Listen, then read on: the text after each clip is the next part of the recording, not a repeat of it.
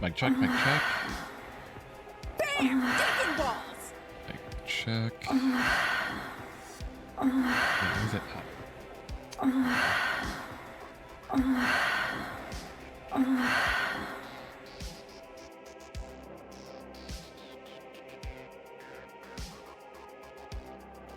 Oh, you felt it. When am I you? gonna get between them cheeks? I was about to hit enter. I was about to hit enter. Raccoon Beans just cheered 100 bits. Prepare for Bukkake Thai food. Bukkake. Oh, god damn it. Really? We I guess we finally reached it, huh? Darsal_Saber just subscribed for 15 months. I sub. Now give me your Thai tea. Yo.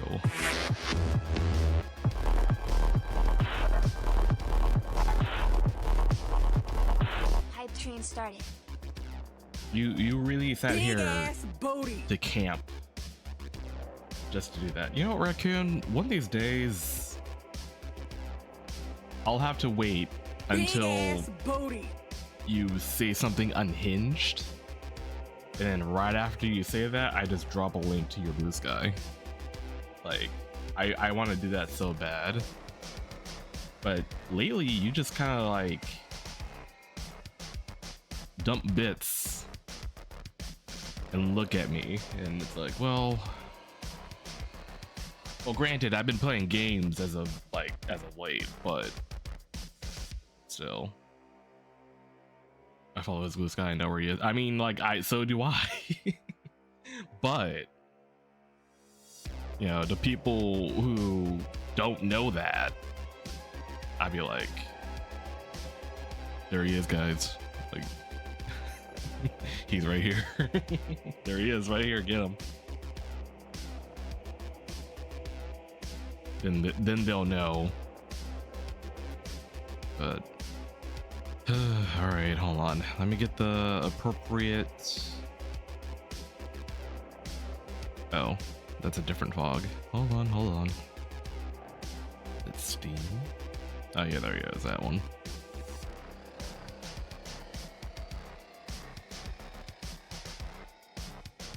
All right, they're off. Big ass booty.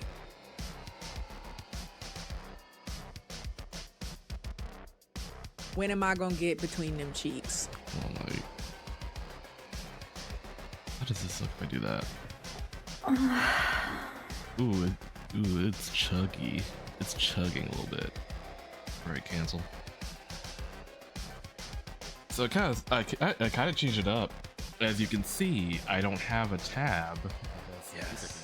Anymore, because I was like, oh, let me use Spotify, because it might be like less memory intensive compared to like Chrome. I booted up, and apparently it still takes a bit of memory.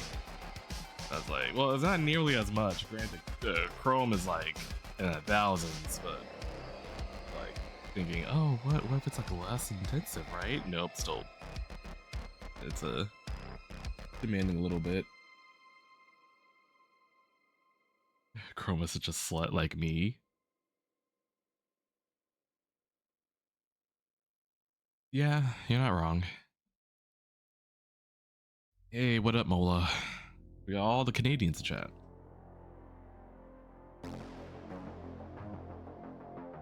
Oh god. Only thing I smell right now is Flonase. I gave myself a little bit of a snort right before to try to clear it up. So I was congested, and I'm like, I don't want to like go in all stuffy, and then, but it's like, it's all I can smell right now. It's like, probably should have done that like a lot earlier. It's whatever. But I do feel better though. I do feel better. Have you purged yourself of the disease? I mean, as of so far, yeah. The only thing I'm tackling now is every time I have to go outside to get mail, I get like blasted by tree semen into the eyeballs, and it's really irritating. So it's like I recover for one thing only to get attacked by like nature still. So it's like,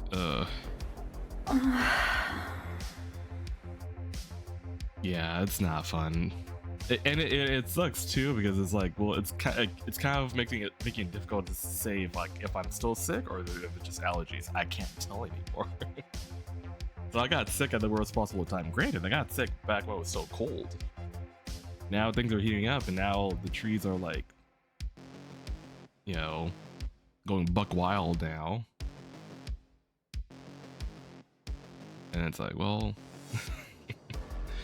can't really, they're coming. Yeah, they are.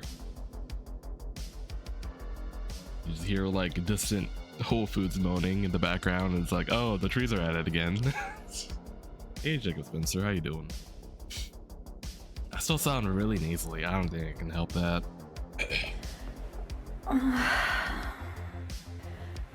At least I'm not coughing now. Well, scratch that. I was coughing earlier, only because I was having a laughing fit. Because you guys remember the video? I made my hood friends play Baldur's Gate. So they currently have a couple of videos of them doing Elden Ring, and it is, I got like 20 minutes in, I was cackling for like an hour. Hold on, what's this? Nico Debug just cheered 100 bits. Chugging? Chugging? Oh, you're gonna be chugging alright. What? To the Lipson down the way. Chugging elixir to see the Fae. Look about, what do you see? Oh damn, that wasn't absent. My bitch, it was me though. Nature's wrath may take hold. Full throttle and strangle. Not even nature could hold the flame to the potency of my well. Angle anyway it got. You got a little schmutz on your chin, by the way. That's like the most like erotic druid thing I've heard from you, Nico.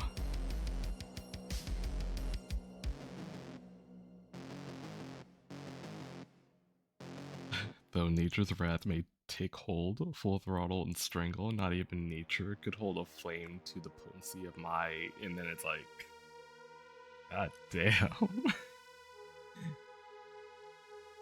But okay, so he made that on the fly though, because he's mentioned chugging, so I'm like, oh right, I was like testing out my frames when I was like doing that. But he heard me saying chugging, and then like something like that synapse fired, and he made that essentially like a poem. Just you wait, dear. I don't know if I want to wait for the next like assault, verbal assault you'll give me. Like I'm nowhere near like mentally prepared. I'm here. I just want to like watch Mom Slaw and draw depressed people. That's all I want to do. Well, one is depressed. The other one is more like who knows what. But still. Well, in the Phoenix, right, is that hat? It might not be a hat. Soon. I might change it into a headband. So for context, as I think it's just purely out of observation. I haven't really done like spacey bee art in a while. Well, I never like really just posted it publicly, and what I mean by that is by like a finished product of an idea I had, because there was something about it that's still like I want to smooth out, and I'm nowhere near like ready. But I think part of it was like the fact that I had B in the place of that. Because the more I thought about it, because like here's the thing, like it's something that I learned when I went to Maryland. That it's like I kind of had or have B as like just a amorphous character that could be plopped into any kind of scenario, right? And I think limiting him to being like, well, it's not really limiting him to anything, but like anchoring him down to a certain archetype Brutus Bew, hello. Brutus_Ball is on board the cadaver. Oh, he didn't even try to say. Well, he probably doesn't know how to say it. But I see that word so many times. I knew instinctually it's like Bew. But Brutus_Ball just cheered 100 bits. Hello, fellow bear. it's so funny. It's like I think it's saying "buh." I think it's saying "buh." It's a view. That's so funny. I love your art. Thank you. I appreciate it. But yeah. Well, as I was saying that, like for B, I just Raccoon Beans gifted a tier 1 subscription to Brutus_Ball. Raccoon. Do you just do that just to make TDS like say the name again? Sing "but." But there you go, Brutus. You got access to the emotes now. Raccoon giving people the hookup. I can anchor you to the ground beneath my feet. If only you mentioned that, because we do have some skylight videos we have to catch up on. I don't know if she's gonna do any it's not grounding. What's it called? Earthing, I think. I think it's called earthing. Yeah. We do have like videos of that combination of emails. That's funny. Yes. Y'all should make them known of the other belly emote that we have. But we there it is. But yeah, no, like I was told that, like, I think, well, I wasn't really told. It's more so someone else sharing their own like perspective of like how they like handle their own persona, and I'm like, I think I get that, because they don't have their character tied down into a specific role or anything like that. And the guy just like plopping around like with whatever kind of scenario, and I'm like, I kind of do that with B already, but I thought long and hard about like, well, if I go full forward with B being like the whole like sad astronaut thing, then it'll probably like change like how people perceive him, rather than just being like, you know, small angy bear bottom or whatever, and being like depressed like space pilot. And I'm like, do I really want that for me? Like, I don't, because like it is my thing, being like, you know, small passive aggressive bear man wife, you know. So I did some digging, and there was He got some big old titties. I mean, they're relatively, they're not like A cups or anything, but I mean, they got heft to them. Anyway, I did some digging. When am I gonna get between them cheeks? They're squeezable. Yeah. So I did some digging, and there was a point where I did consider making another bear character. And that made this character like a while, like maybe like 2 years ago. So what you're looking at right now is 2 years old. This was back when I like was heavily considering like, you know, switching up Sonas to be like full-time boar. I was like, I felt like the boar was more like a phase, and you know, it can weave in and out of like appearances. But on the backup, I did consider like making another bear character that would be more like something for the emotional side of things. Like I not a lot of people know this, but I used to draw like a lot of vent art. A lot of vent art, and I don't do it Nowadays, I feel like I'm like I just want to draw monsters. I want to draw monsters and big men nowadays. Yeah, the nosebleed era. Yeah. So not saying I want to go back, but I did think about like, what if I will go back to Sad Boy Bear or whatever. But ultimately I decided against it because like I don't feel that is necessary anymore. Like sure, I have like bouts of like, you know, of down days, but not to the extent of like back when I was younger. I right now, like I'm too focused on trying to make myself happy.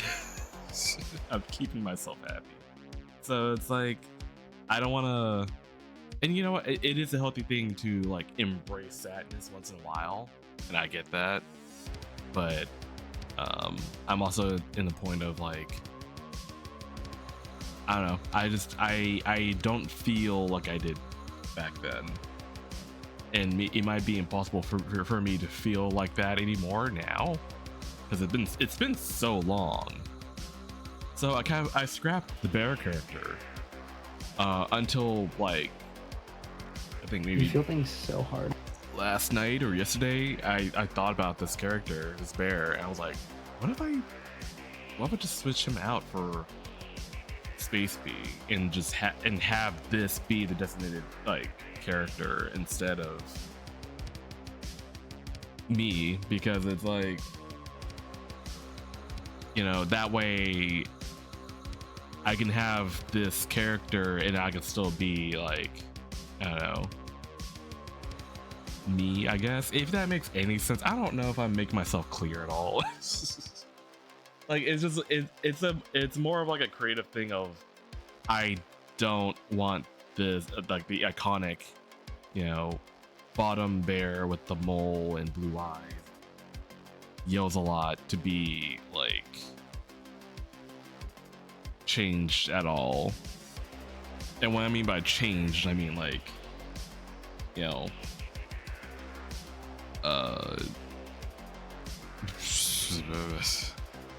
what's a proper word I can say for those?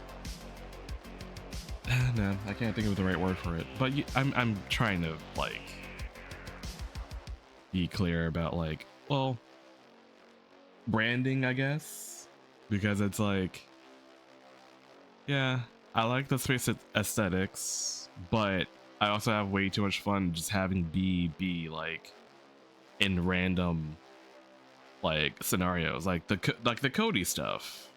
As a better example, I still want B to do the Cody stuff. I still need to finish like the bottom bear saga because I have ideas for that, and yeah, I don't want to become as known as Space Bear. I just want to be like, you know, DeadStrayBear, as in like the bear that draws a number of things, draws hot men, gnolls, assortment of stuff. Like, I want to have the artist compared to like, you know, the character, and the character being like this sad boy here. You don't want B to be seen as the Gournay Weaver. I mean, no, I don't think anything I can conjure up can level up to her, to be honest.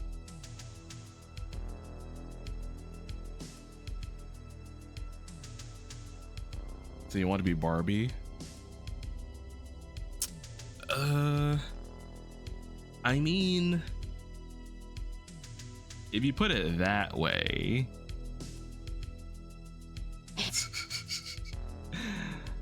but you know what the thing is with Barbie? Barbie is like inspirational. Meanwhile, it's like, well,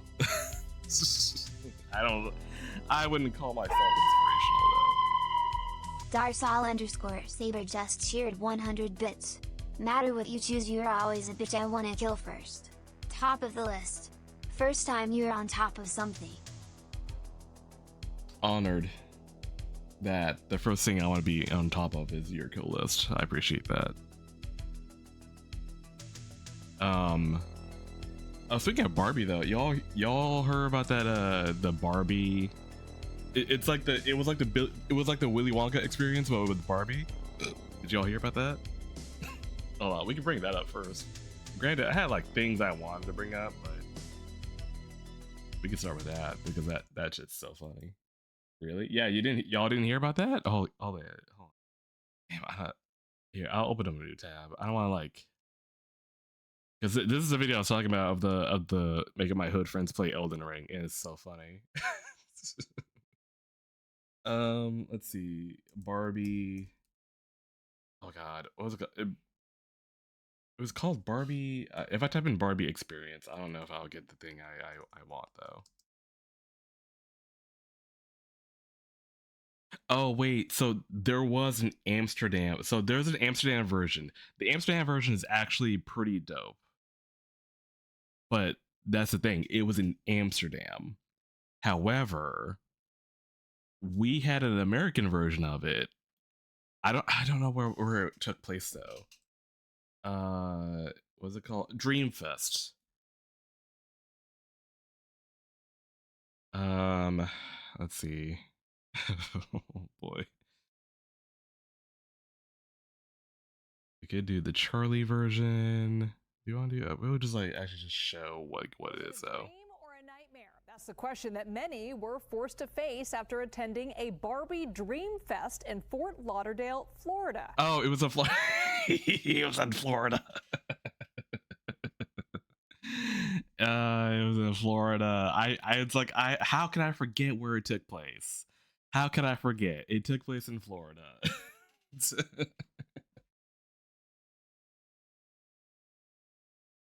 Oh jeez. Your identity crisis is valid. Will you be able to switching your analog horror aesthetics with your new PC? I mean, I think I'll still keep well, it's not even analog horror anymore. It's more like just VHS like retro. I think it's more retro. I'll keep the retro though. I feel like the retro stuff kind of like, blankets most stuff except the D&D stuff. Obviously, I gotta figure out what kind of theming I can do with that if I want to do like D&D stuff. But for the baseline, I want to keep it retro. But yeah, it was in it was in Florida. God damn it. Little tables, many children, many things for children. I am not a child. Well, the event was marketed as the ultimate Barbie fan event, featuring speeches with tennis star Serena Williams and WNBA player Angel Reese. But some attendees, some who even spent as much as $500, described it as underwhelming. Let's bring in one. Oh my God! Hold on, look at that. That's your dream house right there. That's your dream. I'm gonna expand it a little bit. I hate the freaking vertical format. But like, yeah, the 500, and this is what you walk in on. This is your Barbie dream house that you walk in on. It looks so sad, dude. Dude, school productions do better than that. Like, that is so bad.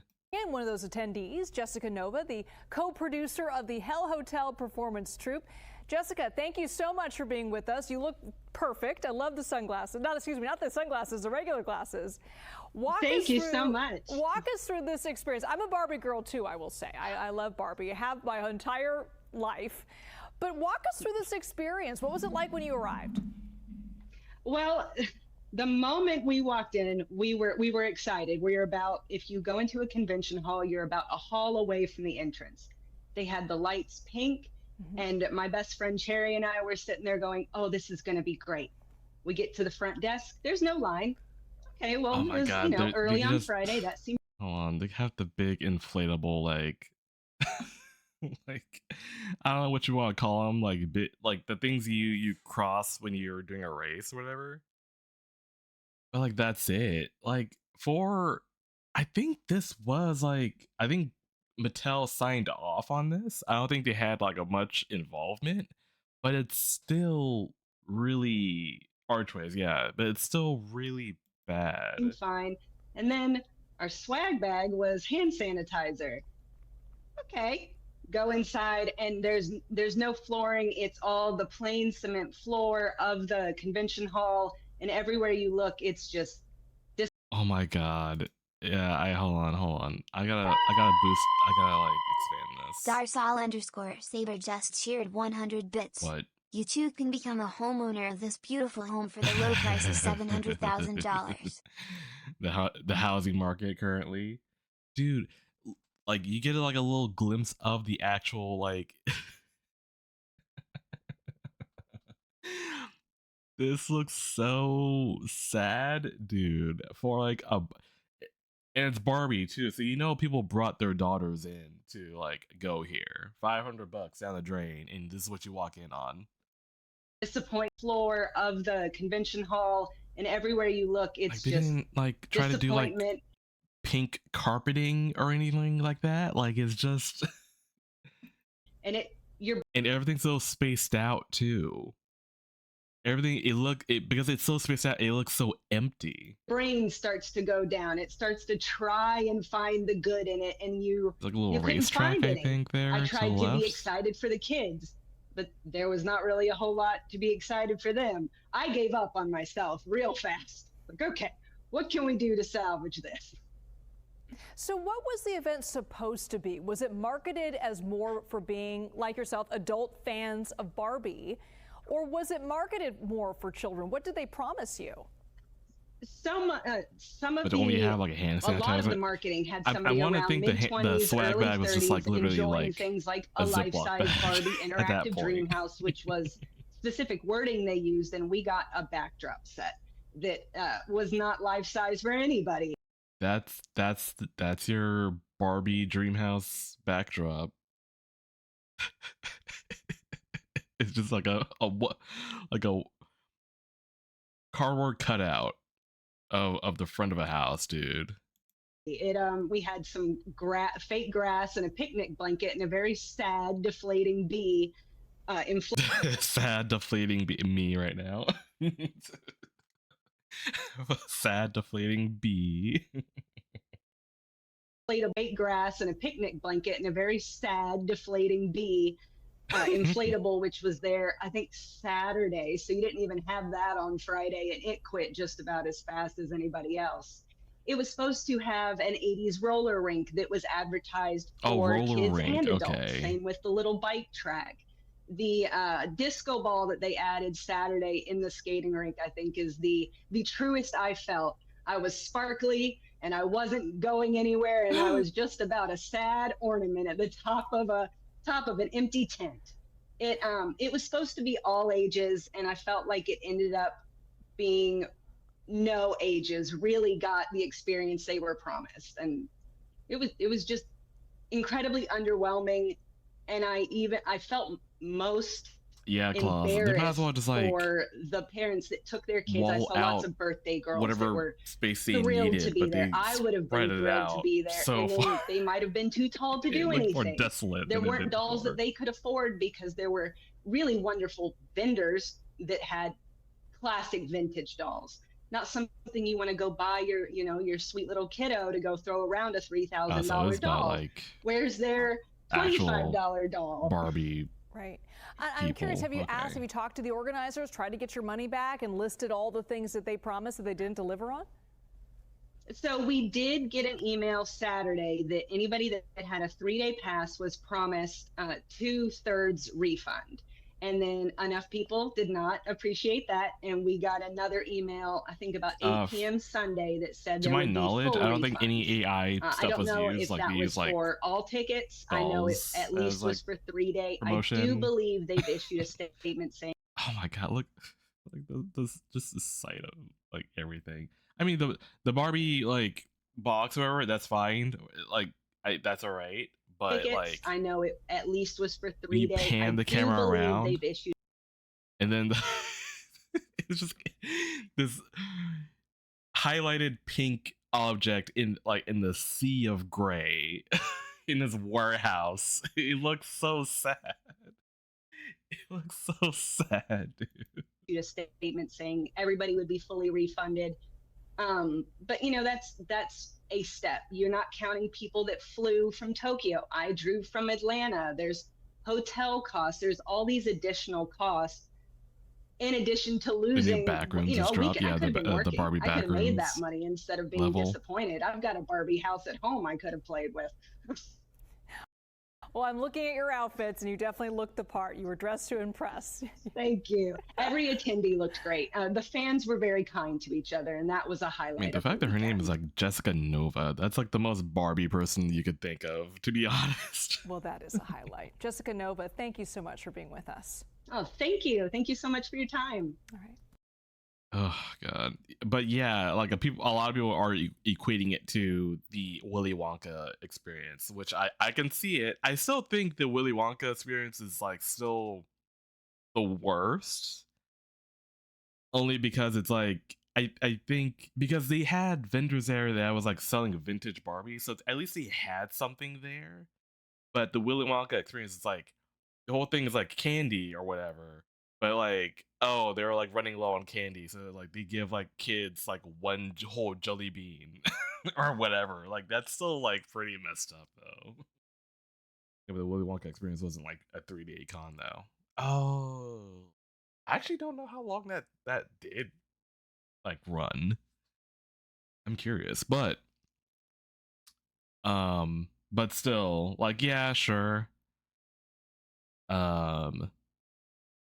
Oh, but I think the thing with the experience, like, I guess this is more of like a convention because, like I said, they had vendors. So I guess the Willy Wonka one was just like a thing someone like just threw together, and you're like, we're gonna do it. And they had a bunch of like a whole like narrative with the unknown. I still feel like that shit's like so legendary though. Very short lived, but maybe it needed to be. I think. We could nah, I mean that's it. I think I made it knowledgeable to y'all that like that something like that did happen. All because was it Frost like mentioned Barbie. I was like, oh right, that happened. But yeah. It's been a hot minute. It has been a minute. It has been, yeah. Oh, hold on, let me shrink that.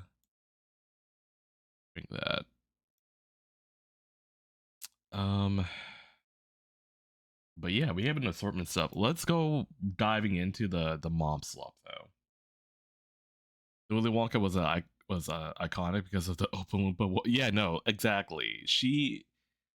I mean, to be fair, like she deserved a medal for what she had to like endure. Like that face was definitely warranted. That face was warranted.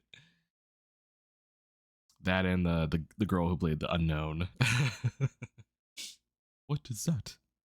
It's the unknown. It's the unknown. Oh, classic.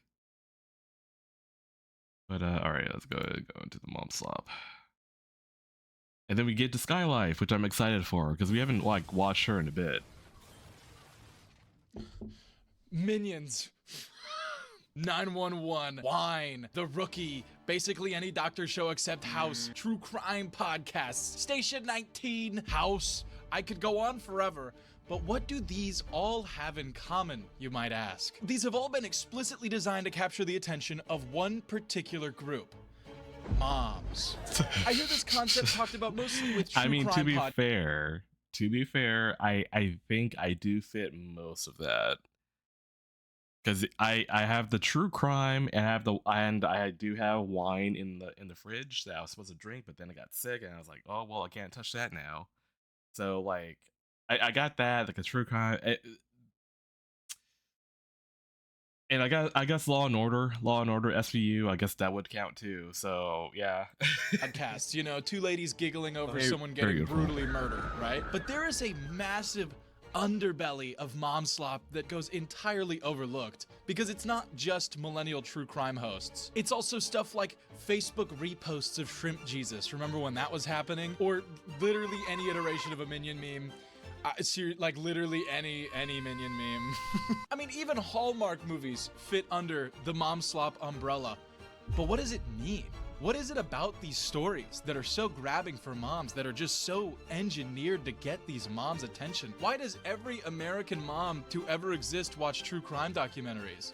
Like, they're kind of cool, but like 7 a.m. you're learning about John Wayne Gacy? Come on, I think it's a little much, you know? Am I just cynical and condescending to these shows, or are they taking advantage of our moms and stealing their watch time?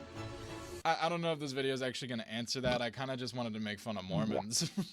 911. This is the show that really started my descent into mom slop madness, and if you've been on TikTok or Instagram recently, you've probably seen why. Oh, this trailer. Yeah. It's like all the paramedics and the cops in Santa Monica, they look up and it's like the next threat. Fucking meteors. What the heck is that? God, it's so perfect. I mean, this is what they show in like Mom Slop School. I mean, they check every box, you know, vaguely washed up celebrity staring into the camera. They've got the police, firefighter, or doctor, whatever they are, uniforms on. They've got some abstract threat that they are definitely going to be able to stop. I mean, they've like it looks like more like a movie, like a setup for a movie. Our uniforms on. They've got some abstract threat that they are definitely going to be. I mean, this shot though, pretty cinematic. But the fact, for the context of like, oh, it's for a show about like first responders, and it's like, well, okay, so. Sure, I guess. Be able to stop. I mean, they've even got the blandest, most radio-safe piece of shit song known to man. I'm sorry, I hate Alex Warren's music. It really is like the audio equivalent of eating a couch. It's just, it's so boring. But this commercial had it all, and it really made me realize there's a whole world of this stuff out there, so I decided to delve deeper.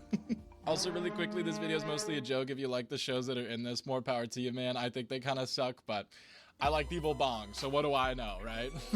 Also, maybe please subscribe.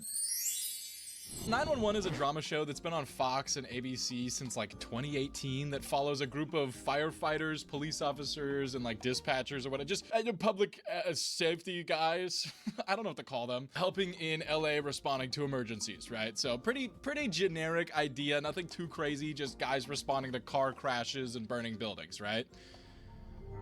Hey, why is she in space? This show really likes to throw the most insane plot lines at you, and it always just feels really odd. It's always just not quite there, you know? Like the first few minutes of every episode plays out like, hey Rob Lowe, welcome back to another chill day on the job. I can't wait to work a whole nother awesome day with... Is that the ocean? Or the Be NATO episode? Wait, Be NATO? Okay.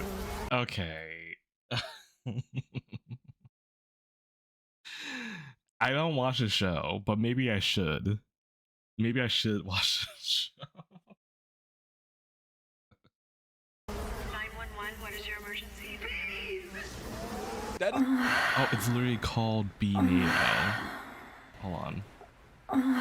Yeah, Be NATO is coming.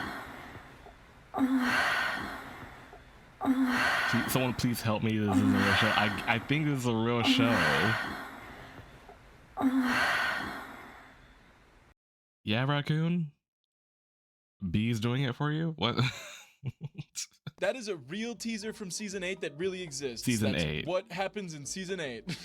Okay, I'm gonna have to watch it. So dumb. I honestly, in writing this script, I found a little bit of an appreciation for this show because it's so weird. The weirdest part of the entire show to me is it's not like a Brooklyn Nine-Nine or a Community type show where it's trying to be comedic. They treat all of this seriously. When that guy looked out the window and looked at that tsunami, he was shitting his pants. Like, this wasn't like a comedy. They actually do send those random LA first responders to space. That does happen, and they get out there and they get to work.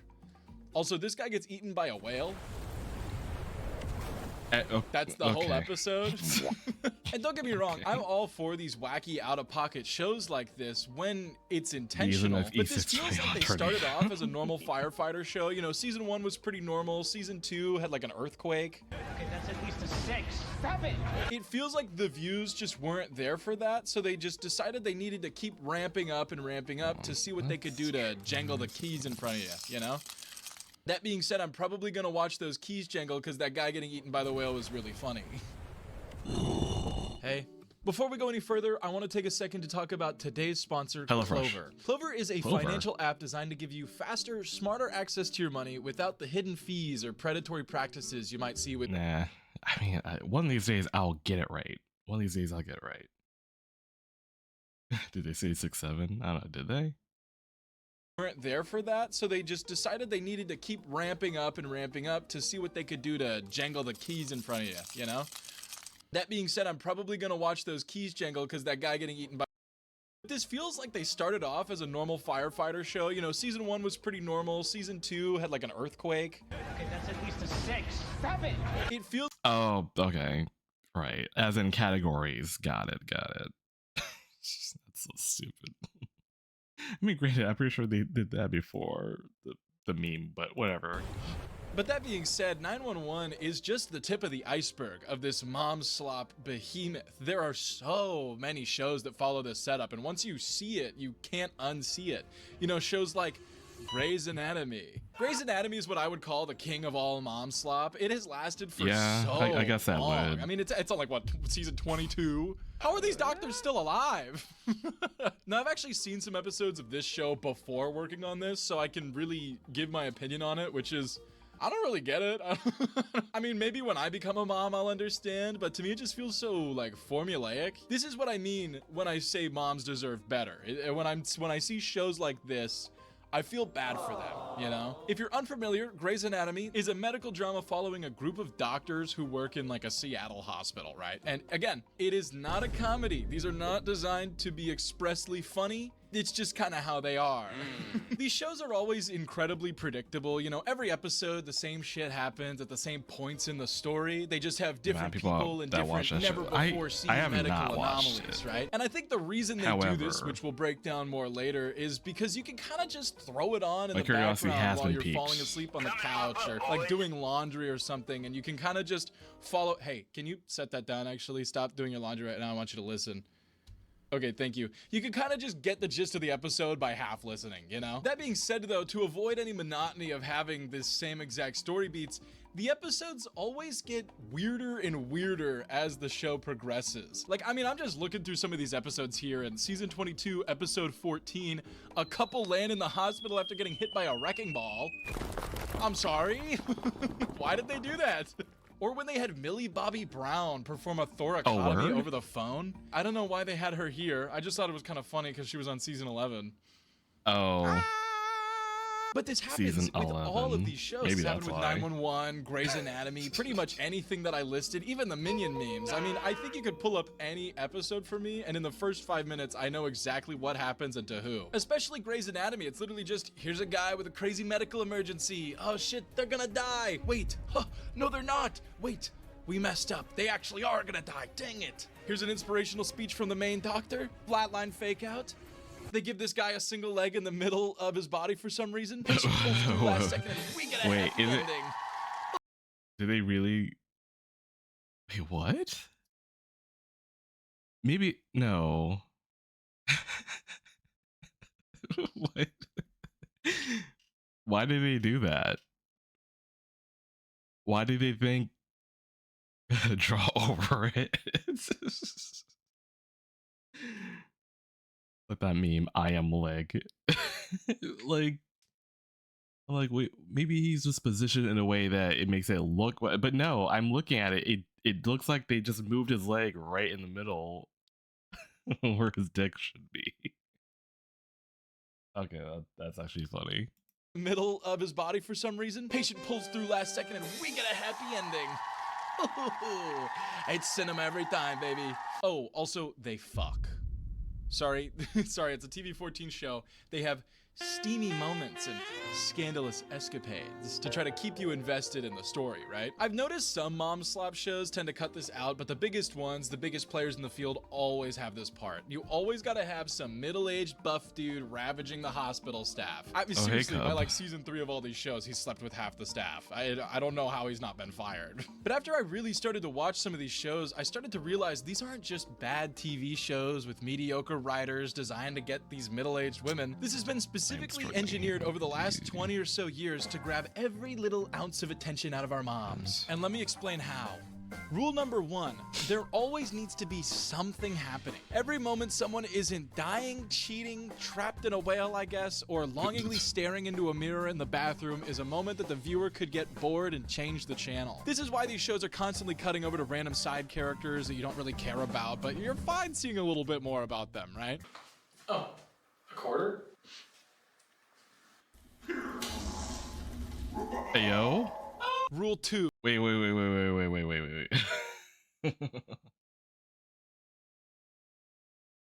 Oh, Brontes. I don't think that would work.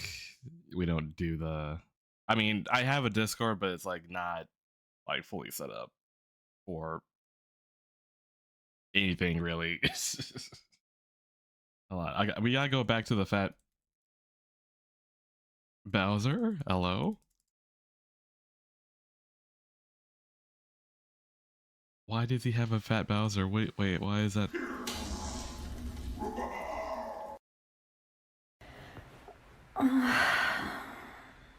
I mean, if anyone can identify the art there.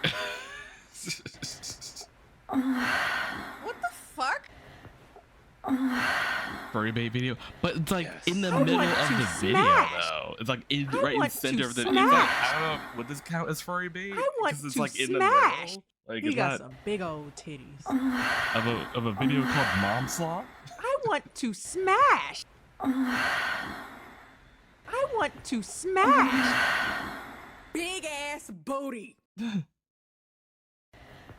Oh, it's been a meme for a bit. Low Okay. stakes plot line. These shows are built so you can leave for a few minutes, you know, go to the bathroom or something, come back, and they're still exactly where you left off. Now, this rule does exist for pretty much all TV shows. I think it was Netflix themselves who admitted they have to reiterate the plot line of the story multiple times because people use them as background noise so often. But the gist for this one is you didn't miss anything, you never miss anything. Just because people, because they this is the will first time I never ever let like you miss encountered it. that. Rule number 3. Sad, sad, sad, sad. Every second needs to be sad. Not super in your face sad or even for a specific reason, but there will always be some sad guitar strums or ambient minor chords in the background to really tug at your heartstrings. Like what I'm doing right now. Are you sad? Is this gripping you? Rule number 4. There needs to be danger. But not really. There needs to be some sort of tension force, but nothing ever actually comes of it, right? This is why hospital shows do so great. Somebody's always got to be dying, and they always got to figure out why he's dying. But it's a race against the clock, right? Will Dr. Langley Stroganoff figure out the right chemical to inject in the little boy with nipples for hands? Who knows? Find out next episode. He could die at any second. The trick to this one is the danger is never really real. The doctors rarely ever fail, and when they do, they don't have any repercussions for it. There are no actual stakes in the story, because if they kill off a main character or fire a doctor who people like, they might stop watching the show, and we can't have that. You gotta keep watching. But the final and most important rule of them all, everyone's gotta be hot. Everybody's gotta be really hot, man. The janitor? Yeah, he actually modeled for Calvin Klein before this. Oh, the new nurse in town? Did I mention she's also on the cover of Playboy magazine? The secretary? She can actually be fat. That's fine. But everybody else has gotta be hot, and they all gotta kind of want each other, but just enough to like glance at each other every once in a while. You know, just a little. And this can apply to literally any of these shows, not even the doctor or police shows. I mean, they even do this with Secret Lives of Mormon Wives. The only difference is they just pretend it's a little religious. Actually, Secret Lives is one of the weirder examples of this phenomenon because on the surface, it sounds like some weird, vaguely religious, shitty little reality show. But once you actually see it, it is the most engineered drama bait show you have ever seen. Oh my god, I hate this show. Oh my god, dude, did you hear Brigham cheated on Alma and got with Bexley, even though Bexley's actually secretly in love with Maverick, but Maverick's is still married? It's like, it's crazy. Yeah, I even heard they soaked. What? This even why makes is it that like true Barley shows up? I casually I look over and just I see someone say hi Barley. I'm like, wait, what the fuck? You gonna piss and cum? I'm just and he would show up on the day that we finally reached like the goal, and I don't have pants on. All right, sure. I see the stars have aligned, and they want to be and they want to do something funny about it. Big ass booty. Hi, Barley. Hi, Barley. Barley, close your eyes. I think you've seen worse. Granted, I did do one fan art of Barley. I don't remember if he had pants on in that fan art. It's been a minute since I've drawn that. Now I'm gonna open them harder. I don't think he did. Yeah, I don't think he did either. It's good shit. Oh, wait, my fan art did have pants on. What's sad? Oh, okay. I guess sworn I didn't. Or was it? Oh, wait, no. I think he had underwear on. Hold on, I gotta go back. No Pinar mode activated. But I could have sworn. I mean, like, no, okay, yeah, no peen. But there's bulge because I tried to be cheeky about it and I did a reflection of bulge off of the oven. So I got that at least. You shouldn't have drawn pants on him. I didn't. I drew him in his underwear actually. But yeah, so I did send you something. Why are you sending me stuff? Other audio tracks. Oh no.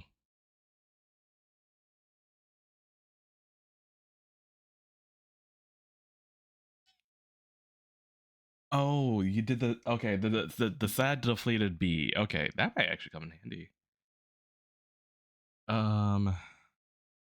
What was I doing? Oh yeah, I was gonna double check to see if actually I want to would smash. this be mad risky to open up. I mean, it shouldn't be risky, right? If because I remember drawing it on Twitch. Yeah. I found it. Yeah, so like he does not have pants. I try to be Big ass booty. like I said, I try to be When am I gonna get between them cheeks? It's good shit. He got some big ass booty. y'all. When am I gonna get between them cheeks? It's gone. It's gone. Smash. It's gone. Calm down. Calm. It's getting cute. Give it back. No. Yes. It's good shit. I want to smash.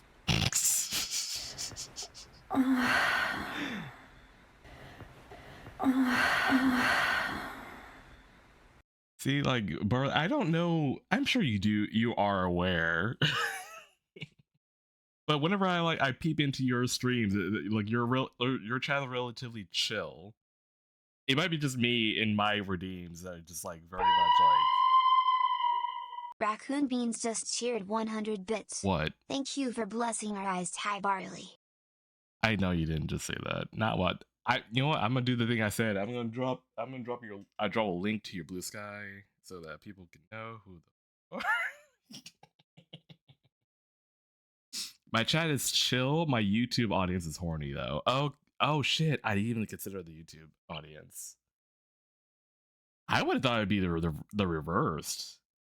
I mean, granted, with my people here, they're thirsty flowers. But I didn't even think about YouTube though. Yeah, I didn't even think about that.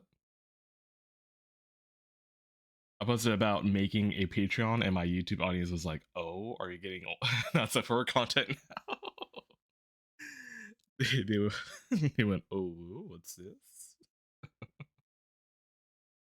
I mean, like, my first thought wouldn't be that. I don't think.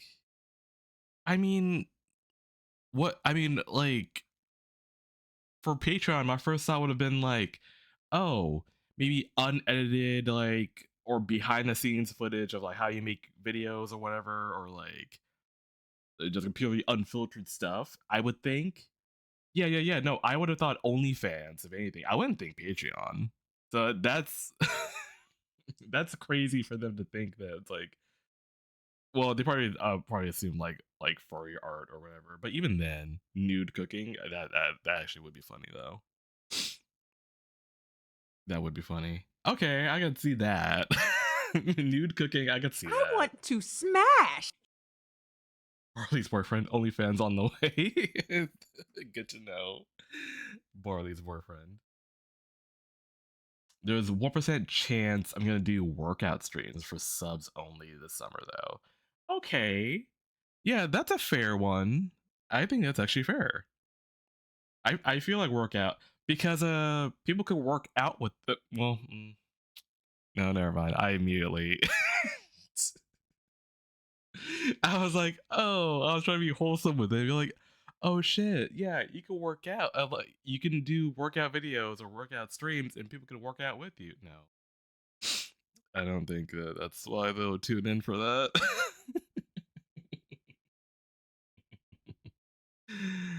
So that was me just being optimistic. Though I was like, wait, well, but then I'm also gonna do cook along streams. Hopefully, that does sound fun though. That does sound fun. Hey, Frostbite. While you're at it, can you? Oh, hold on. Shit. Share anyway. Plop this into chat. Oh wait, is it not? Yes, copy and then paste. Okay, there you go. Plop that into chat. That was for the Thai barley comment. Are you wait, hold on. Let me go back. Also, I'm gonna do that. Do a cooking along stream. You have a joy. I think I have a joystick account. I don't use it. I have it just to watch people. Are you a free throw fan? Barley's boyfriend is on board the cadaver. Welcome on board, Barley's boyfriend. Oh, interesting night. Interesting night. The Bears are here. Maybe that's why. Maybe like they felt it. It was like a tingle of like, oh shit. DeadStrayBear's like goals reached. He's now naked, and now all the bears are here.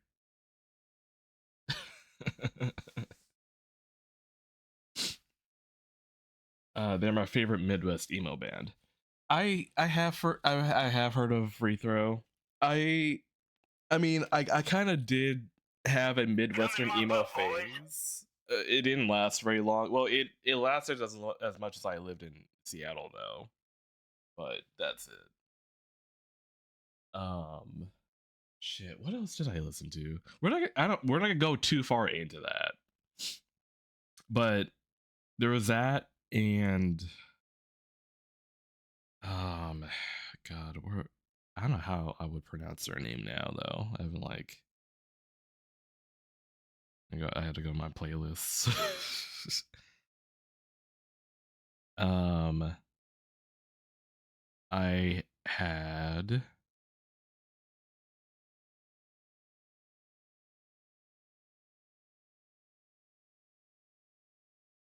oh wait, no, not that one. Here we go.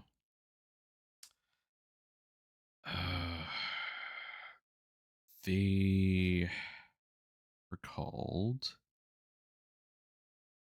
Ola Pod. Oh God, Ola Podrida, like, and then there's Flat Sound. I remember Flat Sound. I do like this one better though, like the Ola, like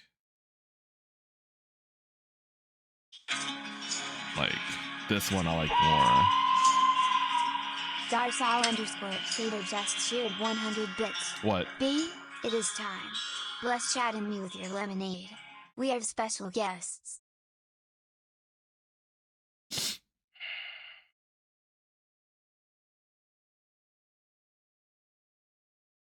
Do be quiet, you do hurt my head.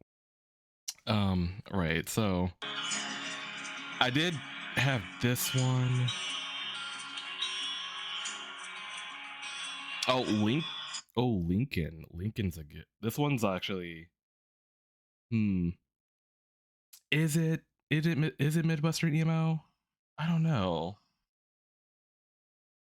Like pictures of patrons. It's kind of. On my wall. Remind me that I am a fool. Tell me where I came from. Will always be just a spoiled. I guess it's emo in a sense. I'm dead. I won't join their. Yeah, no, it's kind of Midwestern. It's so good. It's one of my favorites. Yeah. I'm in Ohio, satanic, chained up till the end. It's how it'll be. I said, love myself so that I might love you. Don't make me a liar. I swear to God, it was true. The whole part is gonna be like just muted. But then I had it kind of bled into more rock phase, so I got into Pup. If y'all remember Pup, yeah, I'll do it like Pup is like, yeah, it's already called PUP Pup.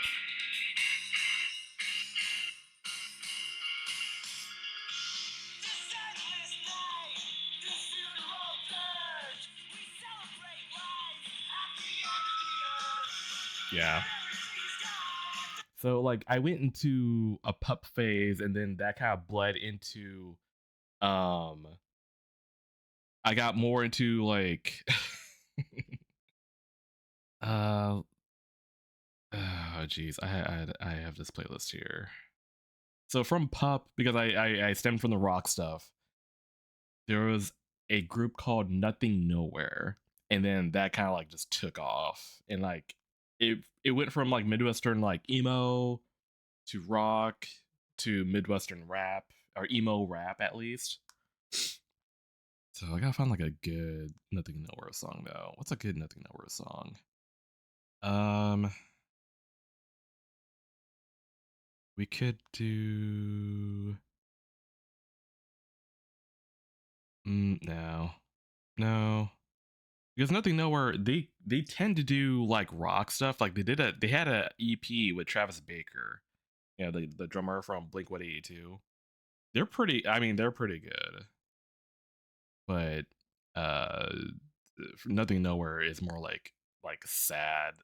It's like actually like more like sad boy shit though.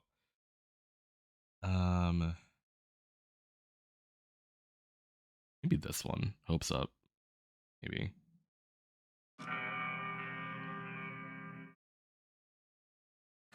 I'm so ready to drop a ton of subs for this. Oh jeez.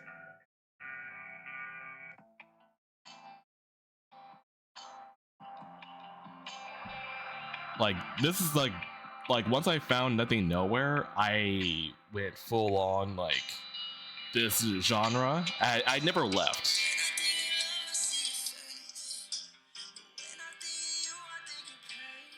But it's so it's so emo though.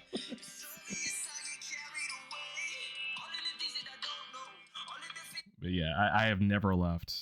And from there, it kind of branched off into like other like emo rap as well, from like 39 Feet of Smoke, Fat C, oh, what's another one? Convoke, I think. Yeah, I mean they kind of all overlap though. They all kind of overlap a little bit because I mean they all like collab. Guardian. Oh, Guardian's a good one actually.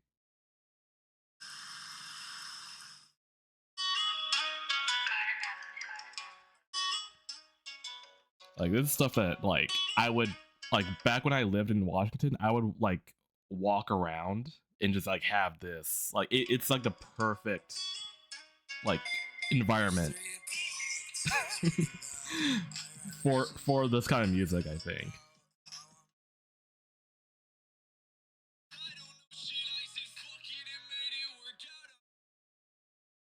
But like, anyway, I don't know why I played all that through my phone. Well, I already had it in my hand because I had to send that link to Frostbite. So I just kept my phone in my hand the whole time. But granted, though, some of that stuff I don't think it's on. What's that stuff? It might not even be on Spotify anymore. But whatever. I have to listen to Pup later on. Yeah, dude. No, I highly recommend Pup. The one I showed, or not showed, the one I played on mic was called Dark Days. That's my favorite one. But the other ones are pretty good too. The other songs. But yeah, that was a. Wait, hold on. I go back up. I will wait patiently. Lol. I go back. B, answer Barley's question. Okay, let me go back up to see what was Barley's question.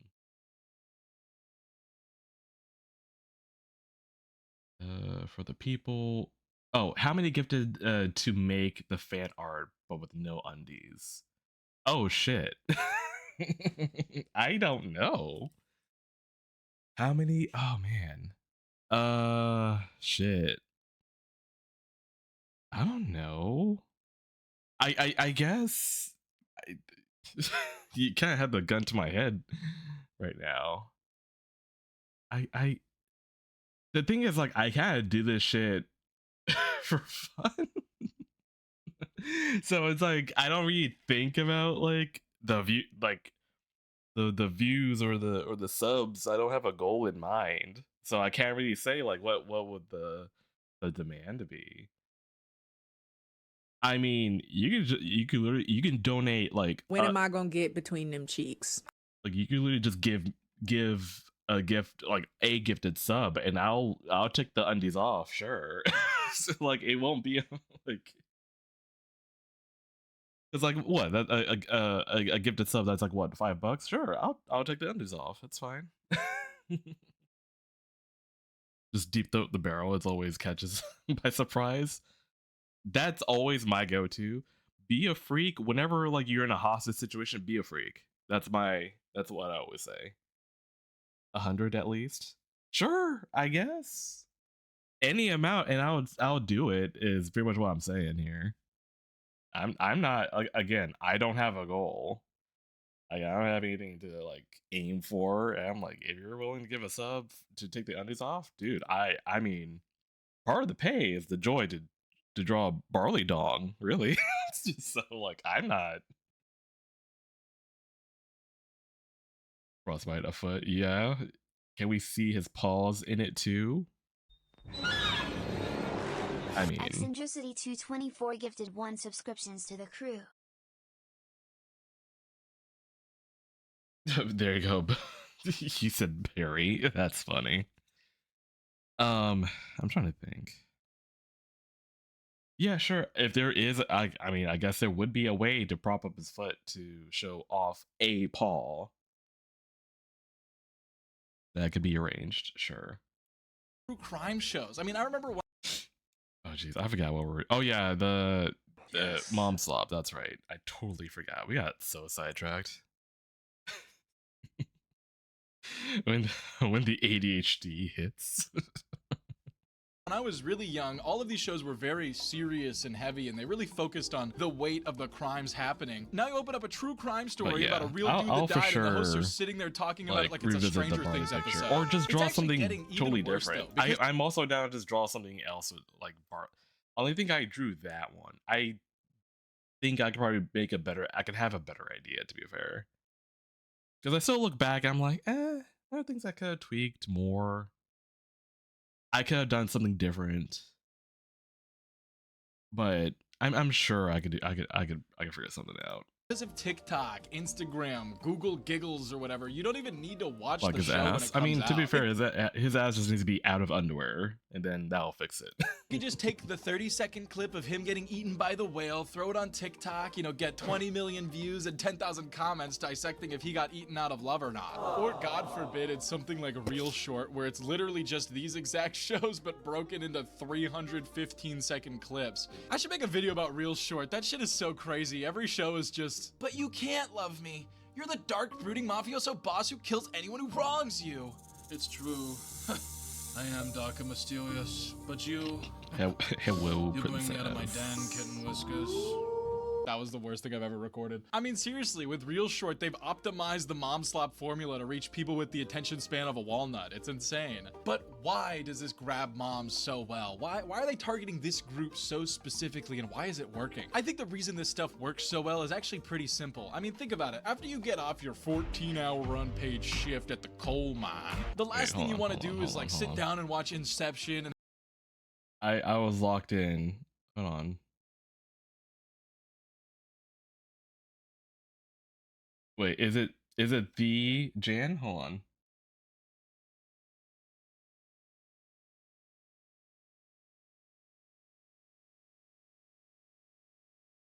Okay. I think it was just emotes. Okay. I don't know. I looked over and see Insta saying Jan. I'm like, wait, because we had Barley pop in. I was like, hold on. Like, is there like a signal going out just to get all the bears in here? Because I do know Jan does stream, but I also know there was a time difference. But it would have been crazy if he also showed up, though. So I was just like conditioned now, just for like random bears to show up. Jen's usually up later than this. It's all good. Okay, got it. Yeah. and have to really pay attention to the story beats and everything that's going on in this complex story, or something like Dark, where if you miss 2 seconds of that show, you have no clue what's going on. I just still like don't really know Jan. what Yeah, happened. but like, You want something formulaic. You want something just saying ... Jan, and it's like, wait. And I look over, like, wait, hold on. familiar so you can just like rest and kind of turn your brain off. You know, you want guy dying in a hospital who's then rescued by the cool awesome doctors all sexily and the day is all saved and happy. The Congregation really of Bears would be awesome. Shows perform Dude, so well and grab so many people I don't think my because stream there could is handle no that. real tension to the story. There are no a lot actual of stakes here. because anything bad that happens to some far off character that nobody cares about. The main doctor never dies. He never even gets fired. So you build this familiarity. I'm back. What did I miss? Keeps you comfortable. And I will confirmed. We'll take the undies off. It's basically what all that I have established. That it's like, yes, I will remove the undies. Oh yeah. Someone like gifted us because like I didn't have like a set amount. It's like, oh, you can just like give me a sub, one whole gifted sub, and I'm okay with it. Because I was telling the chat, I was like, oh, I don't really have a goal. What the fuck? I was 10. Okay. I'm over here being like, oh, yeah, you can just give me one. Drops 10. Barley the Bear gifted 10 subscriptions to the crew. Well, there you go. Let's goof! Oh, we're goofing all right. Holy shit. Well, thank you, Barley. Hype train started. Holy shit. But yeah, no. But I was also talking about, well, one, we have to, can we get 2 paws in the, and peen? I mean, okay, we'll get peen. I can give 1 paw. If we are, at that point, we can't have 2 paws because at that point he won't be standing. Frostbite. If we do revisit the same drawing, however, I did mention that like I could do a better job if I were to like redraw it from the ground up, though. So there's also that. If there's peen, it'll be a private comm.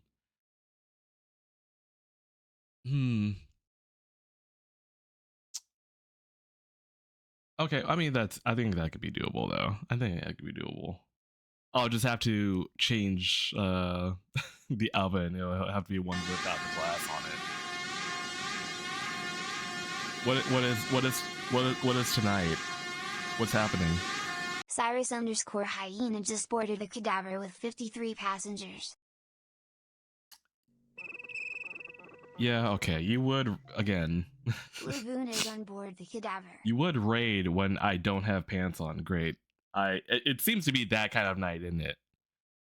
Also, wait, wait, hold on.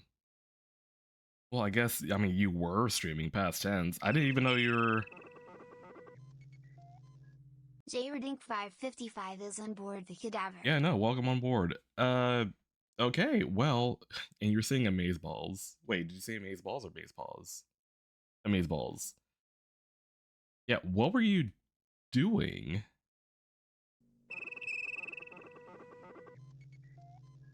Cruz is on board the cadaver.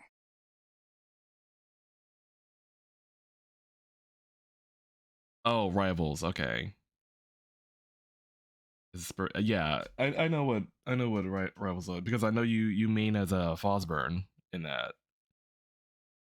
It's what I think I rated you when you were playing it. So I guess this would be payback for rating you. I can see that. I can see that. Sure.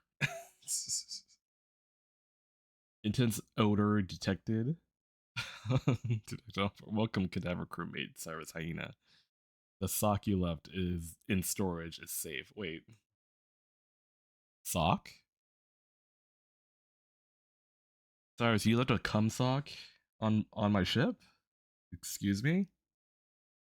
The fuck? Oh, I should give you a clip. Okay, so there is context to that. The Fosburn sock? What the fuck? There is context for the sock. I'm sure there is. But it's like first thing I see is like, oh, odor detected. By the way, the sock you left is it's in storage. It's like, wait.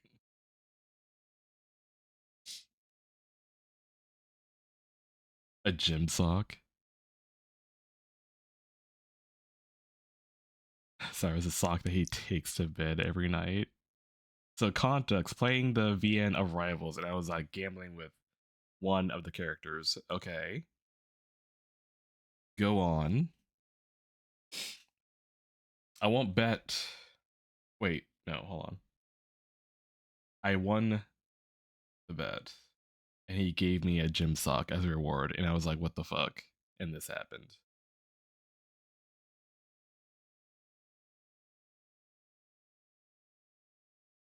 This overbearing obligation on my soul to corrupt everyone and everything around me. What the fuck? Wow. Ah! Oh. It's his gym sock! I'm keeping it. Oh. It's his gym sock! What? Bro, I'm keeping this. Oh no. I can smell his paws with it. Suddenly Cyrus is on board. Shut up!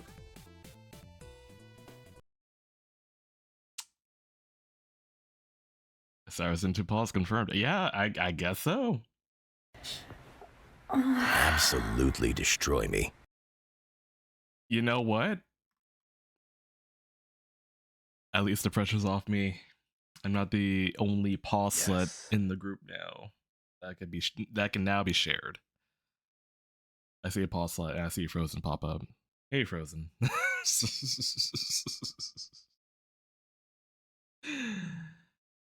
No. Wait. I don't. Why are we waiting? I want to smash. Even I don't get that. I don't get that enthusiastic about a sock. Like, this is a pretty incriminating stuff here. This overbearing obligation on my... Like, what? You got pretty vocal about this. Bro, I'm keeping this. Yeah, and you're like, I'm keeping it. Oh, okay. Well, I know you aren't into socks. I mean, I have. I mean, they're kind of associated. I don't draw them, sure. They're like the feet prisons. However, I can appreciate a sock. I'm not against socks. I can appreciate them.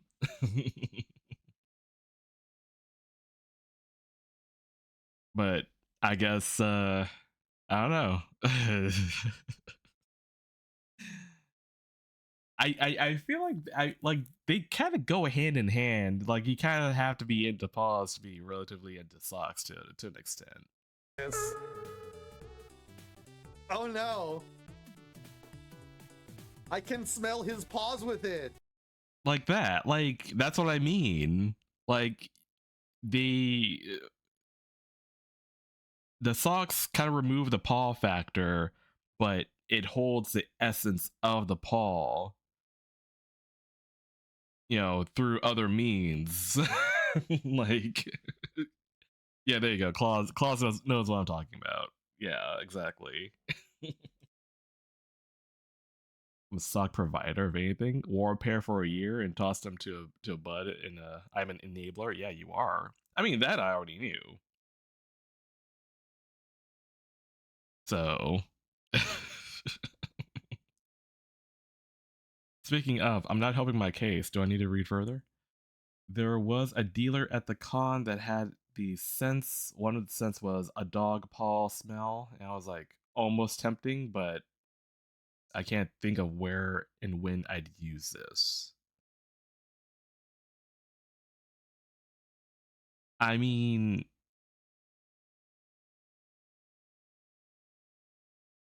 the fact that you ran it through your head to begin with, you said almost tempting, but then you had to think conditioning of like, what occasion should I use it? I'm like, you could just like light that in your room and just have that. Just have it go off in your room. It's like, but I didn't get it. I know you didn't get it because you try to rationalize the purchase. You're in denial about it. That's why you didn't buy it.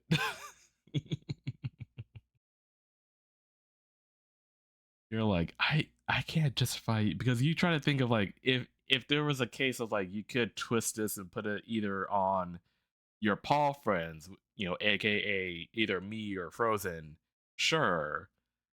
But the fact is, it's like, oh man, where would I put this? It's like, well, that shouldn't be a factor. You could just have that seated in the center of your room, blazed out, and hotbox your room with it. I almost thought about getting it for you, but I don't know if you'd like actually like it. I mean, I don't know what it would smell like, so Yes. to be fair, I never really dabbled in the whole like furry scent stuff. I'm aware of like what's it called? Huff. I think that company's called Huff. I have looked at that company for a bit, but it's like I have no clue. But once I like look through all like the scents, like all of them kind of like sound the same. The more I like look through, not to diss them or anything. It's just like a lot of like repeat, you know, scents that they keep like bringing up. It's like, oh, musk. And it's like, okay, but what is your version of musk? What was it? What would that smell like? I have no clue. But it's hard to describe. But if you ever smelled a dog paw, you'd know. So corn chips. I don't. I've had a dog, but it's like that's the first thing that comes to mind is like wet corn chips. Like I don't know. Dog paw smell like, yeah, like Fritos, homie. Yeah, exactly. If I want that, I'll just open a bag of Fritos in my room and that'd be it. The fact that B and I both instantly knew. Well, I've had a dog before, so it's like I am familiar with that scent. I'm familiar with dog scents. Would you eat the Fritos? If I open the bag, yeah. not gonna waste not gonna waste Fritos. I'll make a batch of chili and get some like cheese and ooh. Y'all ever do that? It's such a garbage dinner. If you want to call it that. If you want to call that dinner, I think it's called a Frito pie. Only thing you do is just get chili, cheese, and a bag of Fritos and just dump that shit all in the bag. It is such a garbage meal, bro. But if you're poor, if you're poor, it's a godsend. That makes me come. I need the garb. Why did I read that in like in a raccoon accent? Give me the garbage. Hold on, I'm gonna go back up in chat. Well, if you make a Rupert duck, I'm not gonna finish that sentence. You already made your demands about a Rupert body pillow for us. I've heard it. That's it. I need it. No, you don't. Y'all don't need it. However, I do have a business segue into. I do have a buyable Rupert collection on my Patreon though, and it's like if you buy that, apparently if you buy that collection, you'll only get Rupert content. So it's like it's like if you're not like if you don't want like fully sub to me, then if you just want Rupert, there is something for you there. Segue into a sponsor, yeah. Sponsored by HelloFresh, which I say that as I mentioned about a garbage meal for poor people. Wait, what's the context of Midwest Emo Bear? Midwest Emo Bear. It's literally that. It's literally that. At very start of the stream, I went into context about the design of this character. He's gonna change over time though. Why are you moaning? He's gonna change over time though, because like he was something for a totally different context, like I made like 2 years ago. And then I kind of want to smash. And then I never revisited it again. And then I went in detail about like I don't want to. When am I gonna get between them cheeks? Like I don't want to be definitive to like the whole like space bear thing. Like I kind of just like the idea of having B just be in random like situations. Like I draw B with Cody a lot, or I just draw B being a cryptid and just like crawling up the walls or some shit. Like I kind of want to just have B be like the amorphous like character that I can use for whatever, and not be tailored to one specific thing. So I dug up this guy and thought, well, if I want a depressed, bear character, I have that like on the shelf. So I kind of like pulled him out and you exhumed him. Beautiful word for that, but yeah, essentially that, yeah. And was like, you know what? I think this might work. I do need to like,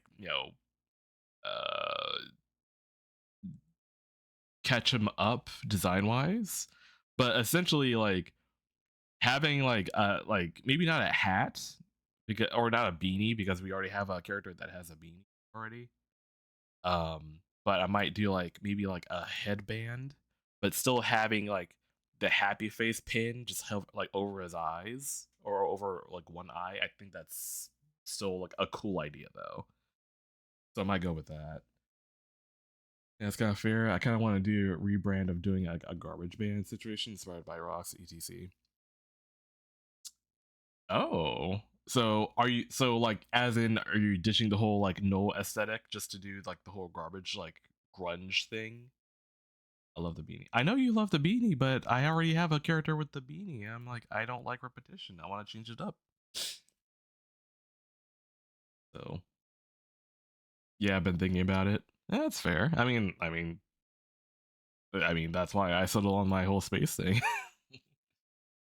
like as much as I love the D&D stuff, I'm like, I don't want that to be like me, you know? Like I don't like I am such a sucker for like just like retro sci-fi stuff where I'm like I think I that fits me more than the D&D stuff. The D&D stuff could be like, you know, an like a side thing. And that's how I always viewed it. So I don't that's why I never like brought it up. I do have a D&D like PNG duper where it's like old, like be in medieval clothing with a like a feather pin and all that. But I used it once and that's it. Cuz like I don't know. I didn't vibe with it as much. Love the No Tavern stuff, but I think the Garbage Band might show off my personality a little bit more. But yeah, there you go. And that does check out because like yeah, anyone who has not seen like Cyrus IRL, like it is very much like punk rock aesthetic. So I'm like, yeah, no, like that checks out. Makes sense. I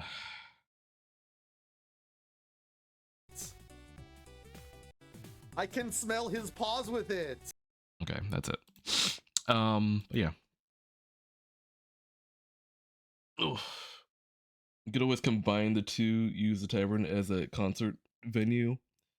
Yeah, but like then like logistically it'll still like you'll still have like the old medieval like look to it if that was gonna be the case though. Gotta head out for now, but we'll be lurking. Alright, have fun lurking. But yeah, best of luck with the rebrand. I know how that feels, and not to mention, like I'll probably have to like do some like home makeover soon too. I have some ideas on my as much as I love. I mean, like I kind of fell in love with the big red bar in the the void that I look into constantly when I turn around. But I do want to change that. I do want to do like a more like ship interior thing. Cause like that was like the start of my rebrand. It was just like I love the whole like white, black, and red aesthetic. And I'm like, let's have that. But I'm like, now I do want a ship though. I want an actual ship. So we'll get into that at some point. I don't know when. When I have time. Possibly after taxes. Keeps you coming back every week, you know? I do think it's more complex than that, and there are a lot of different reasons why these work so well. I mean, it fits into busy lives because the story's a little shallow. It's easy to watch these shows while you're multitasking. I mean, think of it like Family Guy, you know? Nothing important ever really happens. You kind of just throw it on for the ambient jokes here and there while you're doing laundry. Seriously, put it... Hold on, there was like it took a while for me to cozy into my current theming. At first, it was the inside of a lava lamp. Oh, that's cool. Then it was like a sleazy dive bar. Now we kind of just vibe with like the pocket lounge. Still sleazy, but we take it easy. Got it. B, did you not do your taxes? I have time. I've been sick for most part. And also been trying to like do side stuff to get funds to pay off taxes, which I know I'll have to pay after I file. So yeah. I'll sit with you and do them. No, it's fine. I'll do them. Yeah, 4 days. Yeah. It wouldn't be the first time I've done it last minute. Wednesday deadline. I'll do them on Monday. It's fine. Put it down, man. God. But I feel like I've been lying to you a little bit because I don't think that that's why it works. What I think is this has all been a secret government psyop to steal our mom's attention, so they're blinded by the fact that they're all getting sent to Mars. That's right, this is a Mars Needs Moms video. Welcome to the movie. No, in all honesty, I completely understand the appeal of these kinds of slop reality shows or fake reality shows because you can kind of just turn the show on and turn your brain off, you know? Like, oh look, be NATO, that's cool. I wonder when Rob Lowe's gonna take his shirt off again. Like, it's so easy to just mindlessly watch. But at the same time, it just feels a little lame that these shows get so heavily rewarded for such formulaic and frankly lazy writing. To me, it feels like a studio pandering to its audience because it doesn't really respect them and knows that they'll just kind of watch whatever is put in front of them because it's vaguely tense, you know? I think the worst part of all of this is that it kind of got me, man. I watched a few episodes of all of these shows so I could really be more informed, and by episode 3, I started recognizing names. I started wondering how they were gonna fix the guy with the swordfish in his leg, and I'd be sitting there thinking to myself, who would sit here and watch these while I'm clicking the next episode? It really gets you. But with that, that's about all the mom slop I can really handle for one day. If you like this video, let me know. If this episode gets 7 likes, I will watch every episode of Grey's Anatomy and tell none of you. Thank you once again to the Patreon. You guys are awesome. But with that being said, my name is Prisk. Reggie's back there. He's probably like wine drunk or something. And I'll see you on Mars. Because like they need moms.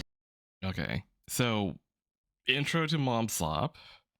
So he mentioned true crime. So we do have a true crime video. It's more so a compilation. There are some dark ones in there, but this one, it has some weird ones. We'll go into that.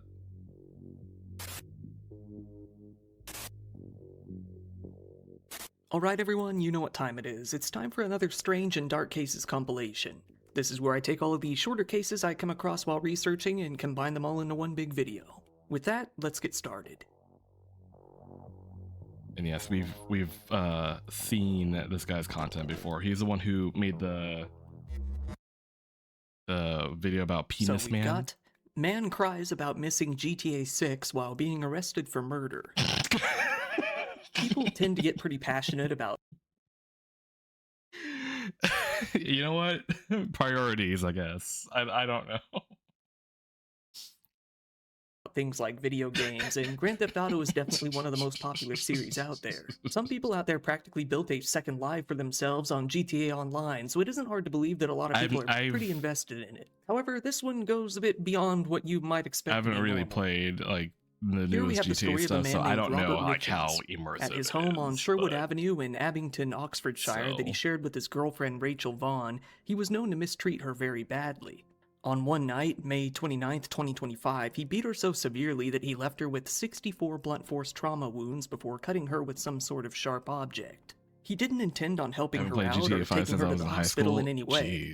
It seems like he left her to die in the home overnight before calling the police the next morning, telling them that he had killed a woman. Once the authorities came out to the home, he told them that he had only accidentally killed her.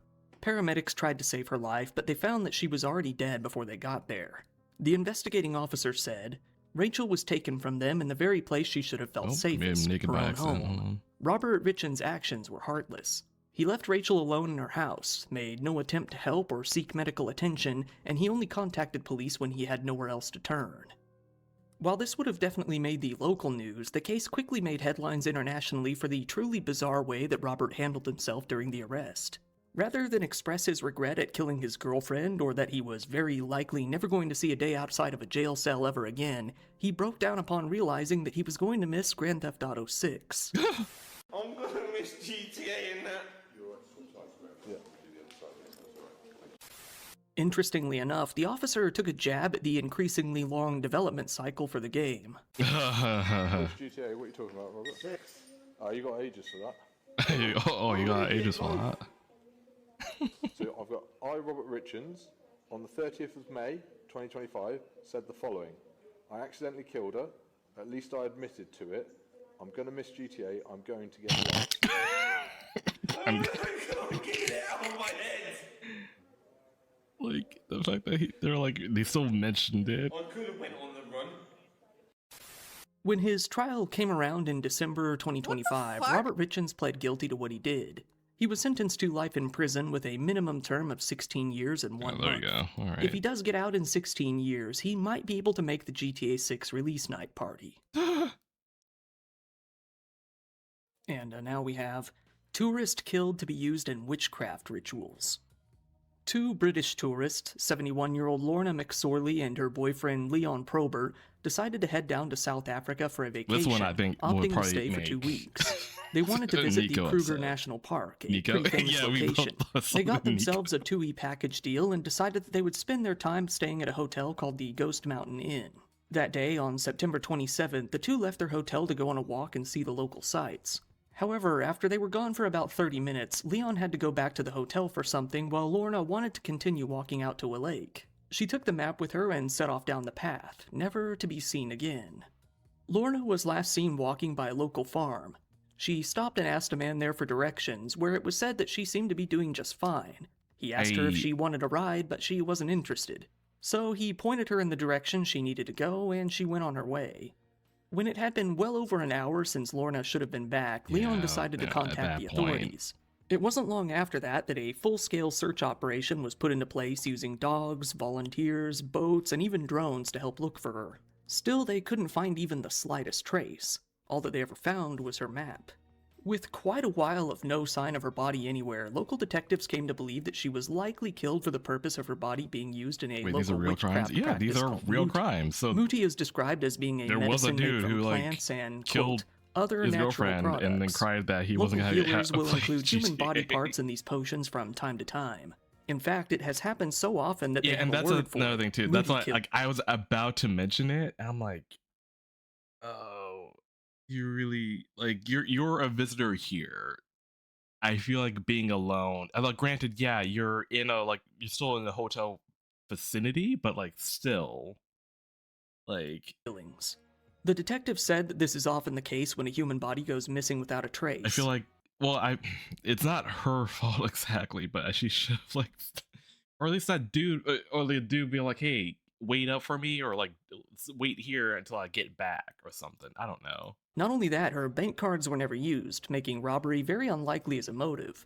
Jacob, Sabello, and Cengiz, who is an expert on Zulu culture, told the media that white body parts, either from white people or albinos, are believed to bring strength and wealth to those who ingest them. One local said that at least 12 people had gone missing in the last 3 years under... And that's the case. Dorsal. If white body part, yeah. It's like looking at you. Like, yo.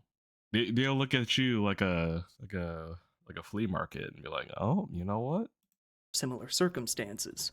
Usually the healers will send scouts out to search for potential victims, but it has been said that this can sometimes be quite a big operation involving a good number of them.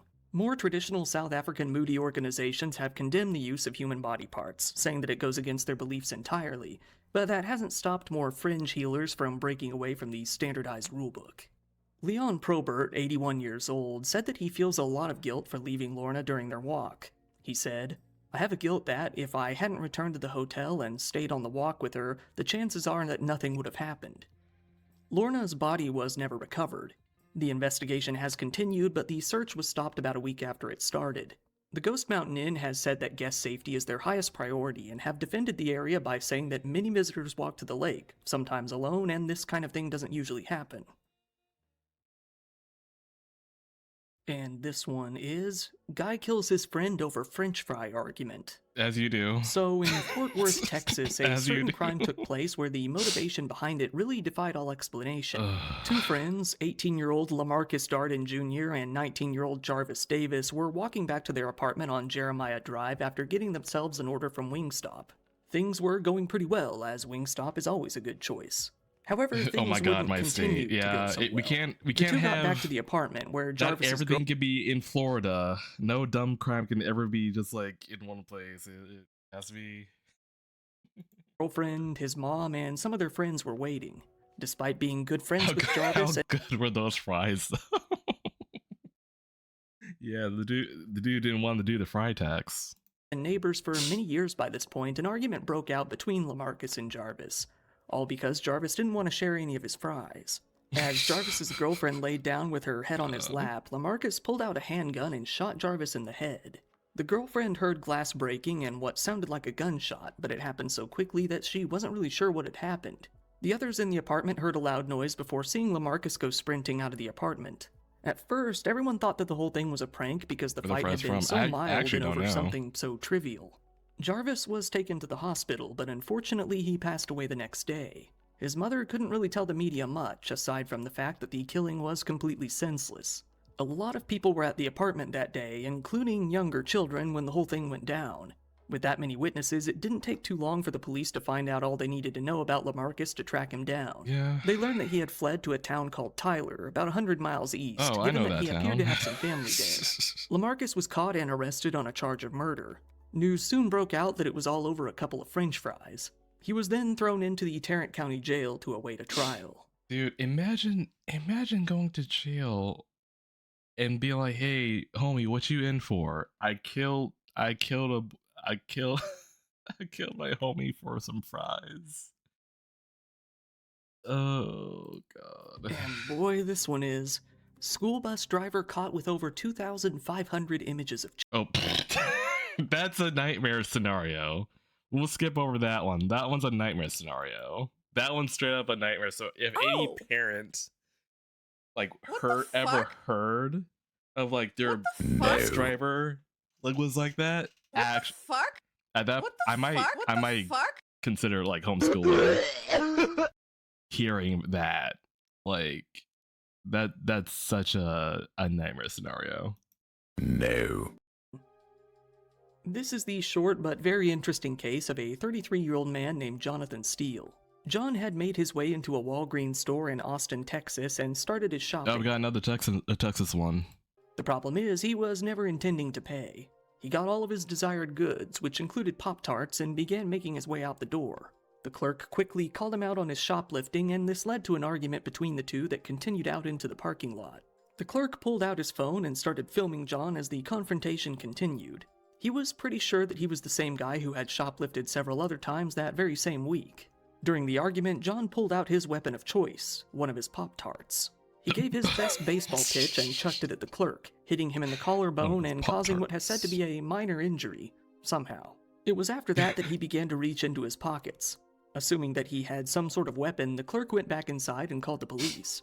As the police made their way out to the scene, John packed up his $58 worth of stolen merchandise, put it into the basket of his bicycle, and sped off. Luckily, the police were able to find him only a short distance away from the Walgreens and arrested him there. He pretty quickly admitted to being at the Walgreens and throwing the Pop-Tart, but not the theft. Still, he was arrested on counts of robbery by assault, which was a second-degree felony, and was trespassed from the Walgreens. He was put into jail on a $1,500 bond, which it seems that he was unable to pay. This is because he doesn't have any money. That's why he was stealing Pop-Tarts, you see. And now we've got, man makes love to a vacuum cleaner in public. Here we have the story of an odd man who owned an air... He wanted the suck. he really wanted the suck. He wanted to. What the fuck? Oh god damn it. Love to a vacuum cleaner in public. In public Here we though? have the story of an odd man who owned an Airbnb. You ain't never suck a toe, pussy boy. What brand? Was it Dyson? Oh, I guess we'll find out though. Vacuum cleaner in public. Here If they we go have the into story detail. of an odd man who owned an Airbnb with his wife, 51-year-old Kevin Westerhold. The two had at least one home that they rented out in the Windsor Hills resort area of Kissimmee, Florida, and... Oh. This one's in Florida. This one's in Florida. It's funny the food related ones are in Texas, but the ones that are like freaky deaky, yeah, the pervs are in Florida. Yeah. Also in Kissimmee too. I think we were there. I think we were in Kissimmee. The two had at least one home that they rented out in the Windsor Hills resort area of Kissimmee, Florida, and another that they lived in. One was on Grassendale Street, and the other house... Hold on. Limbo Jack Productions just subscribed for 14 months. Yeah. Oh, that's it. It didn't read out the screaming. Got it. Roadhog Time 13 just cheered 100 bits. Look, I ain't gonna judge nobody for anything. You get yours. Sure. But in public though, just go the fuck home, plug it in and do your thing. How bad did you need that nut, my dude? Well, the fact that we're zooming in on like the Airbnb. I think they said the Airbnb or like whatever house we're like zooming in on. I think they were home, but I think they were like out like in the front yard or backyard doing it. I don't know. We'll find was out. on Almaton Loop. On January 22nd, 2026, the local police responded to a call coming from the Grassendale Street home, saying that there was a man, quote, exposing his sexual organs in front of a residence. Yeah, in front. That explanation alone didn't really do the case justice. The full release noted, like he was the home, but he was victims that just, like, observed this outside behavior doing it. provided a statement and a cell phone recording of a male, partially clothed in front of a residence, engaged in a sexual performance with a vacuum cleaner. As you might assume, this was Kevin, fornicating with a vacuum for all to see. The police called a deputy out to the scene, but he was no longer there by the time he arrived. Still, he came to look into the case more. In doing so, he found that there had been another complaint the day before about a man who had been walking around in a shared hallway space while completely nude. The deputy was able to get some Ring doorbell cam footage from a resident who caught the whole thing and added it to his file. Surprisingly, that wasn't even the bottom of the rabbit hole.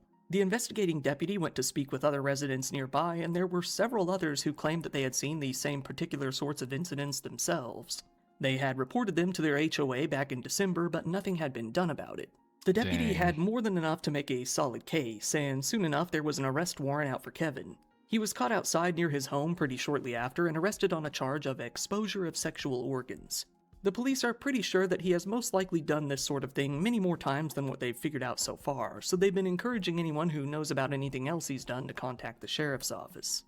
While exposure of sexual organs is a misdemeanor, it could still result in a year of jail, a year of probation, or a fine of around $1,000. You want to come back here, B? No. If you did it again, it would probably lead to a felony charge with about 5 times the punishment. And here's a wild one. Man fakes heart attacks to avoid paying restaurant bills. As you do. This is the tale of a 50-year-old Lithuanian man living in Spain who has only been identified by his first name and last initial, Idis J. He's known for going around to different restaurants in the city of Alicante, ordering food, and trying to weasel out of paying the bill. While he's tried out a few different methods, he seemed to like putting on designer clothes and pretending to be a Russian tourist who didn't speak the language. However, faking heart attacks quickly became his scam of choice. Idis went on to scam about 20 different restaurants throughout the city. Usually he would start screaming and clutching his chest, overreacting and really milking the performance. He would then pretend to faint and fall over on the floor. He would also still pretend to be that Russian tourist character, combining his 2 favorite schemes. To make things worse, he would waste resources by demanding medical attention as well. He went through all of this to avoid what usually amounted to anything from $15 to $35 orders. He really made a mistake when he ended up trying this twice in one place. Hold on, did I read that? $5. He went through all of this to avoid what usually amounted to anything from $15 to $35 orders. I mean, 35 is still a lot, but if I'm gonna dine and dash, it better be like in the hundreds, you know what I mean? Not like small change like that. He really made a mistake when he ended up trying this twice in one place, a restaurant called El Buen Comer. After the first time, the manager sent his picture out to other restaurants in the city and warned them that they had a bit of a performance artist on their hands. It wasn't long before Idis made his way back out to El Buen and once again tried to fake a medical problem in order to get out of paying the bill. It didn't work. This time he didn't fake a heart attack, but instead said that he needed to go back to his hotel room to get his money. They understandably didn't really believe him. So this time the police were called and he was finally caught in the midst of his misdeeds. The police came out and talked to him pretty quickly. Given that he refused to cooperate at all, even so much as give them an address, they just went ahead and arrested him.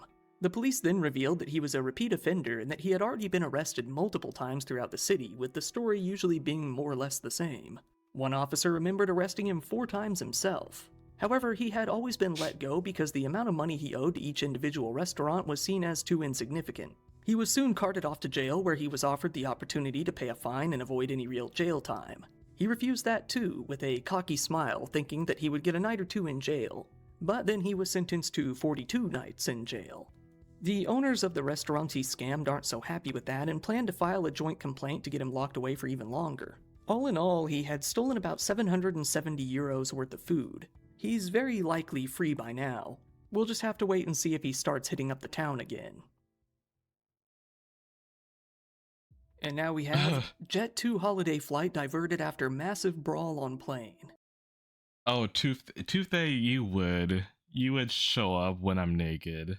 Like, again, like, I guess some, like, the synapse is fired, where it's like, oh, there's a disturbance in the forest, and then like all these people like are showing up. I got raided.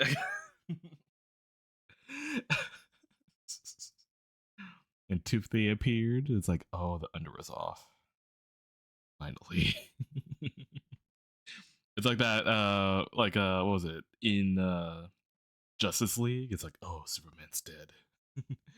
My time to shine and like fly in. I mean, I'm not complaining. I'm sure you're not. I'm sure you're not.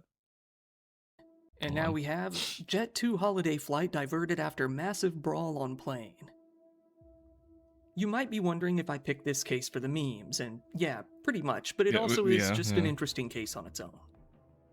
Just recently, a Jet 2 flight from Antalya, Turkey to Manchester, England had to be diverted to Belgium after what was said to have been appalling behavior from the passengers. Footage from that flight quickly came to leak out, showing a bunch of people fighting in the aisles as onlookers screamed. Witness statements started coming out as well, with one passenger stating that it was one of the most distressing experiences they have ever had in their life. They said that they could see both blood and teeth on the floor of the plane as the brawl played out. Apparently, Tuesday, were you not around when that happened? The first time I ever debuted this very PNG, I got banned like minutes after the reveal, like literally minutes. So I'm like, okay, well, we gotta get have like a protocol for when this does happen. So I'm like, okay, well, obscuring the butt, making sure the buttocks is not shown, even though it wasn't prior, but whatever.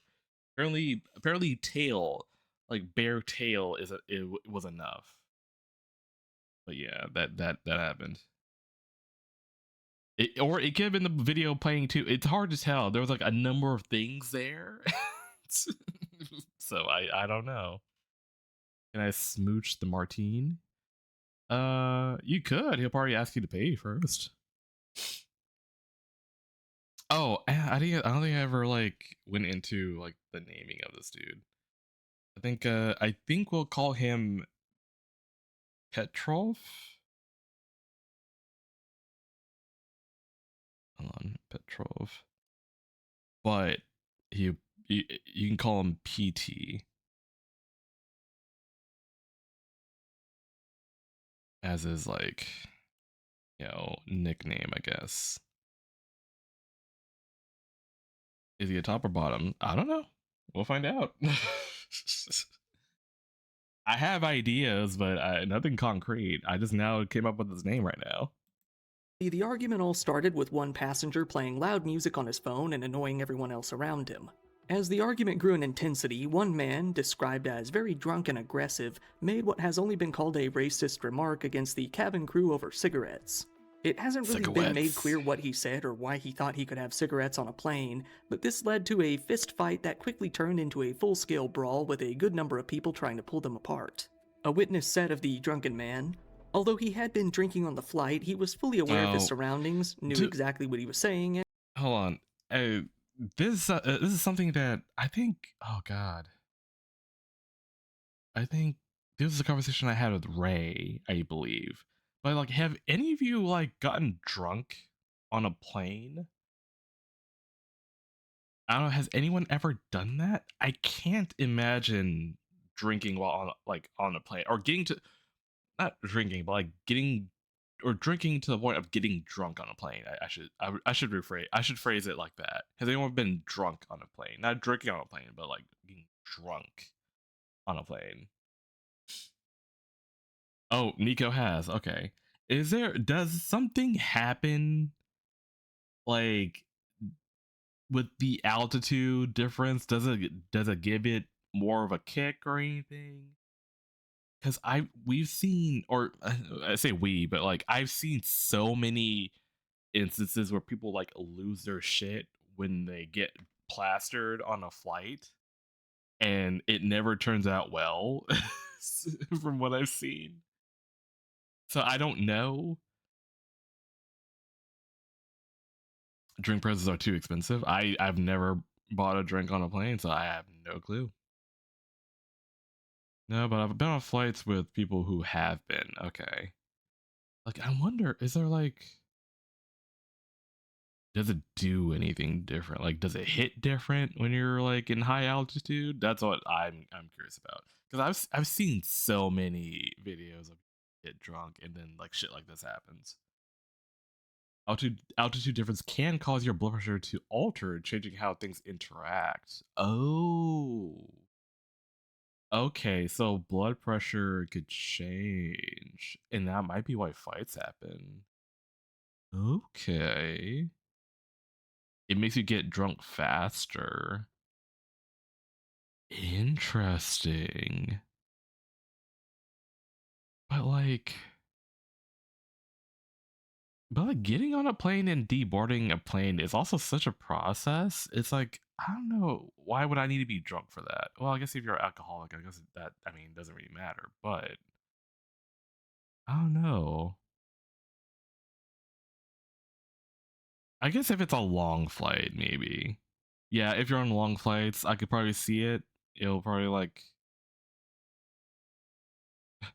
not trim the time, but like, I don't know. Would I drink? If I get to a point of getting drunk, I'm sleepy. So like, if I need to like speed run a flight, I guess if I need to, at that point, I would just take a pill and like sleep though. Well, I guess if you get drunk, it'd be like the fun factor of it, I guess. But I don't know. I wouldn't risk it. Is what I'm saying though. Some people drink to calm anxiety if they are scared of flying.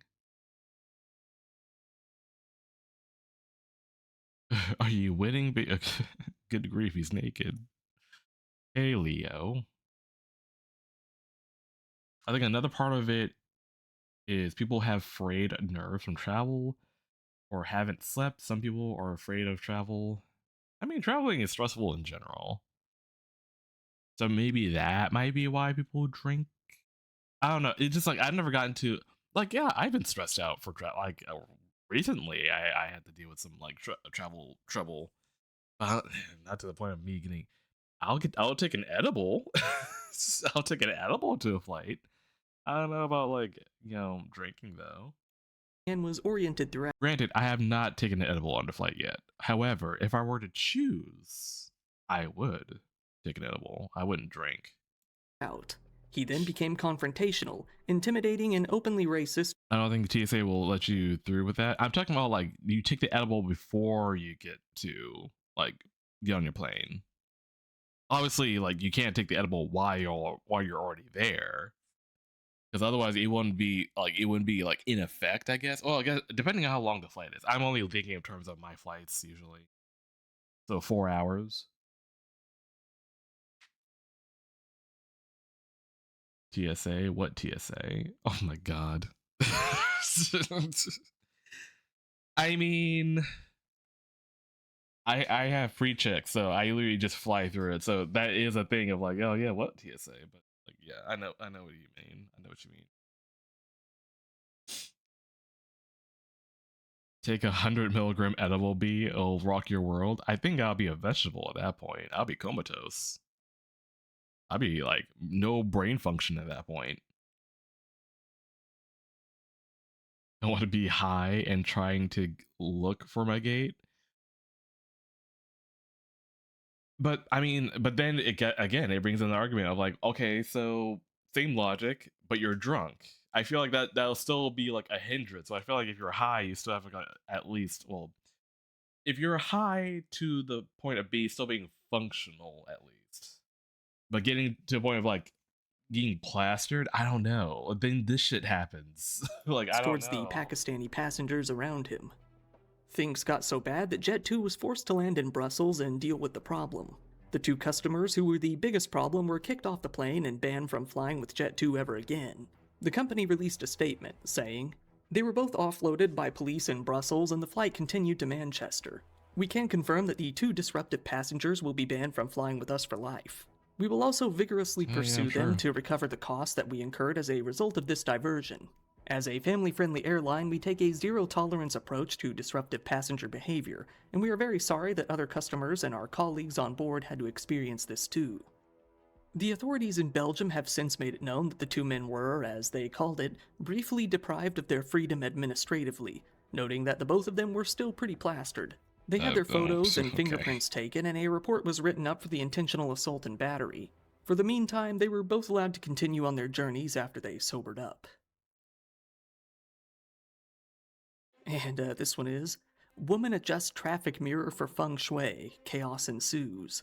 Lately, a woman in China has been causing a lot of chaos in her local area by taking a bit too much of an interest in the art of feng shui. Feng shui is that art of rearranging furniture to redirect the flow of energy through your house and make a more pleasant environment, to put it very simply. However, this woman decided to expand her domain just a little bit, becoming interested in the feng shui of different objects outside of her home as well. Given that she hasn't been named, she will henceforth be referred to as that lady. Once a local traffic mirror started being consistently moved around throughout the neighborhood, cars started getting in accidents. The mirror helped people to see around the very sharp turn located on the street, and without it, they kept running into each other. Local officials were very confused that someone kept moving the mirror around. It didn't seem like they were purely vandalizing it or that they wanted to get rid of it either. It seemed like they were deliberately moving it to odd positions, no matter how many times they put it back. Well, as you can imagine, that lady came to be a suspect as the investigation continued. She was caught on camera going back home after moving it one day. When the police went to speak with her, she said that she had been periodically adjusting the mirror to improve the feng shui of her home. Mirrors are particularly important in the art, given their reflective nature, and she said that having it facing her front door, windows, or bed would be very bad. That lady's husband, who was named only as Luo, said that she had been suffering from both bad luck and bad health recently, and that a local feng shui master told her that doing this would probably help. The master had concluded that her health problems were all being caused by that mirror. Luo said that they started saying that the mirror was a demon-revealing mirror. He said, "We are no demons. We are not happy having a demon-revealing mirror pointing at us." He tried to justify his wife's behavior by saying that nobody even uses the mirror. This was heavily disputed by other residents who said that they needed it to see around the corner. It was even more evident by all of the accidents that had been taking place. This all became such a big ordeal that the property management company just decided to install another mirror on the other side of the road that wouldn't affect their house. Luo and that lady agreed. However, this didn't last too long. That lady had another day of bad luck, so she started adjusting both mirrors. The management company then got so angry that they just decided to seal the whole mirror in place with a bunch of cement. Now they're looking into charging the woman with a crime and told her that she is risking imprisonment with her goofballery. And here's a doozy. Like actual New Jersey dive bar wants stolen walrus penis back. What? Of all of the weird stuff I've talked about on my channel before, walrus penis definitely isn't something that has come up before. Well, there's still a first time for everything, and I guess that time is right now. Run that back. A bar called... What the fuck? Dude, I don't think we have any walrus Fuck? people in chat, I don't think. And here's a doozy. New Jersey dive bar wants stolen walrus penis back. Yeah, I don't think we have any I don't think we have any walrus people in chat. Otherwise they would just like sound off, I think, at that statement. Of all of the weird stuff I've talked about on my channel before, walrus penis definitely isn't something that has come up before. Well, there's still a first time for everything, and I guess that time is right now. Is now, yeah.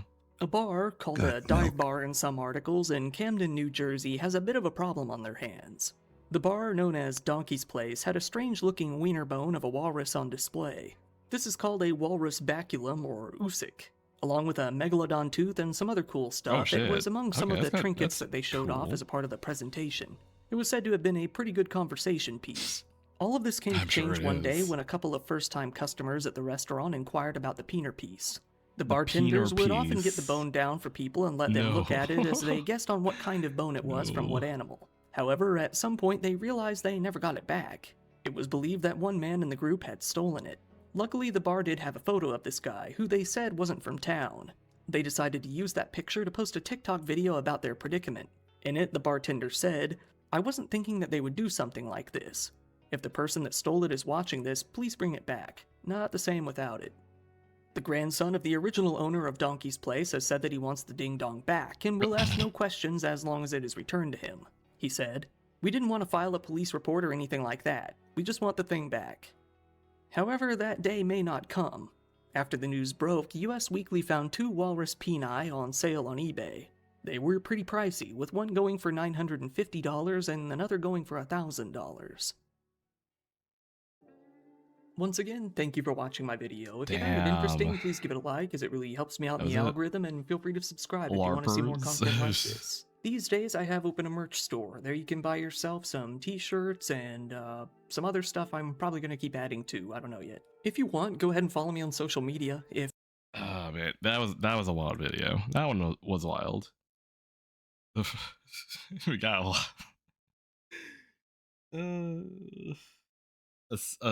Robbing and assaulting people with Pop-Tarts from dude giving himself the suck with a vacuum cleaner, and people stealing walrus penises. Jesus Christ. Who knew walrus schlongs were worth so much money? I mean, I guess it's rare though, right? I guess it's that rare.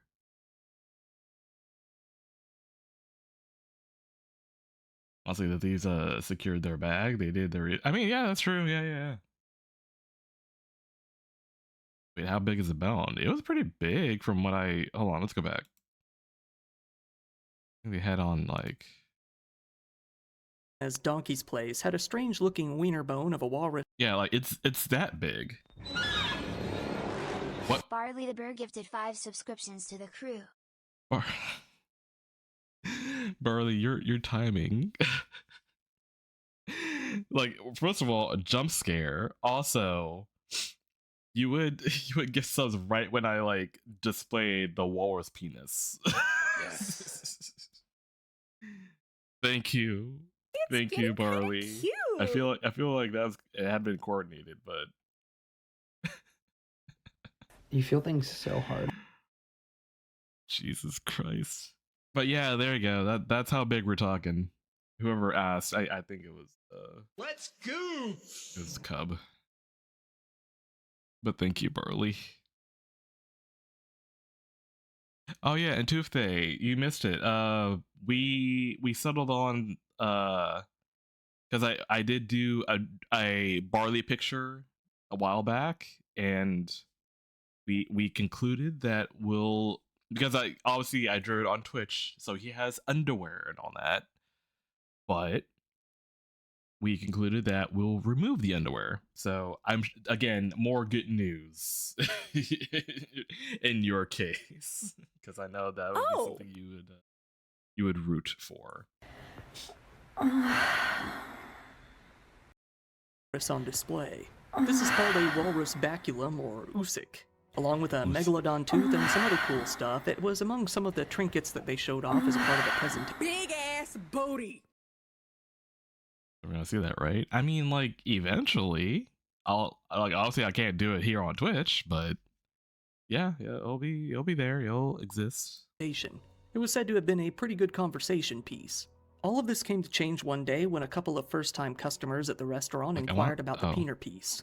The bartenders would often get the bone down for people and let them look at it as they guessed on what kind of bone it was from what animal. Yeah, so it's... Oh, God. Okay, yeah, no, that's pretty big. Estimating how many inches that is? I don't know. Maybe 20 inches? I don't know. That's actually really big. Holy shit.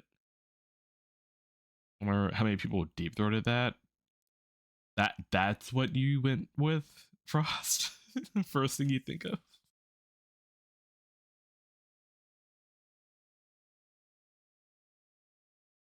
Hold on.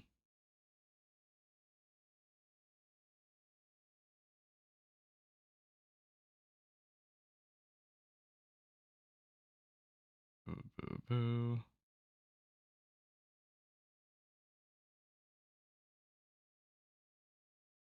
The LDR restaurant had 2 on display as part of the shtick, decoration, and then got swiped. Wait, hold on. Boo, boo, boo, boo.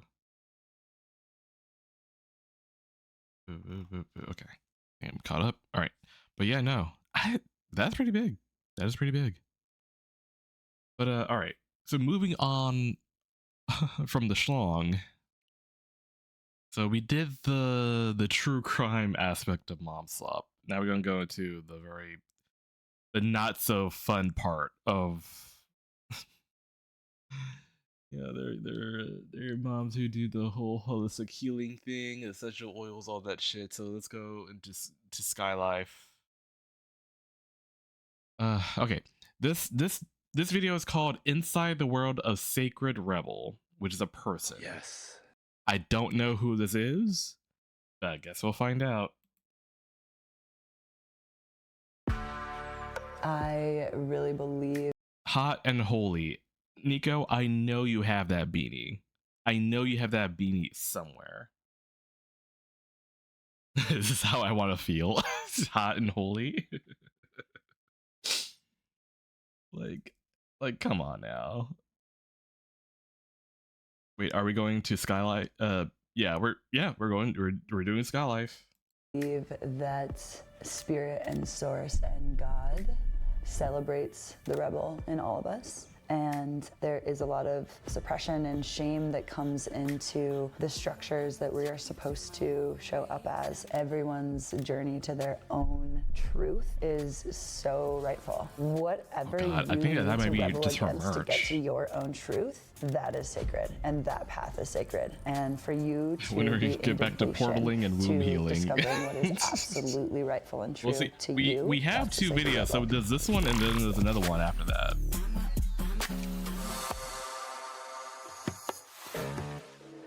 So it is a rainy morning and we are about to meet my friend Kateri and spend the day with her. I'm so excited to spend the day with Kateri. A lot of the because people she she is somebody meets who have I like D&D witness names, like and they, see like straight as up. just such a powerful, badass woman who is just like creating her own life and world. She is an artist, she's an entrepreneur, and she's just so in her essence. And so since I've been getting to know her, I'm like, wow, I really want to, one, spend more time with you and like learn from you and your codes, because clearly this girl has some codes to share, and also to document and share her lifestyle with all of you, because I feel like Kateri is somebody who's just like really just designing life in her own way. Kateri is a sacred rebel, as she calls it, and we're gonna learn more about what that means to her and what that lifestyle is like, being a sacred rebel.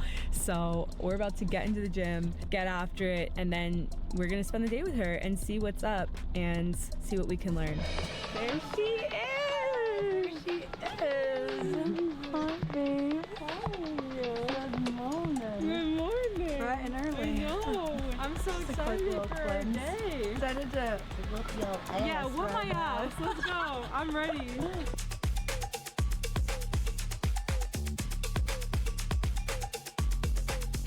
I've been weightlifting for a really long time, coming to the gym for over 11 years, and we're gonna do some glutes and legs, and I'm gonna, help you do just straighten your body. I've done so many different kinds of exercising and explored many different realms, and weightlifting is just insane. Like, to have that strength to your core, really, it's like being capable for me. It's not about like how big my muscles are or like the way that my body looks. What's her It's job? just being We'll find fucking out. I don't capable. think To be they able said to it yet. Rip 10 pull-ups and just know that if I ever need to like pull myself onto something, I can. There's really nothing that could feel more powerful. A little bit addicting, you know? Maybe I'm gonna get addicted. Maybe you'll have to get a gym membership after this. Okay. All right, we ready? Yeah, let's run it. And then a light tap on the ground. Came with the flame, put the game to the shame. Dreams can't catch me, speed of the sound. Can't get shadow when my work break bounds. Crown is my goal, gotta take it now. You blink and you miss, take this route. This is Oh my god! Jesus. I want to say like this might be like a little like glimpse into like the whole Barley like workout thing, where it's just like, you know, Barley in yoga pants and just showing off. Again, it's like my brain was like, oh, it'll be wholesome, but I'm like, oh no, I feel like people like be like motion tracking like the jiggle physics of of Barley's ass. Probably wholesome. Yeah, okay. Well, you caught me there, Nico.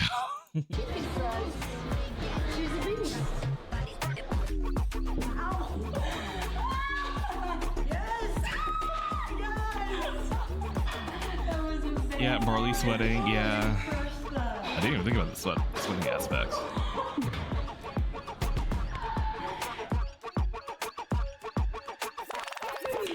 You crushed it. You super crushed it. So where are we going next? We're gonna cruise over to my house, and I'm gonna make you some breakfast. Then we'll have a chat, and I'll show you the Sacred Rebel Hub, and I'll show you all my drip, and yeah. Show me the drip. Yeah, show you the drip. I have always needed to rebel against what I was told or Always what I was needed to taught. rebel. There's a like bad girl energy to that, but there's also just like a curiosity for more. Growing up, it was hard because I was taught that I was bad. Bad girl, naughty, not what you should be doing.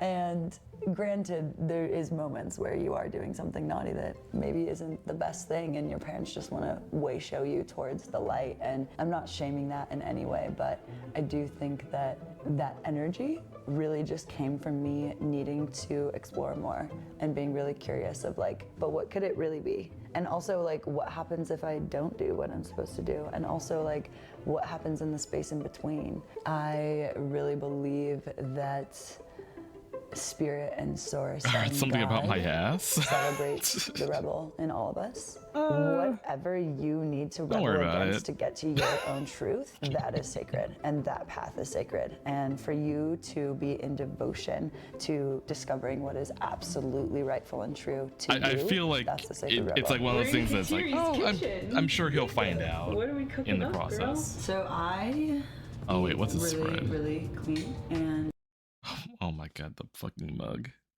The fucking mug. Jesus is my influencer. This is gonna be interesting though. Usually usually the people who she meets are like, yeah, they're spiritual in a way. This might be the only one that's like hyper fixating on like, you know, the Christian side of spirituality. So this is gonna be interesting. I don't know. Vitamin Maxer. Oh, we'll find out. and a base. I mean, I see like nothing but like really healthy like stuff here, so like I can't complain about anything. But My food off of the diet structure of Whole30, which is basically just like taking out so many things that we don't need. So I really try to just do like veggies, greens, meats, fruits, basic stuff. The first thing that we will start with, this is fresh pressed ginger, turmeric, apple, and lemon. I like it strong. Woo! Yeah. Oh my god. Oh yeah. It like goes through the whole body. Yeah, totally. Oh, shocking Yeah. into my center. Okay, so I see that we're gonna be doing beef collagen peptides, bone broth, creatine. low key though, I was in fear too. I was in fear as well. I was afraid that she would say like, this is like my 2-year-old fermented piss or something like that. We're so conditioned for these kind of people to do that. So I was like hoping, I'm like, no, everything she laid out on the table, like it looked healthy. So I was like, there's no way it would. But there was still like a percentage that it could have been. I'm so happy we were wrong, and that it was like, okay, like it's not what we think. But Can you yeah. explain the purpose of these things? The beef collagen peptides, amazing for hair, Peptides. skin, and nails. This It's just always supports my glow. Yeah. Super. I know, I was like, girl, how are you so glowy? Like, tell me your secrets. I be doing that every day. Yeah, okay. I really believe a lot of the glow comes from the inside, right? So what are we putting in that's gonna amplify? That's where also the creatine comes in. Creatine. It literally hydrates your muscles.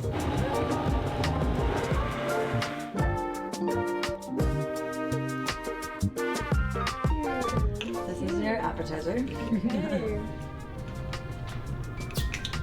So good. So good. Oh my gosh. Wow.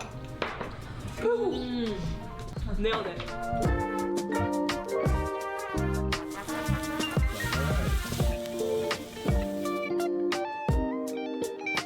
I mean, this is a pretty good looking plate though. I do it like. Bless it up. Of course, they do the blessing their food by waving their fingers above it. That's always a thing they do. I don't know why they do it. I mean, yeah. Compared to like the stuff we see with like from Cooking with Kay, it's like I eat it. Like this is like hella healthy. And you know what? It looks like there's flavor to it at least. Still waiting for her to reveal this, like all an ad for her like friend's online workout and lifestyle plan. Oh, 100%. It's gonna be at the end though. It's gonna be at the end. Too many veggies? What? What do you mean? We got broccoli, spinach, maybe pickled radish, I think. Carrot. I see carrot. I mean, that's all right. That's a right amount of like veggies. You got egg. I'm not counting potatoes. Potatoes like just starch, but I'm with Frost. Too many veggies. Y'all, I don't like broccoli. What the fuck? Excuse me? You don't like broccoli? I love broccoli. Yeah. What is wrong with you?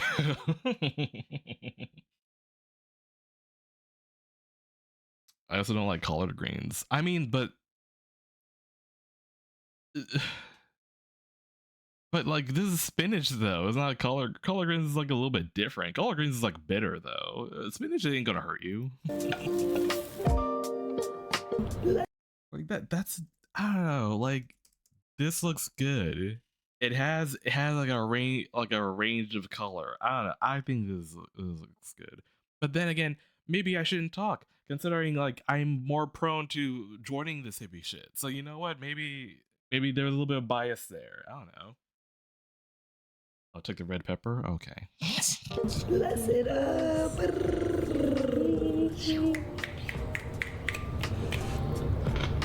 So good. A runny egg. So good. Wow. Nothing compares. Have you always been into health and fitness and nutrition? No, I'm hungry. I've always been into it. I've always been healthy. I've always gone to the gym. I've always eaten healthy. But generally this last year, like really locking in and dialing it in has been absolutely life-changing. When you become so devoted and disciplined in the kitchen and in the gym, it just bleeds into everything that you're doing in your life. And so that's why there has been so much movement in terms of the projects that I've wanted to build. No, I have to keep it on and dorsal that I've been like talking about for years. Otherwise With Sacred Rebel, lose my brain. I've wanted to design and have a clothing company for like over 10 years. So finally I had the practice to be able to like bring the things that I wanted to do to life. What's the first memory you have of being a rebel? I remember being like 3 or 4 and we got to a department store and I just like booked it and like started like hiding in all of the clothing racks, which is interesting, all the clothes. Oh, interesting. Right? And I remember like spying on my mom and like watching her freak out and look for me and being like, you can't find me. I have the power now. Me and my mama have talked about that a lot in terms of me birthing this company where she's just like, yeah, babe, birthing this that's company. you. So And yeah, so, I do feel from a very young product age, I plug was at the end. choosing to rebel against what I was taught. And I grew up in a very religious container, which in so many ways I'm so grateful for the roots that I have because I quite literally was taught how to pray and worship and just like a beautiful spiritual foundation of a moral compass and a code to live by. And there's also distortion that exists within it. And there was a lot of suppression that I had to move through and work through. And that journey was so rightful and so empowering to become who I was meant to be and break free from the layers of shame and shadow that existed within the structure of the religion that I grew up in. All right, babe. Now we're gonna go to the HQ. Yeah, Raccoon. The HQ. Sacred Rebel HQ. Let's go. Yeah, I'm super excited to show you the products. It's been a long time coming, and it feels so good to finally have all my pieces and be able to like just get things closer than they've ever been. So This is the space. This is my first capsule. This is where I do all my work. This is the first capsule of Sacred Rebel ever. The first capsule. What does hot and holy mean to you? I think that there's structure within religion and different like ways that people spiritually group that kind of tells us that we need to be a certain way to do right by God. And in terms of being sexually liberated and sensually free and feeling super hot and alive in who you are, like unfortunately a lot of that becomes suppressed. I was raised Catholic, and so there was a lot of that suppression that I had to personally work through. Some of the pieces that have been so absolutely life-changing and liberating for me was recognizing, as I said to you before, that not only does God celebrate me twerking on stage in my lingerie at Burning Man, he wants me to be there. He wants me to be in my full expression of freedom. That was really, really life-changing and powerful for me to realize that like actually being hot is a part of being holy, being in love with yourself, being expressed. It's so freeing when you can actually learn and integrate the truth that God there is some merit to it. It's like in these forms. Yeah, I just love this concept. But it's just like it's just interesting. It's interesting. God, it's a gooner. Okay, well.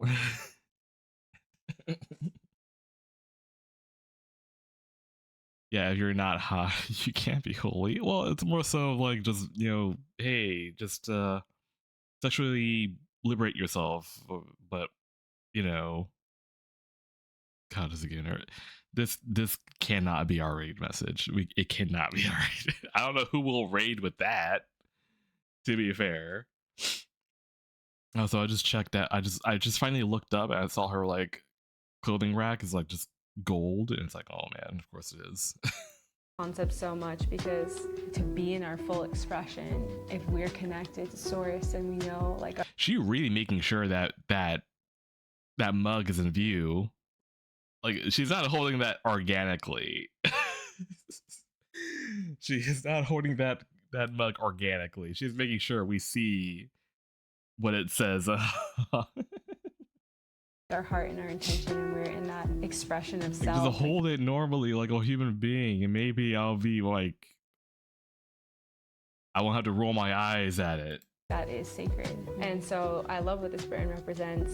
So every single piece has these custom tags that I made. A little prayer to the people. The parts of you that you were taught to suppress are sacred. Let the rebel in you be seen as a gift. Challenge that which is untrue and set yourself free. All of you is needed to save humanity. Yeah. It's really beautiful. What's happening? Yes, I love it. It feels so good. It feels something just got activated within me. She's like, She's like, I put a beanie on and pants, and it's like something just got activated. Yeah, her wallet. like that's it. Like she only put on her merch, and like that was it. And she's like, I got activated. It's becoming Chloe. Don't say that. Don't be submerged, Chloe, like this. Yes, I love it. It feels I mean, like the fit is like nothing crazy. Like it's just, yeah, it's just a a white tank top that says hot and holy on it with a black beanie that also says hot and holy. That's it. Like, It feels so good. It feels something just got activated within me. prop top, yeah. Prop top, my bad. Go ahead and try, baby. You are gonna see that you'll never ever find somebody do it like me. Welcome to my little zone. This is where I pray and vision and create. Yeah, it's super helpful for me to have a beautiful spread. Would you wear that if I bought it for you? Super cool You would never buy that. Kind of like your first one, your first capsule, ground zero. Like you're about to expand this empire, and it's cool to like be here at this time with you, as it's like birthing into reality. A little baby. It's a baby right now. Yeah. It's like, wow, how exciting. I need you to see something. It's giving this energy. The first dialogue of this video, Goat is just some fuckboy wannabe rebel. It's a specter of Salem witch hunting down the family of Judge, who then he just like posted the link. Let me check this out. Billy, you scream of the ills of the world, but do nothing to change them. Lady, I wake people up, I speak truth to power. What the hell do you do other than walk around Central Park barefoot? I'm systematically murdering the bloodline of a judge that used his power to sentence innocent women to death. And in the process, am dismantling an extremist neo-political movement. But do tell me about how important your soapbox is. The ritual's starting. Indeed. Your dress is ridiculous. You have a goat head. Oh, way to go for the low-hanging fruit, Vindicta. Real classy. So let me guess. You're gonna sit back and shoot at people while I run in and do all the real work. Tell you what, Billy. When you can cleanly shoot someone running center pack at the Boston Marathon from 5 blocks away, we can trade roles. In the meantime, shut up and swing your bat like a good little boy. Also, I do need to check out Deadlock though. I do, like, not a lot of people, at least not like, no one in my sphere of things like that haven't really talked about it, but I do need to look into it more. I love seeing ideas birthed into reality and like witnessing Like, how only thing they I know evolve. of the game is that there's a werewolf It's in it. literally like all here. For any of it's actually like physically here, you have to imagine what it's gonna be. Not only like the pieces or the designs or the colors, but like the actual energy, the lifestyle And she's of hot. Oh yeah, what no, it I've seen is the art. going to represent. And so the vision boards really help with that, where it's like, okay, we're representing this like bad bougie bitch who also gets down with God, you know? With the vision boards, just like, how do I bring that forth? Yeah, I love that you're saying that it's been also kind of your soul coming through this creation. And that's part of what I really resonate with like the building of this YouTube channel and the archetype of the soul creator that I share and talk about. And the program that I have, the soul creator, is really like Soul brand building, but it's creator? world I don't building. It's like think you're we've building a heard of that world for before, people though. to experience this vibe, this dang. essence that is you, that's like coming from your soul, and to pour that into your brand is a felt thing.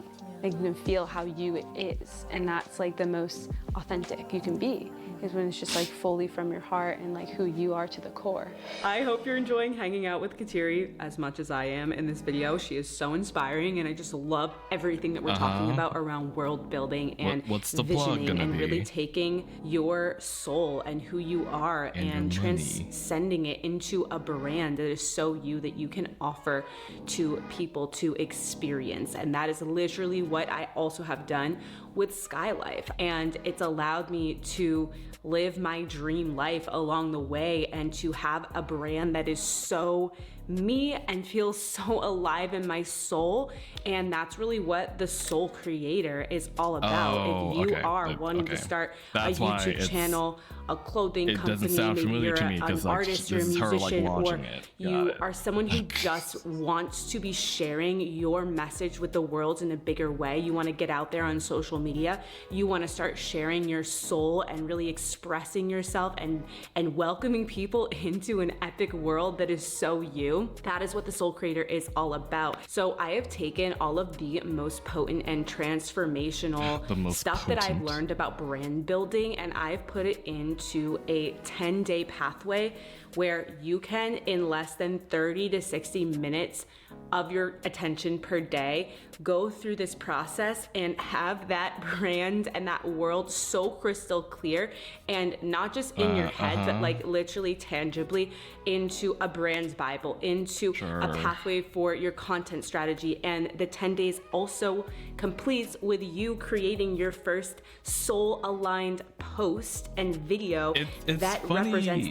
We went in thinking that the rebel was gonna, like, you know, force like a brand thing, but I should have known Sky would have done it. Sky would have done like something. I didn't think of it at the time. Usually when she's talking to someone or interviewing someone, they have something to sell. I didn't think Sky would do. Oh boy, this is interesting. This brand. I've been making content on the internet for over 12 years, and I've worked for many different brands, including building my own. And this is the most foundational work that you can do. When it's so authentic to you, it's so from your heart, that is what is going to be magnetic. That's what people are going to resonate with. That is what is going to actually help you grow and share your message in a bigger way and have the impact that you are here to have. If you're interested to learn more, there's a link in the video description for you. Okay, back to hanging out with my girl Kateri. Tell me about how you have designed your life. Like, how does it all work so that you can be abundant? In terms of funding my dreams, I've always been a really big dreamer and visioner, and so as you know, to be able to fund your dreams, you have to work hard. And I moved out when I was 15, and so from a very young age, I was just like really initiated into the hustle. And at that point in my life, I was like selling weed and just making a lot more than even like the teachers at my high school were making, and I'm just like a kiddo, not knowing what to do with that at all. And also I was raised very, very poor, and so like absolutely no financial literacy. Like I was given no frame, no structure, like no tools and no information. And so from a very young age, like making money and then just like and not knowing what to do. And so it's been a beautiful journey of like learning how to cultivate a deep relationship with money and the frequency of money. And yeah, I started off selling weed and then grew weed for many, many years. I grew up in Northern California. And then as the industry was crashing down, I got invited to go and work at a Tantra temple. And I had already been in the study of Tantra, and I had already been hosting retreats and doing healing work just for fun. And so, yeah. What is Tantra? It's like Tantra? I don't know how to spell it.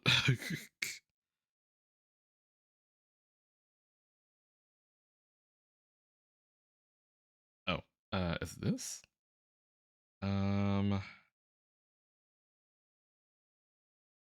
It's like audio stuff. No, this can't be what she's like. Tantra. Oh, I did like with the J. Tantra. Right. World of affirming diverse spiritual tradition, aiming for self-realization by treating the body as a temple and integrating all life aspects as a tool for growth. Okay, got it. That's a whole story for another time, and there's like a lot of density there. Sexual energy healing. I told you about my learnings before. What that ended up being, and me being very young and naive to the scene and to the industry, and like not really understanding and knowing, and not really having the proper education and support. Though, but also like, I feel like if we, no, not if, but we did talk about it. But yeah, no, it's like not ringing a bell. It could also be that like we've dived through this stuff before, and they all kind of just meld together. So it's like I would not be able to like tell you like, hey, what is Tantra? out of everything else I know about like new age hippie shit, I would not be able to tell you. Like they all start to blend together at a point. Not to diss your teachings, Nico, or your learnings, but as me being a spectator whose only like vessel of this kind of information has been Sky, not the best, you know, thing to introduce me to, but you know, also I'm debating. I really need to pee. I'll let this play and then I'll come back real quick because I don't want to like break the momentum of this at all. It was so incredible to work one-on-one with people and get to really like learn how to really show up for people in like real-time coaching. So that work was very full spectrum. Also, it really supported me to understand what I was capable of creating in my life financially. Yeah, cannabis into Tantra and then into my own coaching practice. And that's basically what's been bootstrapping and funding Sacred Rebel. It was so hard for me to want to quit my job. For pretty much the entire time, there was so many aspects of it that were not fully in alignment with who I am and what I believe in and all the things. But I stayed because of the comfort of like knowing that I had some form of security. But essentially there's always like parts of me that wanted to step away, and actually finally facing that and being like, all right, we're gonna do it, and then actually doing it simultaneously in the moment of like putting everything that I had into making this capsule happen. I will say, just to inspire others, that it is so possible. It is so fucking possible. And if you are not happy with your job, quit. The first month away from the temple that I was working at, I made more in that month working independently than I made in all the months 4 years at TOB. Whoa. When you say no and you close doors to distortion and to outdated versions of you, you're literally like magnetizing the other doors to open and coming into your worth and recognizing like, oh yeah, I actually can 10x my prices. And not only can I, but like it makes me more valuable. If you're actually creating real transformation for people, it is so worth it to charge what you're worth. I'm super stoked. I am gonna play you my unreleased track that is coming out really soon. It's called Hot and Holy. And this is it. Hey! Angels guide me. Hot and holy, truth will grow me. Sacred rebel, legends know me. Hot and holy, truth will grow me. Shout out Sacred Rebel! Legends know me. Oh. Hands in prayer for the OG. Saints and sinners, we all run free. Flowing water, sound anointed. God's plan, baby, yeah, we're chosen. Yeah. I didn't expect to come back to this. I did not expect to come back to this at all. Oh boy. All right. Well, now we'll just keep going. We'll just keep going. I was gonna go back. I don't know when she started, but I don't think I want to hear the full thing.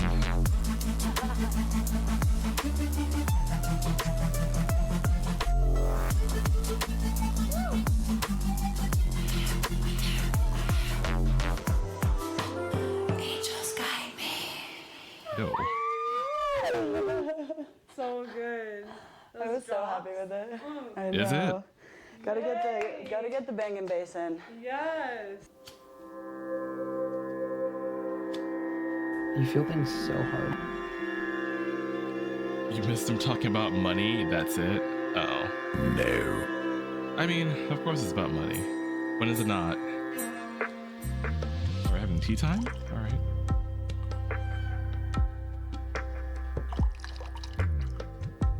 Oh, that's a live dog. You're that surprised?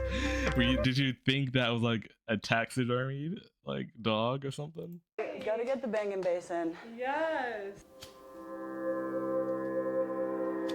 Like it was sort of moving. Like its ears were twitching. Oh. I didn't know what it was.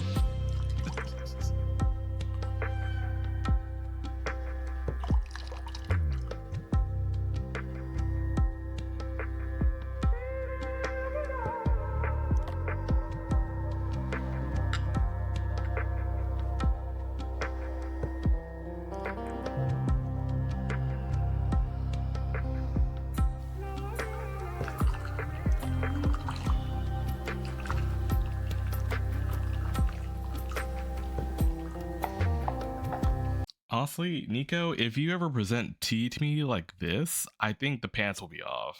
Like, I don't know. She's just serving tea, but she's serving it in a way that's, you know, serving, I guess. I don't know.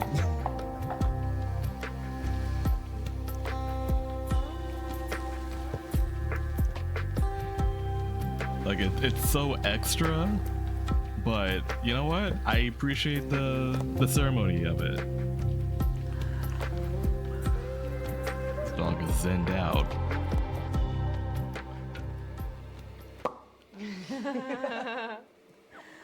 Popped her. Popped her open. Popped her right on open.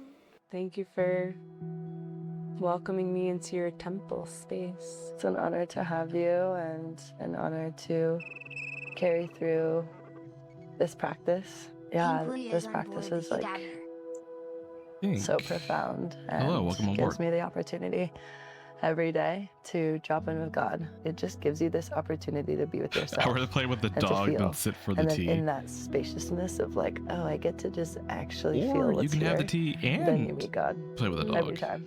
I find it interesting. And also, I'm half expecting the tea to be like something that'll get you like, I don't know, like relatively like zonked, maybe like mildly. Most I don't know, the way she was like institutionalized making it, and I'm organized like, religion, is this gonna that do there something? is this idea of there only being one right path, and like our path is the right one. How did you maybe unravel some of the conditioning you were brought up with in the Catholic Church, but then take what was supportive for you and integrate it? I Kava quite would do it? Oh, literally okay. have always been the sacred rebel. That is just the archetype that I was given. So from a very young age, it made so much sense to me to rebel against the grain and to like find a new perspective other than what I was given, and therefore like allow like a wider lens, like a Nothing I wider do scope, is like normal. zoom out a It's little all bit ritual, because and there B, was you this know like me at this structure of point, what that was tea is okay and at what wasn't least okay. gotta have I was some the gin and firstborn mushroom in daughter it. out of 11 children, so I have 7 brothers and Nico, 3 sisters. And so there's 4 girls and 7 boys. And my parents were very young when they started having kiddos, and they Actually, always that imagined that I actually would does be sound this fun like though. little house on the prairie, Jesus-loving, skirt-wearing angel baby. And I like to say I just was like straight out the womb, like, what's up, bitches? Are we gonna run this Oh, I or have what? mushroom Like, gin it in my was just collection in my somewhere. makeup Somewhere. to be so rebellious and free and wild. And I remember there was a time where I only would say, oh my goddess, you know? Oh my gosh, I totally say, oh my goddess. At the end of the day, we're all just trying to relate to God in some way that works for our system, for our blueprint, right? Having like a masculine figure that holds me, that provides for me, that supports me, that guides me, I realize is actually like one of the most beautiful things. And there's also like healing a wound of that way that I used to see the church, Healing a and recognizing that there's like you might actually say? something beautiful there, and being like, yeah, he's my daddy. Okay. You know? Alright. Yeah, and like holding God as this like masculine architecture in your life and relating to him in a fatherly, like God the Father way, but also in a daddy way where it is kind of like saucy and yummy and like feels good. Okay, maybe y'all did have a point about God being a gooner. I don't know, like maybe this is the more she's talking about it, the more it's giving y'all like credit. It's, I at no point have I ever I have been like You feel I things so won't say hard. raised like Baptist or anything. I have been exposed to Baptist like Christian teachings before. At no point have I ever heard anything like this before. This is all new to me. God likes it when the high and the holy call him daddy. Oh. This feels weird, dude. I don't know. This is weird. This is weird. At no point did I ever think it would ever go in this direction. Like, the thing is called, like, the Sacred Rebel. I don't know what I would have thought about, like, what that title meant. I guess. I don't know. Goon in peace. Yeah. We're still waiting for, I don't know if that video will ever, like, publicly drop. I have to check. But the whole, like, Gooniversary is still a crazy thing to, you know, to behold. Architecture in your life and relating to him in a fatherly, like God the Father way, but also in a daddy way where it is kind of like saucy and yummy and like feels good. That alone has been really fun for me. Yeah, relating to God as daddy is very multidimensional and also very, very healing, especially if you have specifically religious trauma.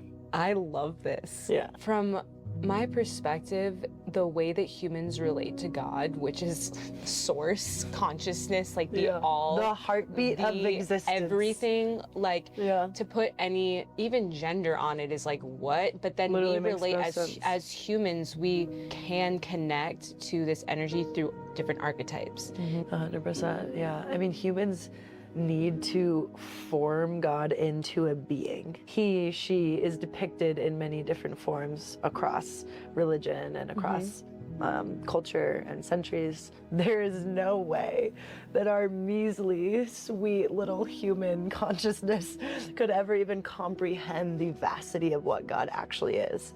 I just love the God is daddy. Definitely going on a hoodie for sure. Yes. Oh my gosh. Yeah.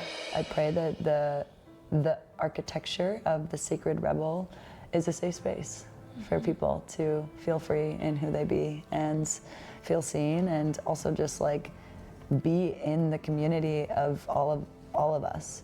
Little rebel misfits, all of us little black sheep that just want to make our own lives, you know? And it really is like the rise of that, like, you know, the rise of the soul CEO, where you get to literally get paid to be yourself. Like, we live in such an amazing time, and I just like, I want everything about what I'm creating to inspire others, that they can create whatever kind of life that they want for themselves, so long as they believe. It all comes back to God and your connection to Source. And when you keep that channel clear, everything just What sexual attraction to God is shout out an to interesting Sky Daddy concept. for holding it the fuck down. Let's go. Thank you, Is it Sky like Daddy. gay, straight, something more? I don't know. Divine, I guess would probably be the term. I absolutely Divine love sexuality. everything that we have been diving into in this video, and all of these wisdom bombs Kateri has been dropping here. It is Wisdom so real and so true, and it hits so hard for me because we really are living in the most epic time to be a creative. We are living in the golden era of the creator. Any type of creative work that you absolutely love, you can take all of that and you can turn it into a brand and get paid to do your art, get paid to be yourself, and that's what we're out here doing. That's what I've been doing with Sky Life, and this YouTube channel is literally just building my dream reality and getting to share it and inspire people along the way. And that is what it means to be a soul creator. It's people who are out here and really creating from their heart and their soul and in union with Source, in union with God, and to have Darsal_Saber just cheered 100 bits. Yeah. This gives a new meaning to Sky Daddy, holy fuck. Yeah, I didn't even think about that. Yeah, Sky Daddy. God damn it. Yeah, I don't know what to do with this information. I know if Ethan was here, he'll have a field day with this. I know he would. impact. And if you've been feeling like, yeah, I have that thing inside me. I'm ready. I'm ready to start the Don't say YouTube channel, that. start the clothing brand. Yeah, I got this thing inside more me. serious about sharing my message on social media and really like go into my creative work for real. This is why I created the Soul Creator. It is a mission for more soul in social media.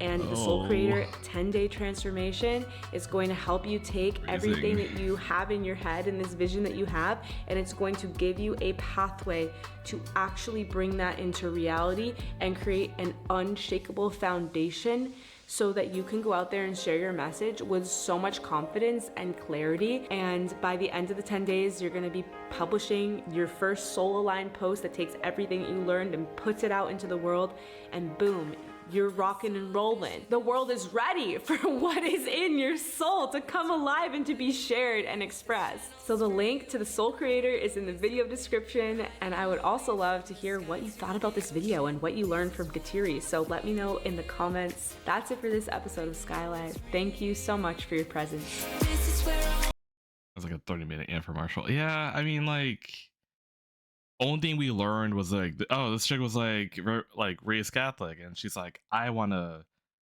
change it up.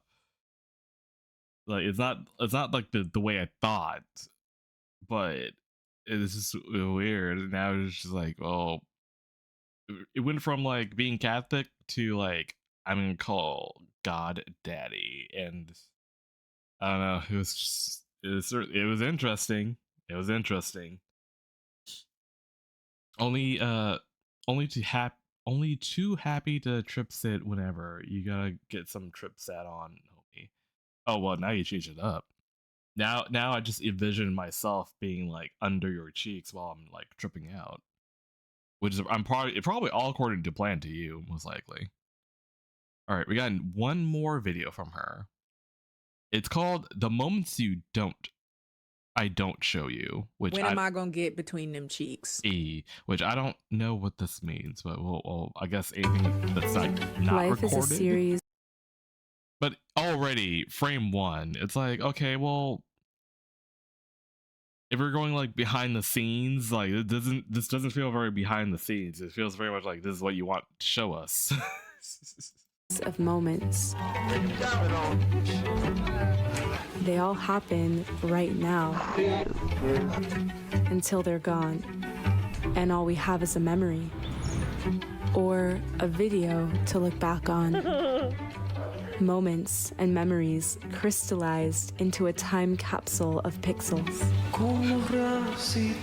Life is a series of Usually white girl my videos experiences. here Yeah, have a exactly. clear purpose, a subject for us to focus on and dive deep into learning about, whether that's experience. I feel like this video might be something that like she's gonna try to like make us feel guilty about making fun of her. Most likely, I don't know. We'll find out. A type of wellness practice, spiritual modality, or spending time with a person or a community living life outside the box. But I don't often show you Oh, that's some cult shit. You saw or that? a community living life. What the fuck is this? I don't know what video this is from. I've never seen this before. Only thing I can think of is like hail payment and like that's it. I gotta figure out like what are they summoning? I don't know. I gotta figure out what video this is from. This looks wild. Life outside the box. But I don't often show you the moments in between of my actual life. So in this video, I'm excited to try something new. When I was looking back on the first quarter of this year, going through hard drives of footage, I realized there were so many special moments that I've documented, and I want to share some of them with you right now. This is the first time I've ever done something like this. These are the moments in between the polished videos that you normally see. The stories between the stories. The ones that I cherish more than anything.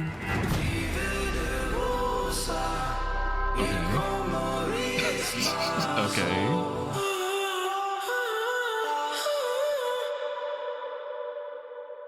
This is the most quietest girl thing so far. I know. 1, 2, 3. Yeah, so actual like behind the scenes stuff, or like stuff that's like that didn't make it into the video. It sounds like. Cheers to divine love. Oh my god. Yeah. To divine love. And to communal nesting. You know, that cake looked hella dense, but I'll eat it though. I'm hungry. Everything I see on screen, it's like I could eat that. Like, even though I'm sure that cake might not have a whole lot of flavor. It's probably like it feels really dense. It looks really dense, but you know what? That's what they have the tea there for, to help wash it down for cult life. Yeah.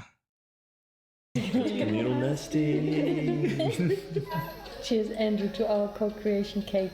Did you say creation cake? Hold on. Cheers, Andrew, to our co-creation cake. I don't know what she said there. I keep hearing creation cake. I don't think that's what she said though. Appreciation cake. Oh wait, co-creation cake. Oh. Damn, I was more excited about creation cake. I was like, what the fuck is that? Can I have a slice of that? That sounds crazy. Creation cake. Procreation cake? That's even funnier. Oh my gosh. Procreation cake sounds like just like a cake just full of blue chew and horny goat weed and other aphrodisiacs that are, I don't know. Just an aphrodisiac cake. That's what a procreation cake is.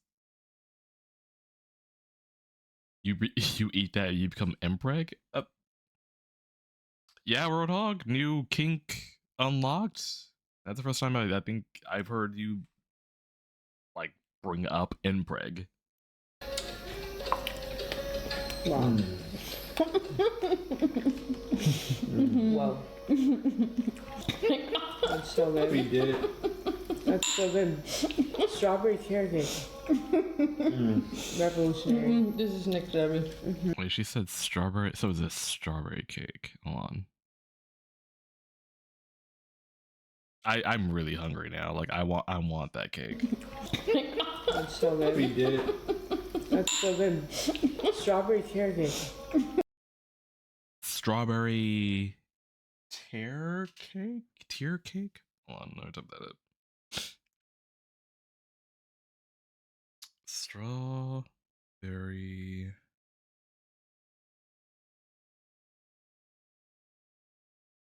I don't think that's what it is.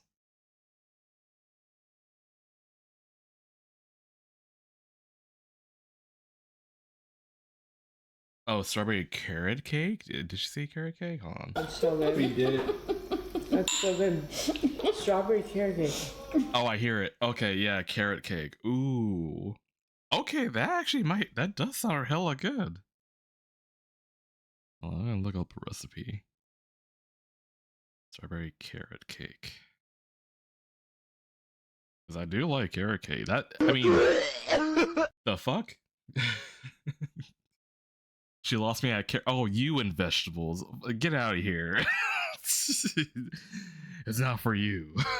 It's for me. Okay. Okay, so they did like a little tiny one. Okay, I have to like bookmark that. Like pumpkin. Well, is pumpkin a vegetable? I think it's a vegetable. I'm sure someone's gonna be like, actually, it's a gourd. Whatever. Revolutionary. Yeah, there you go, Nico on the spot. It's like, it's a gourd. It's a cool shot, actually. It's like really artistic. I like this. They look like little light rays. The fruit, cool. yeah, like the a whole sun. seed thing. Yeah. Whoa, that was so cool.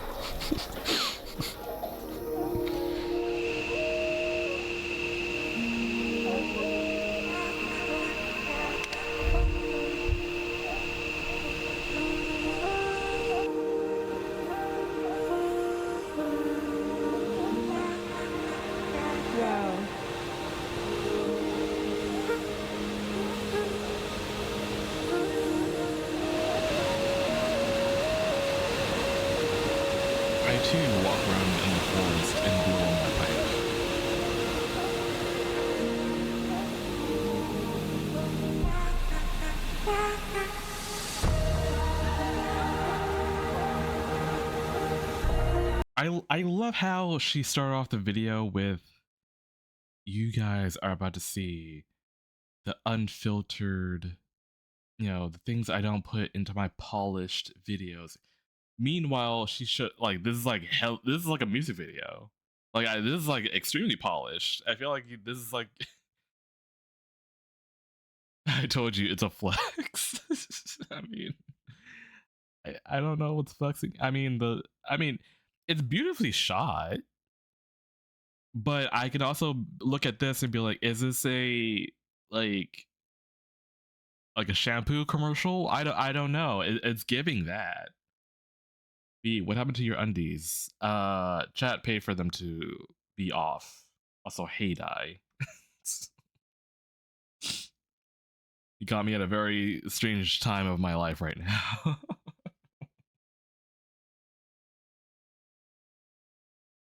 Also, Dai, how do you feel about vegetables? Maybe it's Maybelline. That's what I'm saying. It's like a Maybelline like commercial. Vegetable? Yeah. Do you yay or nay on vegetables? More importantly, do you like carrot cake?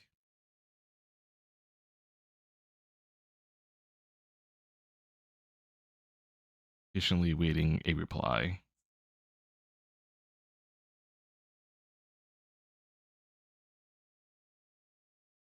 Give him a minute. Carrot cake is okay, but I like carrots plain. Okay, but I mean, he's down for the root. Frost. He likes carrots. Down for the. I mean, like it. I mean, it is a root vegetable, but anyway. Yeah, no, I love carrot cake.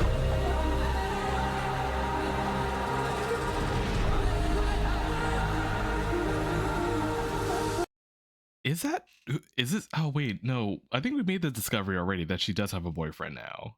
I guess I'm just not used to him. Who the fuck? It's her boyfriend. We've seen him in another video, I think, like way back.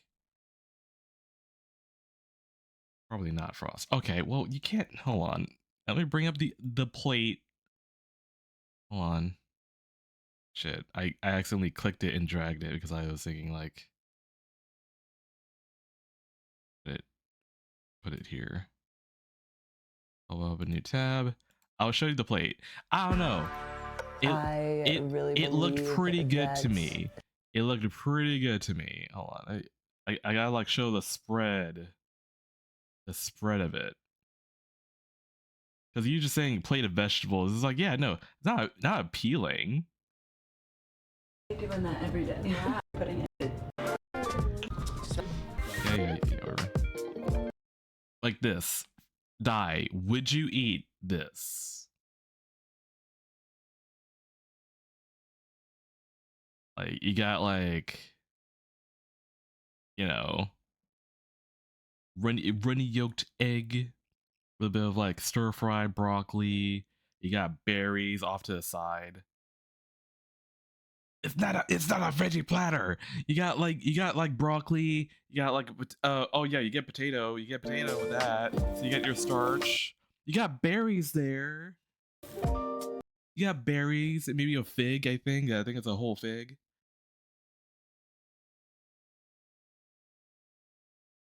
Broccoli is the worst part. I can't with you. I can't with either of you. I can't. I don't know. Remove the salad and I'd eat it. Oh my god, all of you carnivores. I can't stand you. I can't stand any of you. We're going back to that video.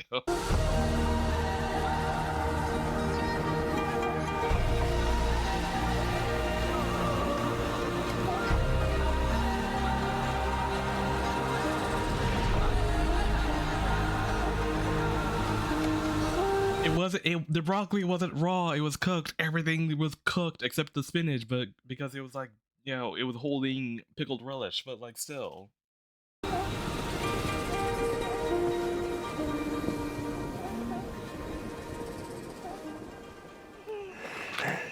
How you feeling walking up this long ass steep hill? Oh, I do not have the endurance for this at this moment. Yes. But we're still doing it. Yeah, we're doing it. You You're gotta doing get food. You're too awesome. hungry for food I'm talk. proud I of you. have to draw this martini. I believe in you. Man, she's powering it. Interesting. He chose this angle. He chose to be this far behind her to get this shot. You know, that's. But I get it. He's our boyfriend now. I guess he could do that. But I'm like, come on now. She, girl, woman, queen, goddess status activated. You see that, folks? She just went from. We saw it. She You just made went. sure that we did see it. Also, I have to get used to the fact that she has a boyfriend now. I'm not used to that. I think for like ever since we like found her, she's been single. So it's like it's totally different. He's such a little meow meow boy. Simpering. Is this the Whole Foods lady? No. This is a different white woman. Her name is Skylight. Oh wait. Oh. Die. Dang, I guess I never like set you down to like watch her. But yeah, no. Her name is Sky. Her channel name is Skylife. And for years now, we've been watching her content. Basically it's weird. She used to work at BuzzFeed as a journalist there. And her whole thing was like meeting like weird, kooky people, right? And she kept doing that past BuzzFeed. And then she, took a life of her, took off from there. Started dabbling in like, new age hippie stuff. She had like a commune at a point, or part of a commune at a point, and that that didn't go so well. And it's just been like one person after the other who like, could be a grifter, or someone who's like peddling like, hey, take my vitamins, or hey, take my training course, or hey, buy my book. A lot of it are people like that. And also she doesn't yell anymore. She used to do this thing where she'll like be like rubbed on or whatever, or like do like rituals, and she starts like yelling and like be like just speaking nonsense. It's great. It's if I were to introduce you to her, it will be like it'll have to be like, if I type in light language, I'm sure she'll be like the first one to come up. Please. Nope. A bunch of shorts. Of course, they're gonna be shorts. Oh yeah, there you go. She's like, okay, not too far. Like 1, 2, 3, 4. The fourth video down. If I weren't experiencing this reality, it would seem insane to me. Do you believe you're an alien? Definitely. I can open up a portal, speak your own version of light language as well.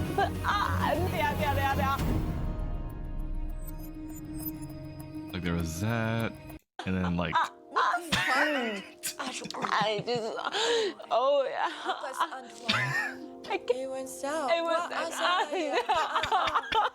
What the fuck? You feel things so hard. I think this was a video that like got me hooked onto her. I think it was this video exactly because of this moment. What the fuck? Let it speak. Let it speak through you. Let it speak.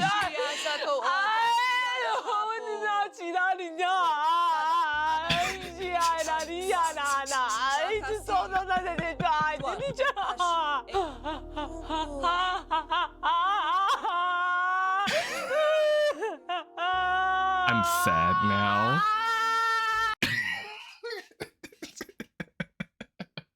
What the fuck?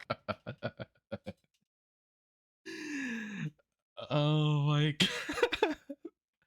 I miss this though. I miss this era of Sky, of her just like peeking the mic. I love it, dude. I think she may have like just cursed you and disrespected your ancestors there. She disrespected somebody. I don't know who though. The alien says she's trying to contact, I guess.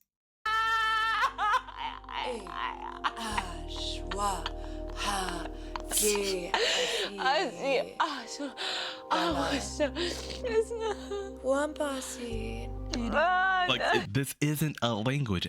They're just making like stringing along syllables as if it was a language. It's not a language at all.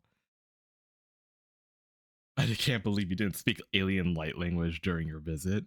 Well, next time I have to sit you down for this entire video. You're gonna piss and cum? Well, maybe not that. but yeah, I this is the golden moment where I'm like, I subscribed. But yeah, but also like I don't blame you for getting this chick Sky and the U chick, the Whole Foods chick mixed up. They are very similar. They are very, very similar. I watched this clip so many times when editing that compilation. It was an interesting introduction. I could say I'm sorry, Bristol, but I'm also not sorry because I would have like I would do the same thing I'm doing right now and just like, oh, you ever heard of Skylife? Well, let me show you.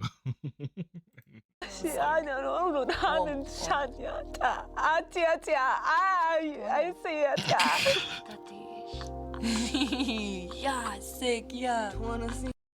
Yeah, that's it. That's it. That or the picture of Nico DeBell just cheered 100 bits. What? Remember folks, if you or a loved one have been personally affected by a white woman on the strongest drug known to man, confidence in what she's doing, then you may be entitled to compensation. Call star 67999 420. Help. Hey. That's 67999 420 4357. For legal purposes, this number is about as real as her light language. For actual assistance, spread your cheeks and let your hole absorb some sunlight. Bless. Sparkles emoji. Oh, actually, that's a perfect segue. There was another instance where she did like interview this one guy where he suns his butthole. I'm not kidding. I'm not kidding. Hold on, I gotta find it. Oh, here you go. I found it. We're taught that we only attain energy from our mouth and our nose, right? The primary energy centers of our human technology is right here, right there. Okay, like this is actually. You see the sharp cuts to like two dudes like on the ground. A lot of explaining. Yeah, what's happening right now? In the West, we're taught that we only attain energy from our mouth and our nose, right? The primary energy centers of our human technology. I've seen is someone right do here, this in right person. there. Wait, what? Die? Was it at one of your like bear like I don't know how to bear meets? I guess. Because like I mean like if it was like one of the bears and like. It's like, are you sure they're doing it for the sun or just like, having like the goods on display? I mean, probably both actually. No, now I say that out loud, probably both. But okay, but yeah. So like the thing about this is like, yeah, for those who don't know, is like apparently the theory is that like because your gooch or your butthole don't like get exposed a lot. So they think that those areas of the body would be prime places to absorb more vitamin D from the sun. But I mean, but that's a theory, which doesn't really you don't. It's not like you. I think you'll still obtain vitamin D wherever. It doesn't matter where. But they think, oh yeah. Because of these very highly sensitive, prone to sunburn places. Yeah, they'll get it. sure, they'll get I can suck up more vitamin D from there. Oh, jeez. Anyway, wood trips. Dude camping across from us was like full spread, tanning his ass in the camping chair, and then at one point he leaned back too much, like completely like rocked his chair over and ate dirt. Oh.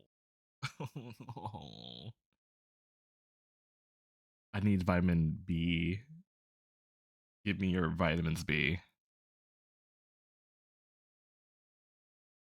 I should just have your blue sky just like on hand. And it's like just plop it every time you say something out of podcast. I need to have that ready. Do they get like a bro to lotion their butthole? I mean, like that would be a good excuse, but I'm sure like the butthole is like reachable though to, you know, put lotion on.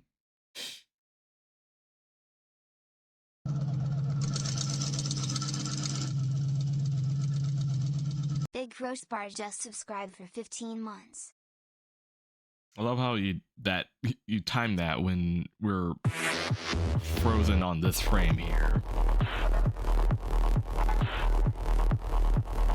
Hype train started.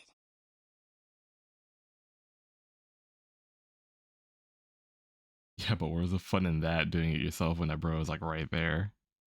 Or I mean, you can do it with your bro. Your bro could also be doing it as well, and just like it's like a circle jerk, I guess. I don't know.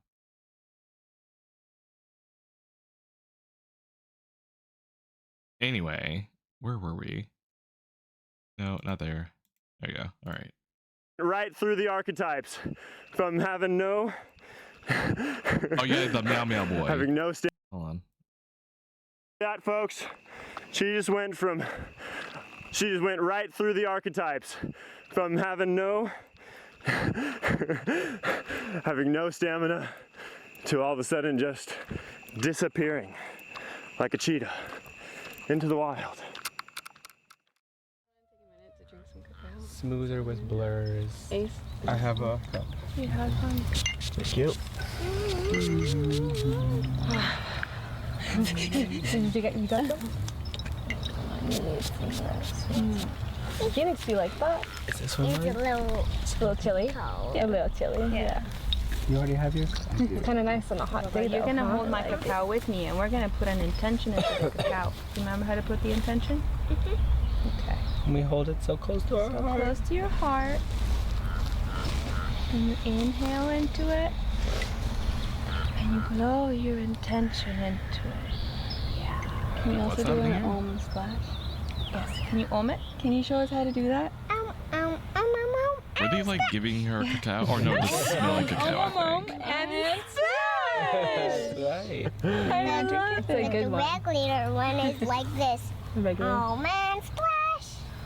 Oh man, splash! But yeah, hello, Big Crossbar. Okay. I'm so grateful everybody's here. Like, I get to celebrate my 40th birthday this year, so like, thank you. These are like my favorite people in the world that somehow all happen to be in the same place. So thank you. And thank you for writing me a song. Can we hear that song? Let's hear the birthday song. Do you guys want to sing a regular happy birthday? Sure. No, let's sing the regular song now. No, we don't need normal right I don't. I like mama hugs and morning kisses. We're not gonna. I'm not gonna do like that. Nope. So I'm gonna bring a prayer so we can connect to the sacred mountain and everybody can feel connected to the place, to this beautiful place that we are in. The sacred mountain. The two sculptures in the back, fucking. What's happening there? Are we gonna like address that? Like, oh, Mothra. Like, I don't know which trip this is from though. I don't remember. Before the moon, the sun, the earth. This feels inappropriate. Before life had anywhere to land, and no one heard. I'm just trying to figure out like which trip this happened. That of this looks familiar to me at all. Gone down,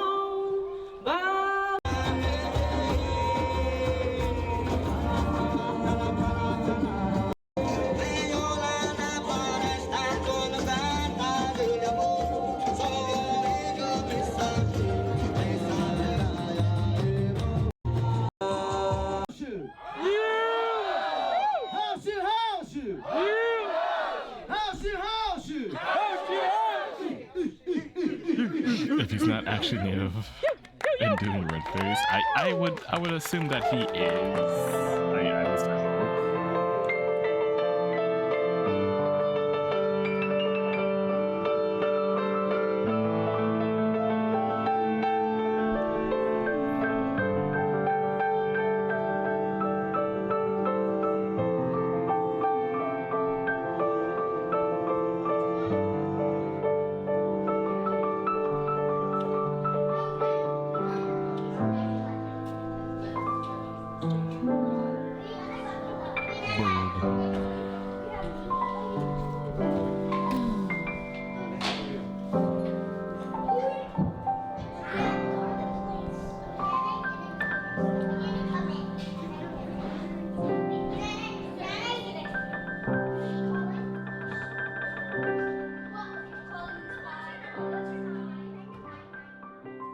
Oh wait, raid message? Wait, what's the raid message? What's the raid? Wait, what's the raid message? Okay, I mean, okay, that's a fair raid message.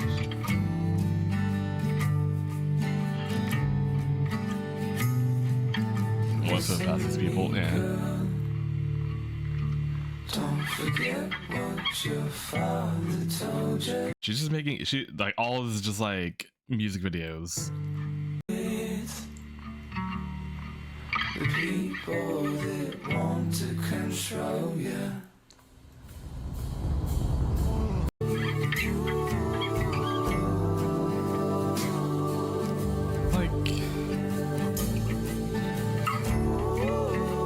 I get why we don't do normal here. Like, I get why she's God probably... wants you to remember that you are an artist. You are a creator because God made you, and God is an artist, and you are the art that He made. He made you to create because you are a creator, and there's magic inside of you, art inside of you, a message inside of you, longing to be birthed into reality, just as God birthed you into reality.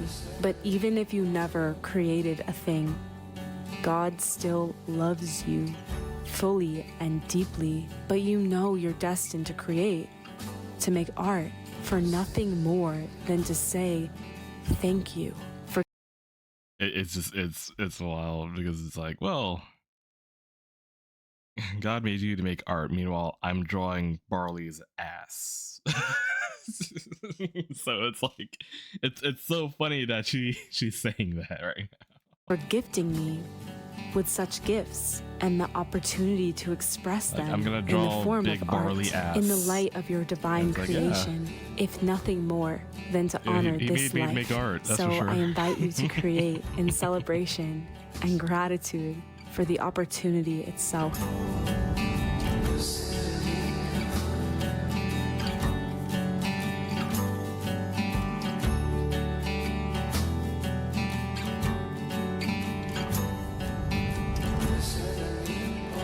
But yeah, no, I feel like this is her way of being like, hey, guys, I'm just like you. This is You know, that kind of thing. Oh God. right here, you and me. It's the acoustic of her outro song. Presence in the tone. The time is always now. Yeah, you're not alone. Oh God. I'm glad she could show us how amazeballs her life, her normal life is. Yeah, no, exactly. Yeah, no, like she really tried to do like a whole grounded, like this is like, you know, you get to see things I don't, you know, show in my videos. You get to see like how real I am. Meanwhile, like everything she showed feels very much like you could be part of it. I mean, except the cake thing. The cake was like relative, like the most normal thing here. I have expected like most of it to be like videos that are gonna be like that. Like I'm okay with like this, but like even the way this is shot is like a little bit too pretty. You know what I mean? It's like a little bit too pretty. God, I want that cake though. Anyway, I'm getting I need to distract myself from food. Hold on, give me a second. Let's see. We could. Oh wait, no. It's Saturday. It's Saturday. Before we get too far into the night, because it's already almost midnight here. Let's go ahead and finish off with our usual Reddit stories. How about that? Hello and welcome to Smosh Reads Reddit Stories. I'm Happy Shane. Cedar Day. Today's Ooh, theme Cedar Day. is coworkers. And I actually am genuinely joined by 2 of my coworkers. What? I get to time. actually Oh, like God. not be a lie for one of these intros. Not be a lie. But not be a lie. Well, it's like sometimes like I say silly ones all the time, but you are both legitimately my coworkers. And today's episode, my fidget will be my headphones. Look at you. You look like you're gonna tell us like to. Welcome back to 101.1 The Mix. The Mix. You would be a really good radio DJ, I feel like. That is so nice, Shane. Yeah, you'd kill Smosh it. Radio? Is that our next big venture? Whoa, Smosh Radio. We're gonna go to radio. You know, we've been doing YouTube. Okay, Dropout went to cable, so we go to radio. Okay. Oh, that's true. Yeah. I Actually, it forgot would that. be fun to have a radio It would show. be so fun. It would be cool. Even if it's like a station on Spotify, it's like you just turn us on and we're live, like talking I'd to you love in if the it was morning. like a local station to just like one random town. That's somewhere with like a population of 2,000. We could do it to Oxnard. Yeah. Yes, we love Oxnard Radio. Oxnard Radio. Oh, hold on. Oh, I thought you were talking about your cake, Dorsal. I was going to be like, what? Are you going to show him a pancake? Ooh.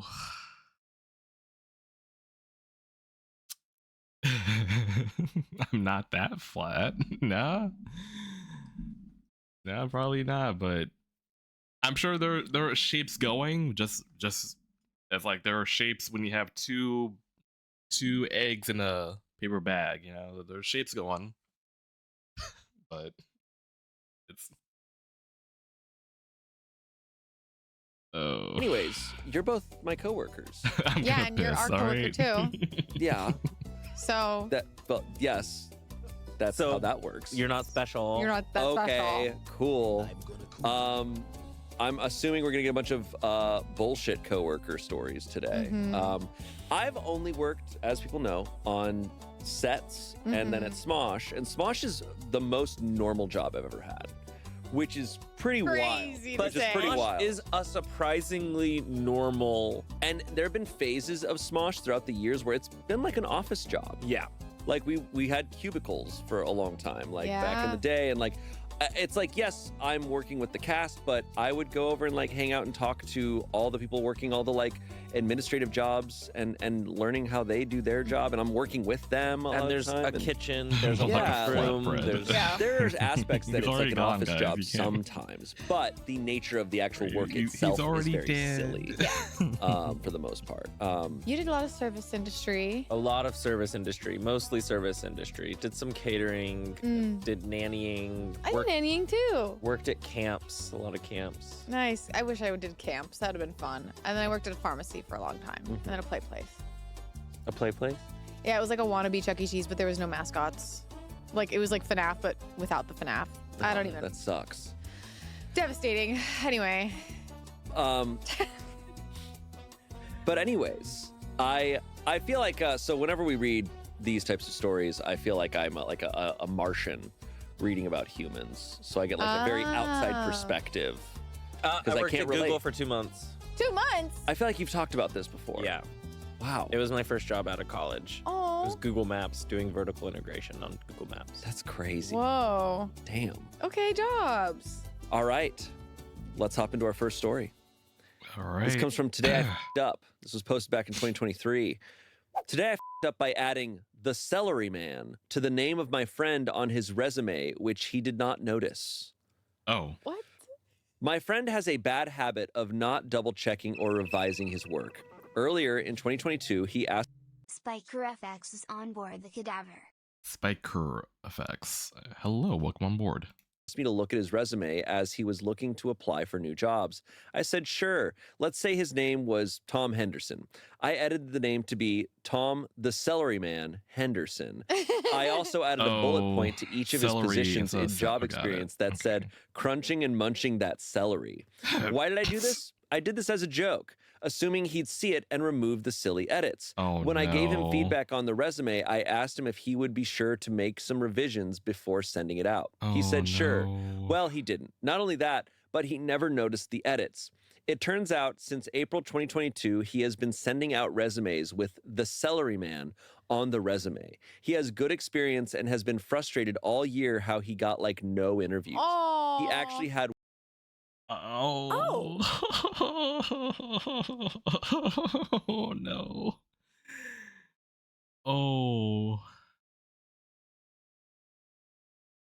Oh, this is like it can't like it started off as like a funny haha, but like, well, first of all, I feel like you shouldn't be is your boy, unless y'all are like that, or like you know pranksters on and off, or like frequently or whatever.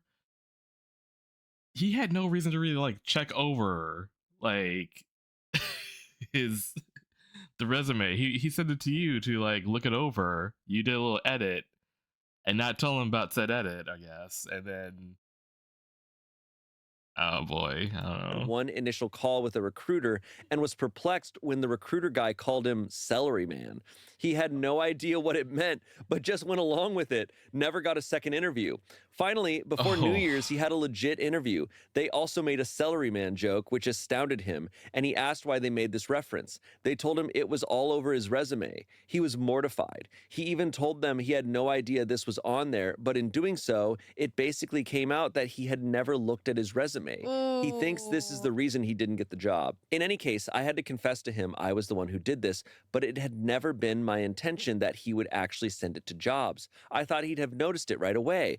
Well, he's quite mad at me. He said I've made him the jackass to all of the New York City tech scene, and that I went beyond all acceptable lines of pranking. I think he is overreacting a bit. I mean, it is just a silly prank, really, and how in the world does somebody not notice this for almost an entire year on their own resume? He had no I'm reason worried to it might look cost me at this it. friendship, though, so I'm hoping to find a way to make it up to him.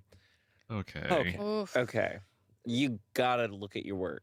Look at your resume. You gotta look at your dude. resume. Like, especially if it's, I mean, I'm not trying to blame him wholeheartedly. Like, it really sucks that someone did that to his resume and he was just trusting his friend when he was proofreading Yeah, he was trusting it. his Like, friend, you know, he was but- trusting his friend. He was like, make sure to make some revisions. And he said, for sure. But I feel like when he gave it to his friend to check, it's like, the friend should have been like, hey, it says Celery Man all over your, like, I think that's what the friend would have expected. I think it's also like it says it right in the title, like in between your name. Like Yeah. he literally didn't open the document. Yeah. And the fact that it's like, if you were struggling for so long, if I was in that position, I'd be like, damn, like maybe I got to fix my resume or something. Like maybe the way I wrote it isn't good. Yeah. There's always so many hacks online of like how to make your resume work for the jobs you apply for. Right. So yeah, I'm like shocked. And I don't think the guy did it as to like trip him up or to like sabotage him. I think it was a cute little bit that didn't get It's caught. a funny little bit. Yeah. It was a funny little bit. But lost wages. I mean, it's not the friend's fault. It's like, He didn't have a job legitimately- for a whole year. But it's not like, oh, I didn't have a whole job for a whole year because of him. It was that he, for that OP entire could've year, told didn't look him, at his like, hey, resume. I made Or edits. just when or it kind of does whatever, reflect and on him. Then the dude could have been like, oh, what were the edits? And like, and then be like, oh, read it yourself. You'll see. And then be like, haha, you called me Celery Man. Yeah, that's how it should have gone. But the fact that he just gave it to OP gave it to his buddy, and then that's it. No word after that. Then it's like, oh, I don't know. It back. He said, look at the edits before you Yes. send it. Yes. Yeah. No, Yeah. it's on the guy. Like, if you're gonna have a friend edit your resume and not look at it, you're being a little lazy there. Especially if he told you to look at it. Yes. And you said you would. Absolutely. I was gonna say A little bit of instead both. of I guess a little instead bit of of both, Celery yeah. Man, he should have had Tane, and then had been like, "Oh, show me nude Tane." Yeah, Shane. But also, I don't know, if I were the prankster, aka OP, I would make it pretty obvious that like I did something. You know what I mean? Because like, again, like if I have no reason to really check it, like assuming like I concocted my resume and gave it to my buddy, he was like, "Hey, can you make a few revisions?" And I would assume he would have done that, but also probably be like, okay, well, I don't think he would prank me. That's another thing too. It's just like I wouldn't think that. But also, I don't know. If I was OP, I'd be like, hey, you should probably like I made some changes. Give it a voice, and then have homie be like, uh-oh, what did you do? And then like that would unravel it. In my opinion, I feel like that's how it should have done. But unless I don't know, we weren't there to see like how the delivery of all that was. But I don't know. Neither of you are getting this reference. That's what is that? The freaking the What? what's his name? It's the Paul Rudd sketch. The Paul Rudd sketch. Where It's he's like just- it's Celery Man. It's like show Yeah. me Celery Man, and then yeah. Oh, is that the reference? Have you never seen this? No, yes, I've seen that Paul Rudd sketch many times. Oh, but Chance, you would love this shit. It's so good. It's very good. It's weird as hell. It's just like vibes. No, Celery Man. Thank God it was something like innocent. Yeah, and not like that's true. Something Not like innocent. Tom Face Henderson. Right, like Tom's sexual harasser Henderson. Yeah, the celery man skill, is so, sexual harassment. It's harmless, and it's like super crunching, harmless. munching on some celery. That's good. A part of me thought, like, as this story was progressing, I'm like, is he gonna get a job because of it? Because they're like, hey, we Yeah. like your vibe, man. It's like an icebreaker. It's like Yeah. a silly thing that if only he had known about it, he could have leaned into it when they brought it up and been like, yeah, I just love celery. I love being healthy. I got good discipline. How confused those recruiters had to be when they're like, oh yeah, Celery Man, and he was like, what are you talking about?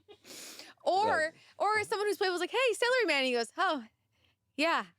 Then I'm like, what? Yeah. Sorry, I don't do that. I don't go by that name anymore. Yeah, that's my Still on your father's name. resume. But then also, if he applied to Smosh, I think it would do well. You do gangbusters. I think it would do really well. The people who handle the hiring at Smosh No, about I mean, so many Bristol, celery I'm resumes. more so with you. Don't Like, I be feel like original. Be original. I'm not mad at Like, OP, you're- but if you're I waiting pulled on- a prank like you're pulling a prank on like you kind of fucking up your friend's chances of, and like yeah, just saying like telling him like, hey, I would also continue to check like, hey buddy, did you check your resume? Did you check your resume? Because like it seems like he just did it and like that's it and never, and like he told his buddy, hey, you should probably look over it, but never followed up with that. I don't know. I feel like it was funny, like a funny haha, but he probably had a expectation of how he thought it was going to go down, but clearly his friend didn't like follow through with that and like just didn't like review it and didn't see it, and then therefore like that, and my friend made no reference to it. Yeah, it's not a I'd good been prank like, because both people need to laugh did you about it. see? Yeah. I would just be kind of like, because I want to know what he thought of my joke. Yes, agreed. Like a day or two later, I'd be like, hey man, you haven't said anything. I want a performance It's okay if review you- on my. It's okay if you didn't like the joke. Do you have notes for my jokes that I put in to your resume? There was a really weird time at speaking of performance reviews. We've changed leadership here a couple times, and there was a good section of Smosh when I first started where we were getting performance reviews, which is such a weird thing to be like, this is a job and now I'm getting performance reviews on actual performance. Yeah. And I'm like, is it going to affect my pay? Like if I'm not funny enough, or if I'm not- Right. it was so strange. I've never gotten like creative feedback in a workplace. In a corporate way. In a corporate way. No, it's like not- in an email. Yeah. It's such a- Ugh. That's why Smosh, I think it has always been the strangest job I've ever had because it is like a bunch of incredibly creative, eccentric even on our best days, like creative, kooky people, theater people, all into a corporate like office setting. Like Environment. it is so, Yeah, it's weird. it is an interesting little mix of it all. Comments? That's both hilarious, and you should have brought it up to him maybe a week or two later see, to make sure he there was you go, aware of there it. you go. Tops. Yeah, Never yeah. following up with the aftermath, never followed especially up if you with fail it. to notice him ever mentioning it to you, is not good. A week or two, maybe sent out to a couple companies would have been funny. A year almost of it's gone past the pale. Yeah, he let it go on too long without checking in. Yeah. Someone said, always work on collaborative documents with track changes on. Then it will be harder to miss changes other people make. Someone said, or, just double check your resume before sending. Yeah. Yeah, because if it's that big at the top, I mean, bro. Yeah, it's the title. It's literally. Oof. Someone said, my boss would toss resumes with spelling errors. Not enough time to run a spell check. Not good enough to work in his medical clinic. Yeah, fair. Someone said, I act in community theater, comedy, storytelling, etc. So I have my own resume for all my credits. I also have my work resume because I'm not at the point where the money I make for entertainment is enough to quit yet, hopefully soon. But I was applying to office jobs with my actor resume for like 3 months because somehow I switched the names of the files. Eventually, one company replied and was like, very cool, but I think you sent us the wrong thing. I was mortified. She understood, and I sent the correct one and fixed the file names. I got that job. Wow. Okay. Be vigilant. Yeah. It's also so strange in the actor world where, like, some things you need actor resumes for, like theater and musical theater, usually you'll need a resume. Yeah. Unless you're like now a lead role in Broadway where it's like your resume is how famous you are. They just, they're aware of your work. Yes. The resume is out there, kind of. And a lot of actors are that way too for like streaming things. Yeah. It's like, well, I know who this is because I was blah, blah, blah, blah, blah, White Lotus and blah, blah. This episode of Reddit Stories is sponsored by ZocDoc. Oh, the ad was like early this time. Okay. Usually it's like a little bit later. All right. Anyway. Next story comes from Am I the Asshole? Am I the asshole for stealing my coworker's dream honeymoon? Stealing coworker's dream honeymoon. Explain. I'm gonna put my prediction here. I'm gonna think like, oh, the coworker probably was by the water cooler, explaining what their dream honeymoon would be, and then OP end up like getting, married, and then they're like, oh, what would be a good idea? Let's go here, and then they end up doing it, and then they brag about it, like, or not brag about it, but probably like send out invitations, and we're like, oh, we're gonna go to like Cabo, and it's like, you knew I wanted to go to Cabo. Like, they're probably jealous, I think. But it's like, it's not really stealing because it's like, not like they stole Cabo away from you. It's just like, oh, like they probably heard and thought that was a good idea. Yeah, I don't think it's that bad. If they stole the wedding like theme. Well, it's a honeymoon, so it's like, I don't know. If it's someone going to a honeymoon, someone else is like thought up, nothing wrong with that. Yeah, because like that place, like you can still do it. It's like, it's not an exclusive thing. You can just like, that can't be done. Assuming, let's actually find out what is the dream honeymoon actually. Let's find out. This is they told you what their dream honeymoon was, and then you went and did it. Well, but if you didn't do it at the same time. But how much did you do it? But how much? How hard did you do it? How hard did you do their honeymoon? And if they do like bar for bar, like a straight up plagiarize like everything, like then that's evil, I think. But it's like if you're just going to the location, then like I don't think it's a big deal. But if it's like you do everything that person, then it's like a different. I didn't think about that. I hope it's not like that though. Before they did it. Before they did it. I have a coworker who loves being engaged. She's the quintessential typical bride-to-be. She has her wedding planned to the smallest detail and talks about it all the time. She's the type to share mood boards and swatches with us during lunch. This isn't something that bothers me, but I wanted to paint a picture for context. I actually like talking to her about her wedding. The issue that recently came up was that she was sharing with us about her honeymoon destination. It's a cute seaside city, and honestly, I thought it sounded great. I shared it with my husband, and we decided that we'd love to take a vacation that too. So, because of our itinerary, we decided to visit a different but very similar city in the same country. Think San Diego versus Santa Barbara if you're in America. When I came back from my trip, my coworkers were excited to see pictures and hear about the trip, and I shared some chocolates that I brought back as that's well. not stealing. The entire time, my coworker was kind of icy, and I finally found out it was because she thought I stole her idea for a vacation. She said that since I've gone on a similar vacation, I've stolen the magic of coming back to talk to our coworkers about it.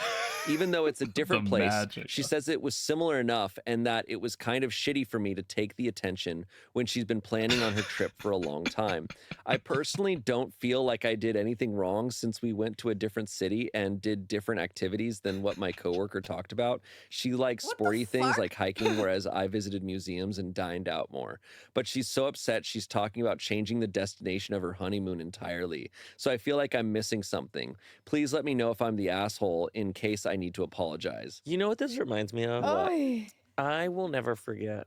I was going to a restaurant with friends in high school, and we were going around ordering what we were going to eat at the restaurant. And I ordered something, and my friend looks at me and goes, oh. I was like, what? And she's like, I was going to order that. You heard me talking about it. I was like, you can order it too. What? And she was like, I'm just going to get something else. And like goes around and she's like, I guess I'll get that.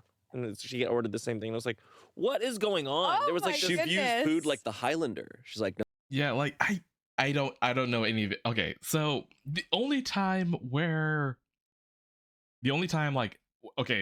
following up with the ordering the same food thing, the only time where it would be like, oh, you're gonna order like, oh, you're gonna order that? Man, I was gonna get that. But the things that make it work though is like, hey, if you order this, because like this is like my number 2 pick, then I'll order the thing that you like, we both wanted to order. But if you order this, then we can share it. That way we can both experience like what like we want, like there's like a way to compromise that. So like but I have known people who do get fussy when it's like I order the same thing that they do, because I look at that and I'm like, hey, that sounds good, but I can't, I don't know what about this whole honeymoon thing, because it's like, it's not like the thing I thought was not like what I thought was gonna be like, yeah, they didn't do word for word exactly what they wanted to do, but the fact that it's same place or whatever, apparently it's the magic of the what the fuck ever. No, there can only be one. There can only be one. There can only be one. Exactly. That's insane. Yeah. I feel like it's kind of like a fun moment when you're with a group and people order the same. It's like, do you get that too? Yes. Yes. This is even weirder in that it's not even the same thing. You basically were inspired to go on a vacation. I thought it was going to be like, oh, she stole her hotel room or something. Like, yeah, I thought it was like stealing her itinerary, doing all the same stuff, like taking the same opportunities. Like, a part of me would almost be stoked. I'd be like, great, someone went and like test drove it and said, oh, that's a great vacation spot. I'd be like, hell yeah, I don't have to worry about it being a scam or not turning out. It's like someone going to the Eiffel Tower and being like, oh, I can't go now. You already went. You went to the Eiffel Tower. You did it. No, it's like I'm gonna go to Paris now. I just found out there's other people already there. Yeah. But it's not. I can't go. Even weirder where it's like, oh, you're going to Italy? Now I can't go to France. Yeah. Like, hello? Yeah. It's not even, they're not even this, they didn't even go to the same city or do the same things. This person feels like they're like, with the wanting to share so much of the wedding planning, like loving being the center of attention and getting and having their unique experience, that everyone wants to know what their experience is. And so now that everyone is excited to see OP's experience at this thing, she feels like the attention's off her and is being so stubborn about it that she needs to start from scratch on her honeymoon. That's what it sounds like to me. It's insane that she admits like, oh, you took away, like, I wanted attention from being able to come back and talk about it. It seems like that was her number 1 priority. Oh, she doesn't actually give a shit about her fiance and the actual trip. She's more excited about coming back and talking about it. Which I don't like. I personally don't like talking about a trip after I go on it. I like going on the trip, but then No, I agree with you so passionately about that. I hate having to do that. I'm recapping you and I'm like, what things do I don't know. It's just like, it's a weird stressor for me that I'm like, so interesting. real. I don't really want to. It's like working. It's like hard work. Like, I'm like, I just like went to Japan. Be like, how was Japan? I just wanted to go, Good. It was good. That's all I That's- want to say. I literally agree with you. It was cool. It was Japan. That is so funny. Yeah, but I do think it kind of like sums up what I think. Oh, word! Petrov is getting major Black Sad vibes in a way. I mean, I mean, kind of basing him off of Weekly a little bit. The fact that he's like a mustelid at least, but still, like, I mean, yeah, I kind of the goal in a way. Well, I might like change a few things, but yeah.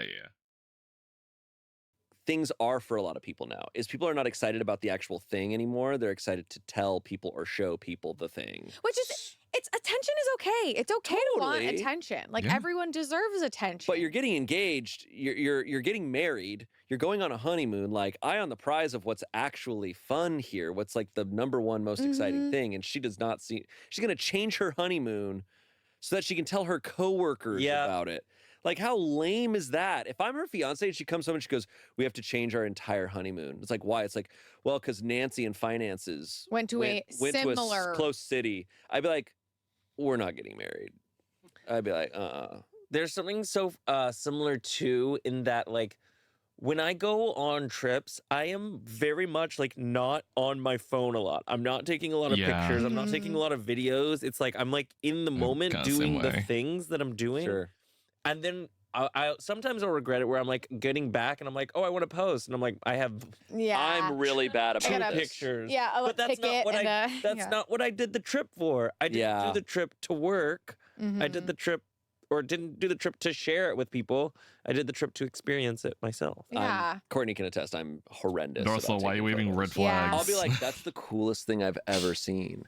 And I will not like. In fact, Here's what I I'm will gonna actually special, though. not take photos. The cooler something is, the less likely I'm to take a photo. Because what is your photo going to do? Mm-hmm. Yeah, I mean, It's like I can Google. Yeah, I guess that if, thing and if your see a memory is not the best, I landscape get that. shots, yeah, for Who sure. was that celebrity who was on a talk show recently? He was like, I saw someone take an iPhone photo on the top of Mount Everest. He's like, I shouldn't be able to see that. He's like, this person climbed over dead There's- bodies to get over to the You're top so of this right. mountain to get there. And I Gatekeep can it. just see it from my living room. Gatekeep it. What I do, Gatekeep what I it. do like to take photos of. The best thing to take photos of are like mundane little silly things because you can't Google that. You can Google it. Because there was the sign in Japan that I posted on Instagram. It's a sign that said no pissing. Yeah. And so I took a photo next to that. And I'm like, that's perfect. Yeah. I'm not going to take a photo of like, some famous temple or something in Japan. Because I'm like, you could Google that. It so is. I do love like a picture of like a coffee table and what's on the coffee table in that moment. Yeah. I love mundane those photos are the best, I think. Yeah, but I think what I'm saying about the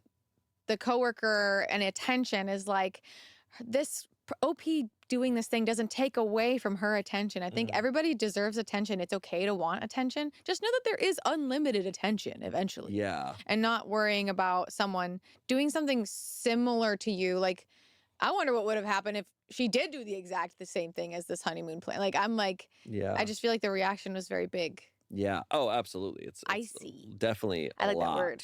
She needs to add an air of mystery too, and people and her coworkers are going to find that more interesting. I'm also the type of like, I think Marcus recommended a hotel to us and then we went and now like I'm obsessed with it and it's like now my personality trait and like I'm telling everybody about it like I'm the one who invented it or something, but it's like I love when people impact each other and it's like, oh, I love that thing that you do, I now do it every day. Like, I love when people like go to some place that we've talked about. I get a little nervous because I'm like, I hope they like it. Yeah. Like I hope it was good.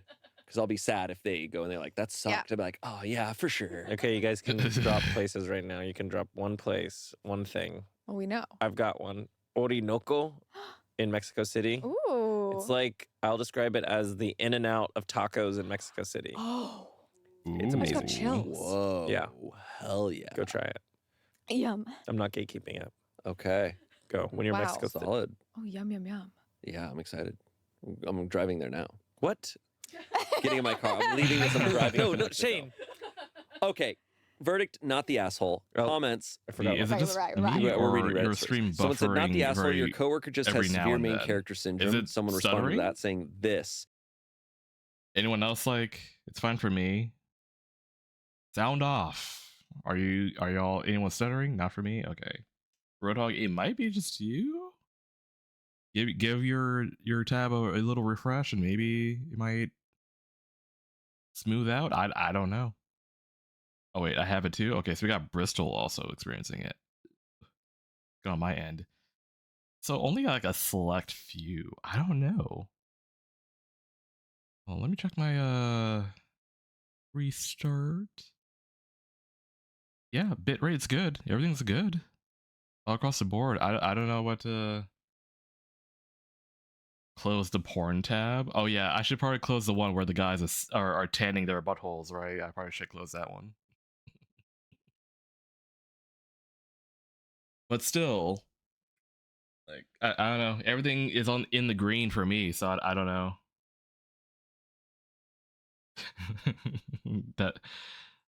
That's a rough pose. I told Ethan this because he's the one who's doing the whole beach thing. I told him he has to have at least one person like in the background just suntanning their butthole. You know what I mean? Because he's like doing the whole lifeguard thing. Like he has to. He has to.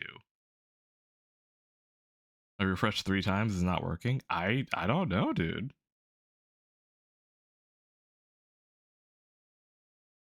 Oh yeah, are you on mobile or desktop?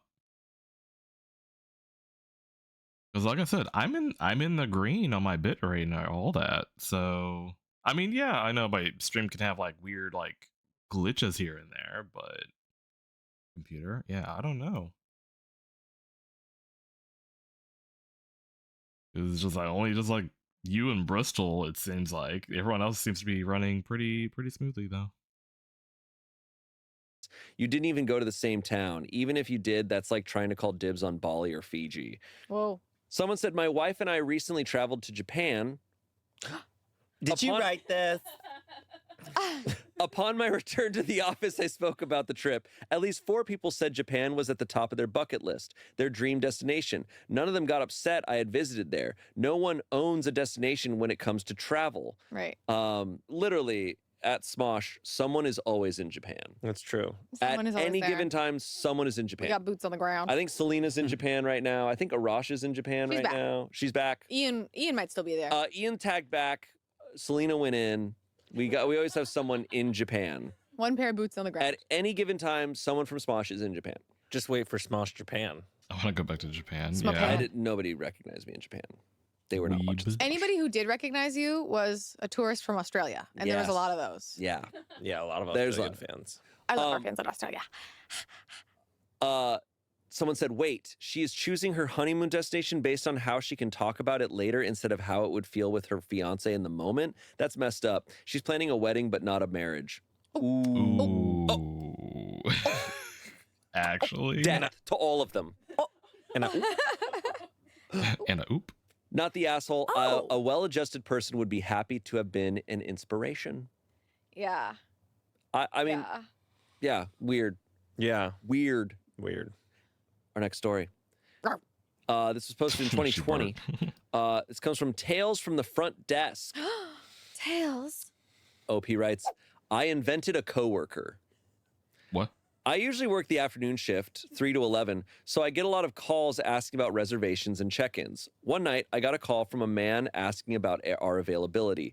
I informed him we did have openings that evening and that I could make a reservation for him. I asked for his name and credit card number to reserve. He gave me a reward number. Then he started cutting out since he was driving. I tried to explain that I needed more information and especially a credit card to reserve the room, but he kept cutting out until the line went dead. Oh. Well, the hotel wasn't particularly busy, so I decided to put a room on hold for him.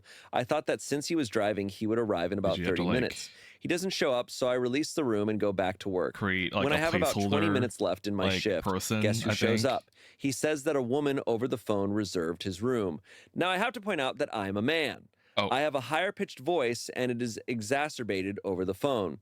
Now, the guest is upset about not having a reservation and I've got 20 minutes left and I'm not in a mood to deal with him. I tell him, Susan must have been talking to him, but her shift ended hours ago. Got it. We still had got room, it. so I Okay. made a reservation for him and checked him in. He still seemed angry, so I typed up a note about him and emailed it to my coworkers so they would be aware. Next day, I go to my manager's office first to get pass-alongs and information about the day. She She walks out first, and I follow her to the front desk, and guess who's there? Since my manager was in front, she addressed him first before I could get there. He says that I'm not mad, always a red flag whenever that gets said, but I want to know what woman was working here last night. My manager is a little confused, but says that she will check the schedule. She clearly hadn't seen my note yet. So I jump in and say, as I said last night, Susan was working yesterday, but today is her day off. No one named Susan has ever worked at the hotel, and my manager slowly turned away from the guest to look at me in a what are you talking about face that the guest thankfully cannot see.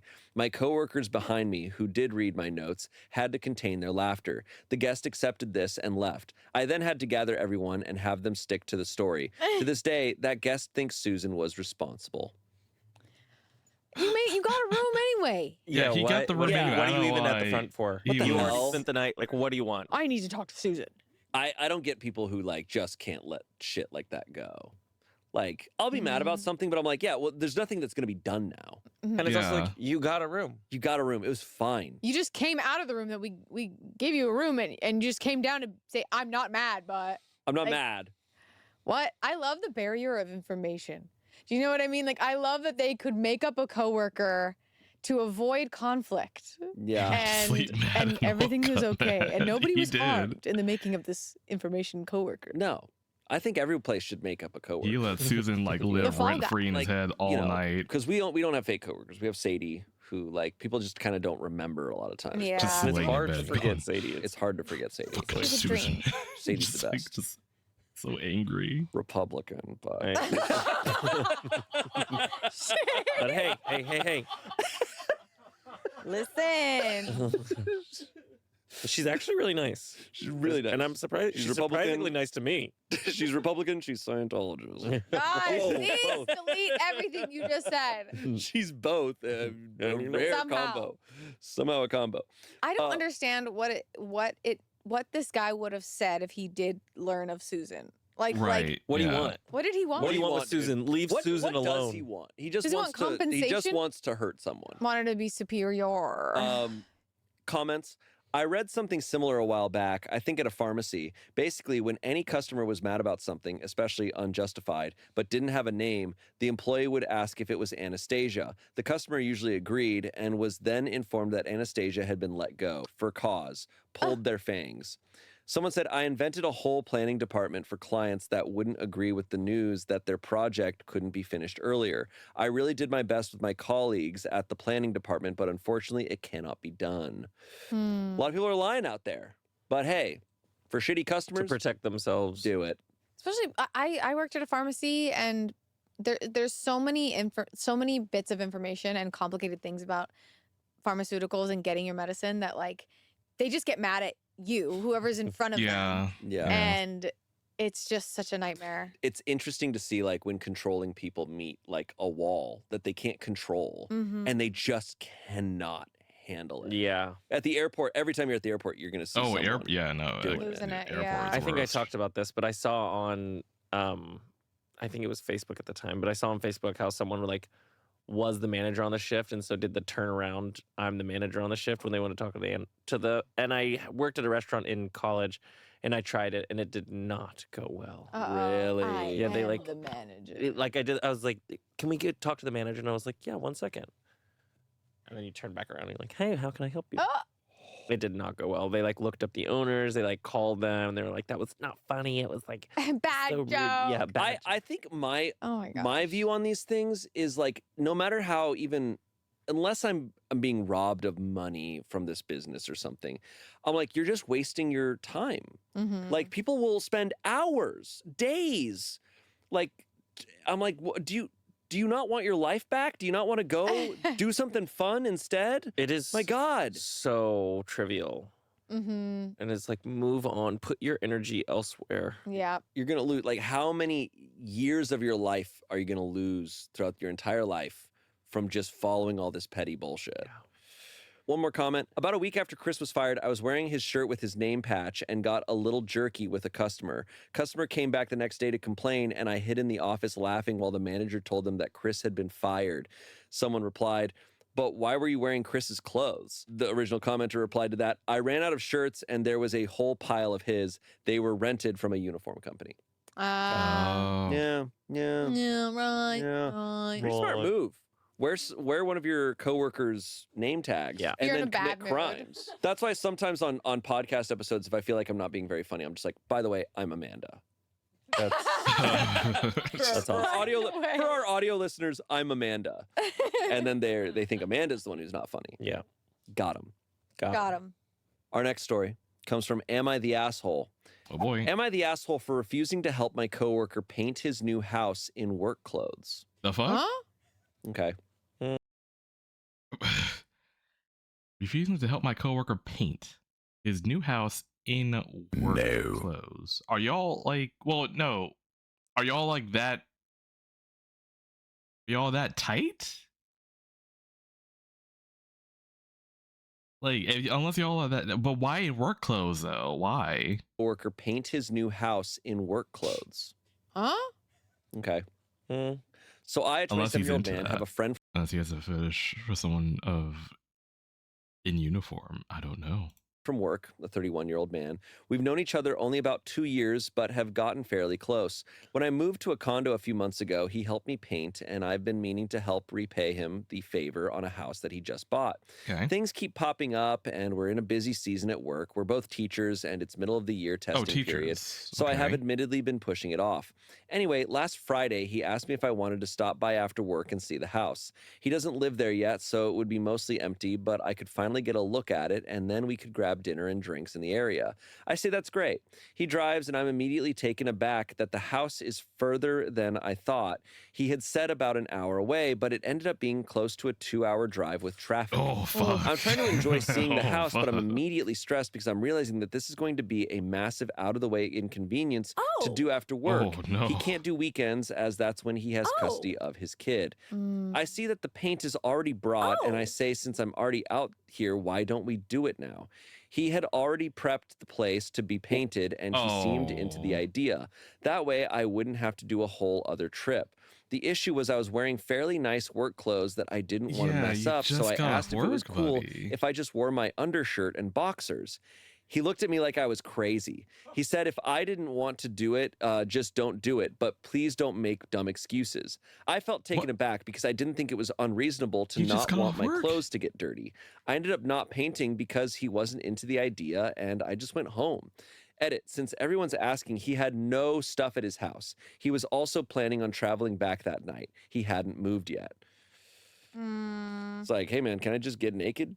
Well, it's like, let me just get a little naked, man. It's also just like, that's kind of when it's, or did it say if they were gay or anything? I'm assuming no. But it's just like, I don't think that, I don't even know. Point, I don't even think it doesn't matter. I would think I would just be like, okay, I'm gonna do it in my boxers so I don't get it on my pants. Like, it's not a thing. But I think that the way he's writing that the guy took it as like, oh, you don't want to do this. Okay, fine, you can just go. Yeah. Like, oh, you're trying to come up with excuses. Weird. Doesn't sound like their like communication was very like direct or just overall good. If he couldn't go, no, I want to do this. I really want to keep my clothes nice, and like being in an undershirt and boxers. I'm sorry, that doesn't sound like. That's not that crazy. That's a full-on outfit. Yeah, that's a full-on outfit. Yeah.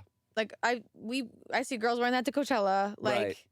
Yeah. I mean, I guess the guy is allowed to, like, because it was OP's pitch to paint it then so that he can avoid another 2-hour trip. And sometime. OP also said, like, I was trying to enjoy seeing the house, but was stressed. So okay, clearly OP was maybe putting out bad vibes, like just stressed in general about the whole situation. I mean, and that's it sounds totally like the friend, the understandable. coworker, was down to paint it. Yeah, he was down to paint it, but then when he's like, oh, can I take off my clothes? Can I just be in a t-shirt and boxers to paint this? Then he got weirded out. I will also say a lot of people have trouble asking for help and asking for favors, especially, and they feel really guilty and like they're a burden for asking for a favor. And so then they're like, oh, you're probably looking for any excuse to get out of me being a burden. Here I am. That's kind of my assumption here, but I don't know. I don't know. I Verdict, don't know. there's no official one, but comments leaning towards not the asshole with a few everyone sucks here. Comments, No one's an asshole. I think your title is misleading, though. You proposed to paint right then, but in your underwear because neither of you had a change of clothes and you didn't want to ruin yours. That was a reasonable proposal, and it was also reasonable for him to decline and prefer to do it later when you were both better prepared. Someone said, not the asshole, you were basically kidnapped. If he had everything set up already, he knew what he was going to do when he asked you over. Kidnapped. The least he could do was offer you a change of clothes if he didn't give you a chance to pack something appropriate. 5,000 upvotes. I don't think he was. I think that maybe they're assuming because they think that they rode together and this OP didn't have a car to get back. Did he? Was like stuck there without anything to do. But also, I guess if they rode together. If I was in. But also, like, the idea of, like, oh, like, your new place, is it like an hour away? Yeah, sure. Plot twist, 2 hours away. And it's like, I don't know. That rubbed me a little weird. I don't know. The situation. But we don't know that they rode together, right? We don't. I think that, like, to assume this person's being held hostage and being kidnapped to check out a house is a bit extreme. But I think if I was in this situation, I'd go, hey, like, let's go run to, like, CVS and get those, like, cheap T-shirts and pants. Sure. And so then we can. There's so many fixes to this problem. There's like $5 shirts and like $6 pants at CVS or something. Like, but. Wear a muumuu. Get some muumuus. Get a muumuu. A labubu and a muumuu. Labubu and a muumuu. It is. A labubu and a Goo Goo Dolls muumuu. And a new labubu in a Goo Goo Dolls muumuu. A newly labubu in a Goo Goo Dolls. A new labubu in a Goo Goo Dolls. Oh, wait, you gotta say it with me. A new labubu in a Goo Goo Dolls muumuu. God, that's hard. A new labubu in a Goo Goo's doll muumuu. Nope. You didn't do it right. A new labubu in a Goo Goo's. No. A new labubu in a Goo Goo Dolls muumuu. That's hard. Okay, with new tongue twister unlocked, you wanna try? Yeah. A newly. You couldn't even say one word. All right. Someone said, I had a coworker like that, except instead of helping him paint, he wanted help moving. He made it sound like he had a crew of multiple friends that would be helping, that everything was packed and ready to load into a U-Haul, and that the distance between the two places was close. False. First, there was no U-Haul. There was his new boyfriend who had a compact car and an elderly female friend that is a hoarder, so she was basically unpacking things and standing in the pathways. So the transportation was my SUV, the compact car, and his sedan. The distance between the places was 2 hours. He had no food or even water for us. There were 2 dogs who were not trained and pee pads everywhere. Everything in both places was dirty and gross. Whoa! Damn. Did you sign up for hell? Yeah. I'm out. No. He signed up for a tough mutter. They continue on. Hardly anything was packed, and the furniture was not taken apart. My husband, who didn't even know him, did the best he could to fit what he could in the vehicles. We agreed to do one trip to the new place, and then my husband... B, where did you get that inspiration for the jacket you're going with? Akira. Tatsuo, that's it. I'm sure you can get that somewhere. And I went out to eat. And granted, I might change it. Like, I might do a more puffier jacket. I will see. And went home. Never again. Damn, they had more of a story than OP did. Oh like my we God. almost painted, but not really is the... Yeah. One time I almost helped my buddy paint, but then we didn't. My ex, his friend needed to move, and it was like 1 unit over in the same building, so hungry. but was completely so not hungry. packed. Oof. And I keep thinking about the cake. And it was also my ex's birthday that day, and we were like, well, he really wanted this friend to come to his birthday thing that we arranged, but he needed to help his friend move in order to have him come. It was just so weird, and I was just kind of there, and that was the first time I heard Post Malone. Oh, okay. Moving is the worst. Moving is rough. I just moved, and I did a pretty good job of it, I'm not going to lie. Yeah? I was quick. I was fast, and I was organized. For many years, I moved to a different apartment for 5 straight years. It's kind of fun. At one point. I hated it. I had super light, cheap furniture. I was like, whenever I would buy furniture, I was like, what's the lightest thing I can buy so that I can move it super easily? And what, you have all those muscles for what? Yeah, what are those muscles don't do anything. Glamour. Glamour muscles. Not couch muscles. He can't move a couch, but he can move your feelings. Okay. Oh my God. He can't move a couch, but he can move your feelings. It's working. All right, let's move on to our next story.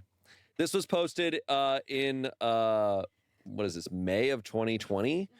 Oh God, it was a rough time. That's a tough That's a time. tough it time. was a That rough national time. This comes from Am I the Asshole? Am I the asshole for demanding my fiance tell his coworkers that he will not be renewing his vows with his work wife when they return to the office? That's a lot. That's a lot. Hold on. Demanding my fiance to tell his coworkers that he will not be renewing his vows with his work wife when they return to the office. That has to be a joke, right? That has to be a joke. What the happening? Okay. What is happening? My fiance, Mark, works closely with a woman, Megan. They both have similar responsibilities and need to work wife? together. Yeah, work wife is, I mean, basically like a female coworker who like kind of like keeps you in check. What the heck is it? Y'all haven't heard of a work wife? Yeah, no, it's like a, you know, just like it's like a female coworker that's like sort of like your best friend, but also like keeps you like in line at work, kind of thing. Like in a way, I would be a work wife for Ethan, sort of, because we like a lot of our stuff overlaps, so it's like we'll do that. So it's like that's the best way I can try to explain it, even though I wouldn't want to say that I'm his work wife, but it's like I don't know. I'm best way I can put it as an example. But yeah. No, it's not common. Yeah, it's not common, but it's like I've heard of it though. Like I have heard of it outside of like it's like a very normie thing. I think it's a very normie hetero thing, I guess. Together as a team. I've never had any problems with this. They don't really interact outside of work. We have been working from home the last several weeks. I happened to be in the living room with him yesterday while his office had their weekly Zoom meeting.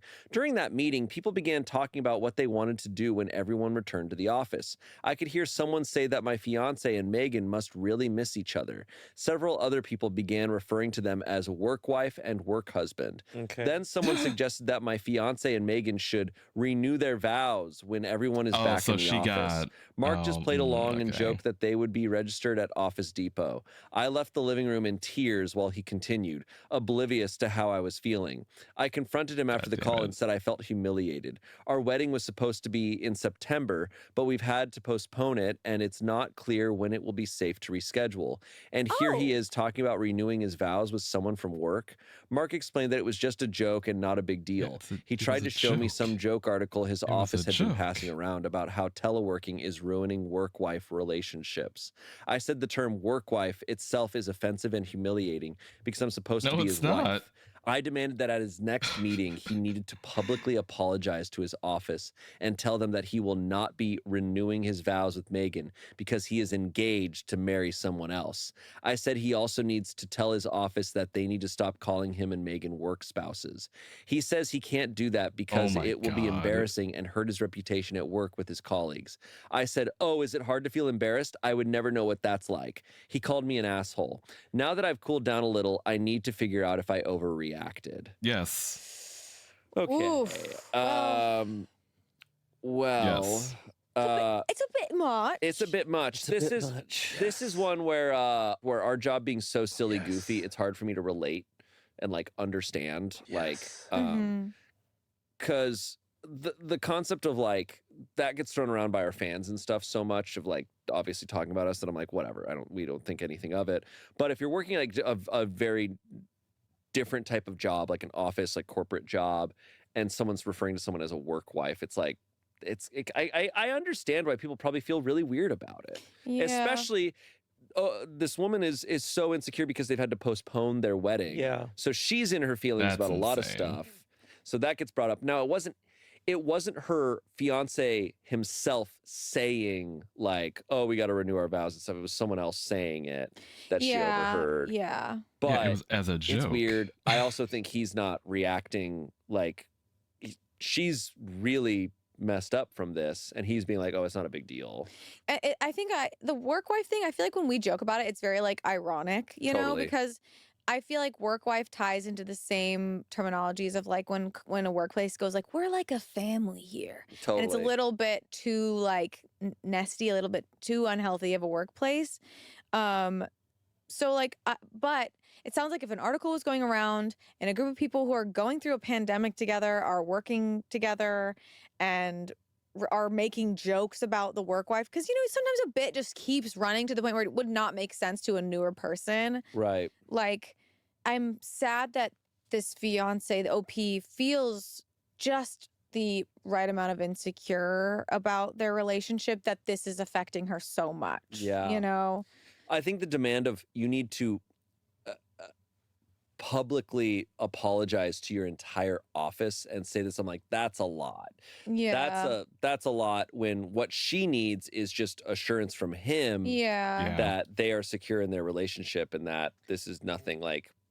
I also, I totally get that. And I think that there is something so playful about work wife, and then there's a point where it goes too far. Yeah. And there's like vows, doing the vows. I'm like, what is happening Yeah, that's here? weird. Like, what is this? Renewing them? Like, Right. it feels like. Was there vows at one point? Yeah, was there a wedding? Like, I don't know about all this. I think he could have offered to like be like, oh, I can just like start shutting down the work wife thing. Like, it is a little inappropriate. Yeah. Right. Right. And also he could have just really like taken that moment to, because clearly she was not feeling very validated in their relationship and just isn't. She's talking about how like insecure she was about that they're postponing their wedding and stuff. He could have just taken that moment to really be like, hey, like, I know you are my fiance. I'm so excited to be like married to you. It's like you are my person.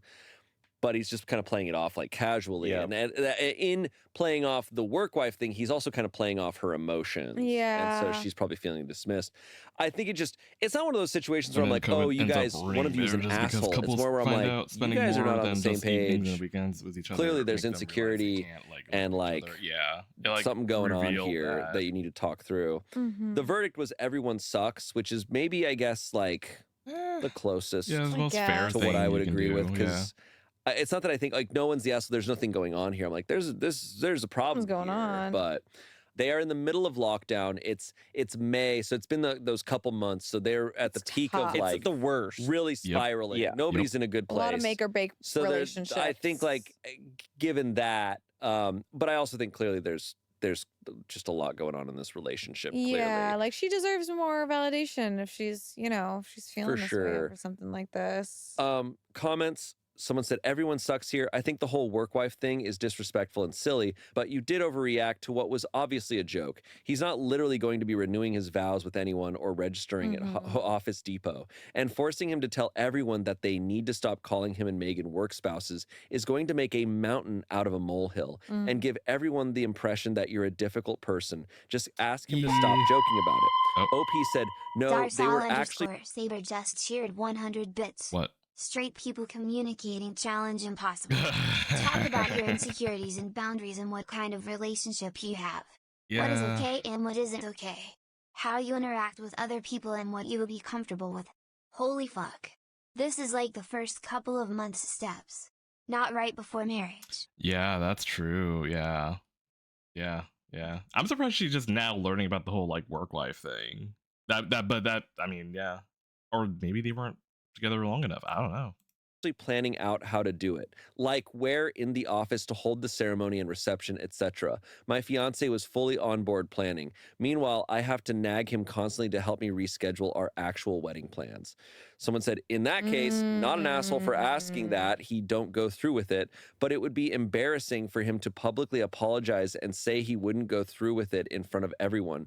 Maybe ask him to talk to Megan separately and tell her it's only a joke and won't be doing a ceremony. Yeah, hearing that, I'm like, That's it's embarrassing to publicly apologize. Is this not also embarrassing to have like a public renewing the vows thing at work with your work? I'm like, it feels weird. I'm just sitting there like, what the hell is this? No, like you're adults. Like you're grown adults. We don't. Yeah. That is confusing. I mean, that's sad that he's like, it sounds like they were just doing bits. And if I want to assume that it was like, oh, they were riffing about like, oh, we'll do it in the break room next to the water cooler that we always like. Yeah. But so she interpreted that like, and that's that's putting the benefit like, of the doubt on they him. They were yes-anding each other and she took it as, no, they were actually planning this out. But, even if it was like, they're going to do this as a bit, that hurts if she's feeling like pulling teeth when she's trying to plan a real wedding. Yeah, it's just like a lot going on. Someone said, "You're the asshole. It sounds like they were just joking. Demanding that he tells everyone that he's engaged sounds pretty controlling. If they bring it up again, then he can say that he's engaged so he can't be married again. But what you're asking is a little much."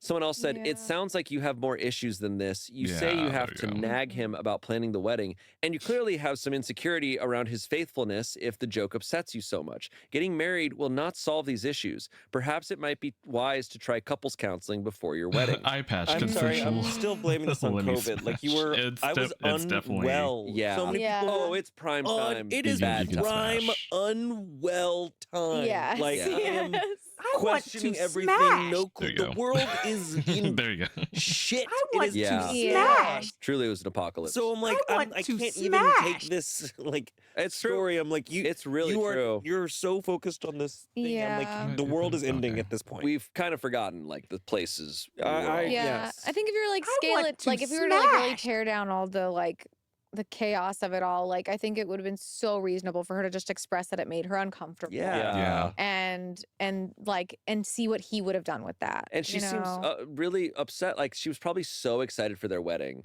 And it's May. The wedding was only going to be 4 months away at that Mhm. stage. Yeah. And now it's not happening and they don't know when it's going to happen. Yeah. She's probably Oh. thinking like, at that point in COVID, you're probably like, oh my God, are we ever going to get married? Right. So she's losing her mind over that. And Mhm. he's just playing this off. I remember there were so many weddings planned for like 2020 Yup. that got pushed like a year and a half Yup. later. Yeah. But they didn't know when it was. I remember a lot of the weddings that were planned were like, okay, How we're many doing the gifted for same my- venue hold on. next year, this time. Same. How many gifted for my soda and then to smash consensually? Oh jeez. Okay. I don't know. How much you did 10 earlier? I don't know.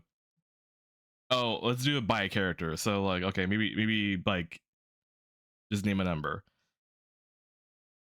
My commissioning brain, because the two characters are smashing. Let's do 20 gifted subs. How about that? Like 10 per character. That's even though I don't even like do that pricing anymore, but like still, that's such a funny thing. It's like, yeah, and he did it. Barley the Bear gifted 20 subscriptions to the crew. Yeah, okay. I wasn't calling I wasn't calling his bluff or anything. Like I knew I felt it. I was like, yeah, let's just be fair about it. Oh. But thank you for, oh shit, some names in here. Yeah, Draco Vang, Crispy Bear. Yeah, no, like Danny. Yeah, no, all of you. If you guys are actually like are still here watching, have It's fun good with shit. the emotes. Have fun with the emotes. That's beautiful. Stray, how much gifted for me to smash your bear OC to? You talking about this new one here? I mean, like, I mean, if I would be, I'll be generous. So just like, I don't know. I guess 10. I guess I don't know. Like Frosty Bits just cheered 100 bits. What do you want? Can I insert myself between their tits and bathe in their bear milk? Oh my god, I fucking.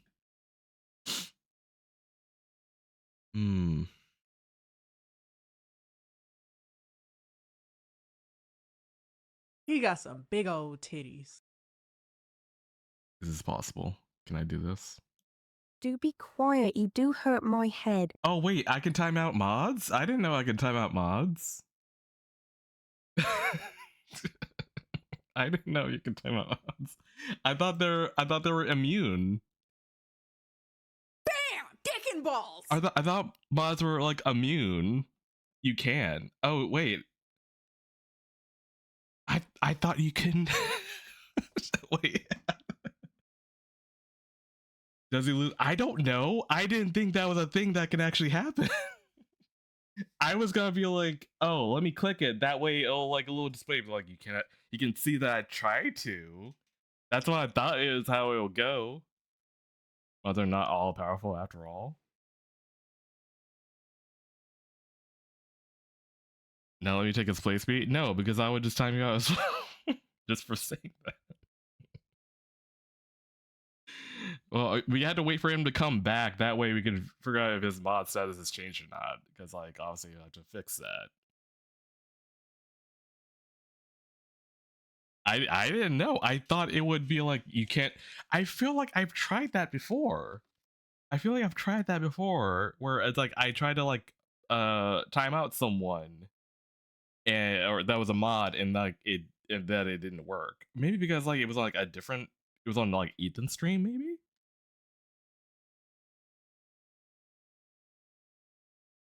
From the ashes, one of the cats there must be must rise another.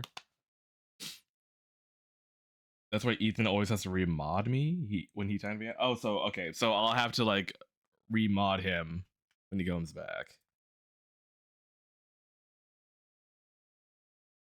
I didn't know I could do that. I thought mods were immune because I could have sworn that I tried that Nico once DeVal before. just cheered 100 bits. B. Cacao. What? 12 $1 less pizzas. A watch through of dead silence in my smelly bare cheeks. Just a smash in general. That's not asking the price, that's what I'm offering. Sound good? That's what you're offering, just not being like, Game over, man. It's game over. this is what we're doing. I appreciate you consoling me after my role just got rocked after just finding out that like I can actually like time out mods. I didn't know I could do that. How long did I get a boot for? I think the default is like a minute, right?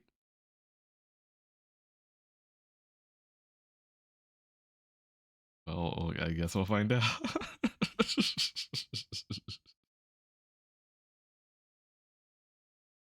Wait, hold on. Actually, hold on. Let me see. Let me see if I can do something here. If I can. Okay, I can bring him. I can bring him back manually. Oh yeah, the mod status has changed. Okay, okay. So if wait no, cancel. I can do.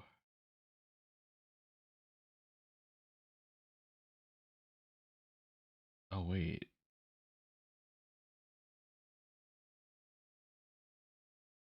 Is there a way to?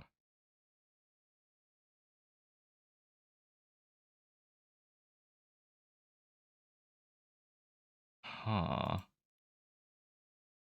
Weird. Hold on. If I do that. No. Do that.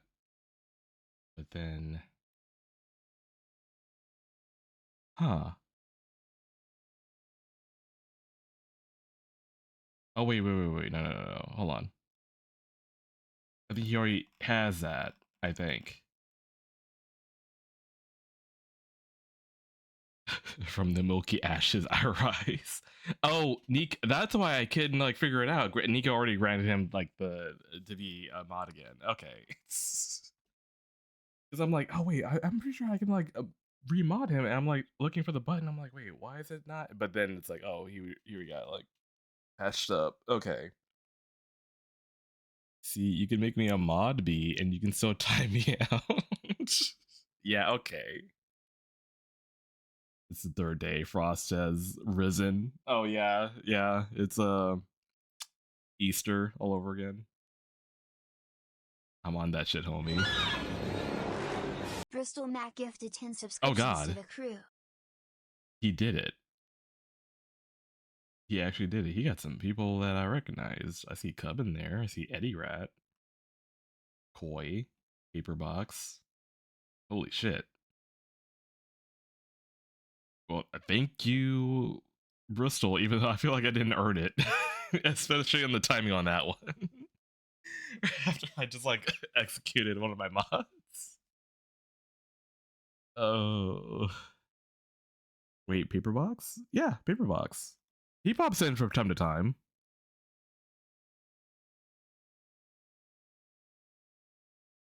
Did you gift him for banning me? I actually don't know. Like, well, he asked earlier. That was before I timed you out. So I think he was just like gathering anyone who is not subbed to like do the gifting. So I don't. But the timing is pretty funny though. Oh Jesus Christ! Okay, we need to continue. We need to like finish this. This is the work wife one? Yeah. Yeah. I'm just But hoping. they still didn't know. There was no what's gonna knowing. happen. Lastly, someone said, everyone sucks here. You did overreact a bit, but knowing how uncomfortable it makes you, he should be willing to quit playing along with the work wife thing. A dumb concept anyway, but I digress. But I digress. Yeah. Tough. And that's all Yeah. we've got to say about that. I can understand. I really understand her though. If she's hearing like, why are you guys taking this bit so far? Is this a relationship that is deeper than I understand? Like, Yeah. it leaves room for doubt, you know. Sure. But yeah, I agree though with Chance of like that era. yeah. All these things are exacerbated. Dude, so our much. Zoom meetings, our monthly Zoom meetings Yeah. during the pandemic. What were they Weird. like? Oh my God. Crazy. It was just everyone trying to get their quick little 15 minutes of being funny. Like we were all just trying to do it was bits. just weird. We were all just like trying to be like doing stand up in in a big meeting, like just It trying to was be such funny a and weird nice. time because we were filming we were filming the same amount of videos as From we home. do, Just from home, but yeah. just from home. It was weird. But so that weird. monthly Remember meeting. Tiger King?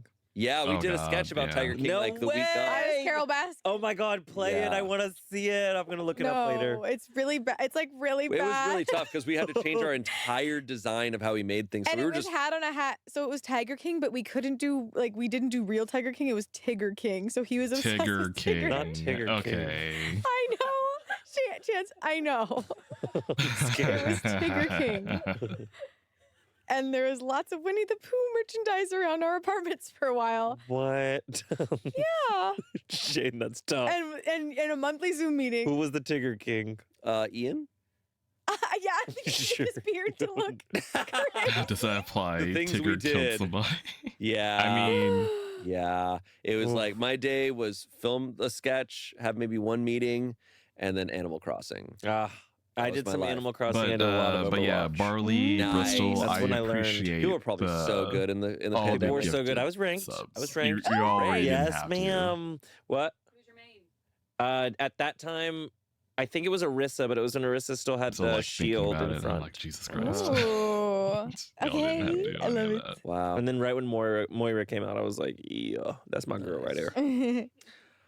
Our next story comes from Am I the Asshole? Am I the asshole for not paying for my coworker's lunch? Okay.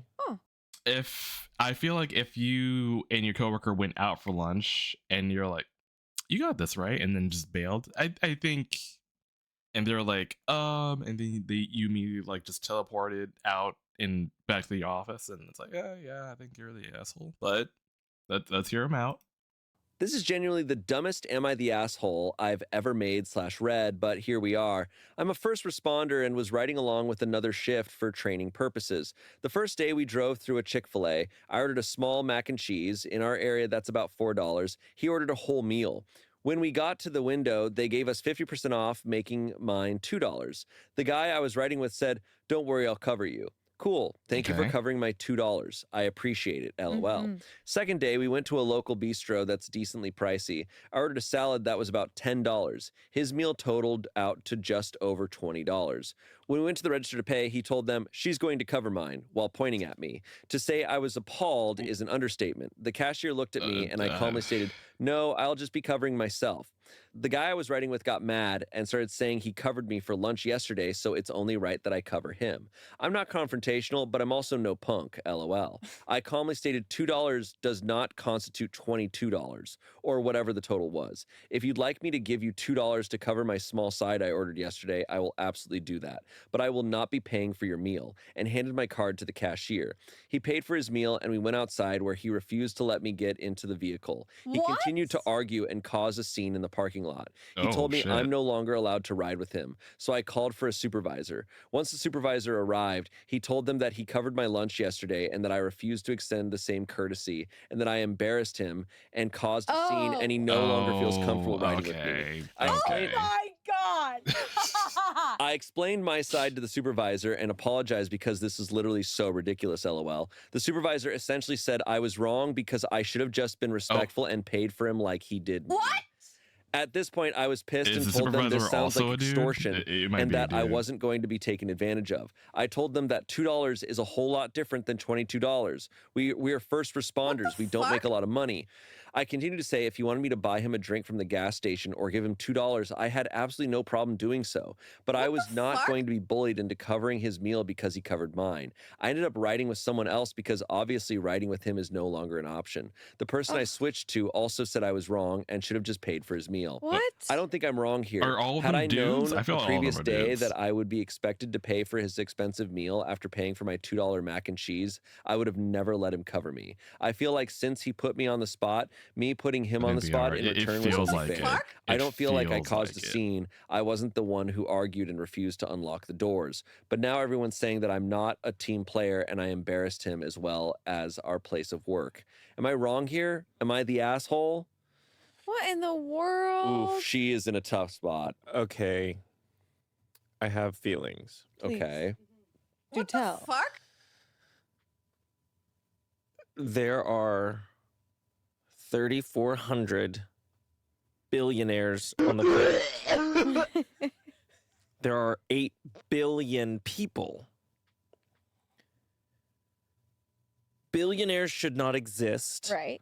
This problem should not exist. Right. We should be paying first responders more. Right. This should be a non-issue. Mm-hmm. There are so few people with so much money that could fix so many things on this planet. Yeah. And we're not angry enough about it.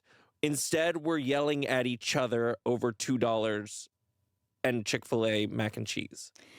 I hear you, dude. Yeah. I mean, yeah. Like, this sucks to hear. They're first responders, and that amount is bothersome. That should not be an issue. It should not be a conversation. Right. I agree. Like, it shouldn't. I think what I'm thinking about is she's newer, right? She's in training. She's the ride along, or is it the opposite? Yeah.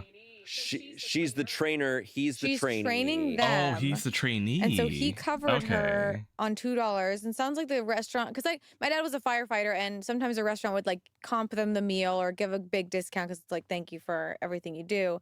But like, it seems so like there's a dynamic issue. The dynamic feels a little weird. Yeah. And it also feels like this guy and all the other coworkers are very much of the vibe of just like, oh, you should have just done it. Like, I agree with her. I think it's like an unfair dynamic because it's like when I'm like, because yes, to the whole situation being screwed, but when it comes to though, like splitting the bill and like you pay for someone's coffee one day and then like expecting them to pay for your coffee.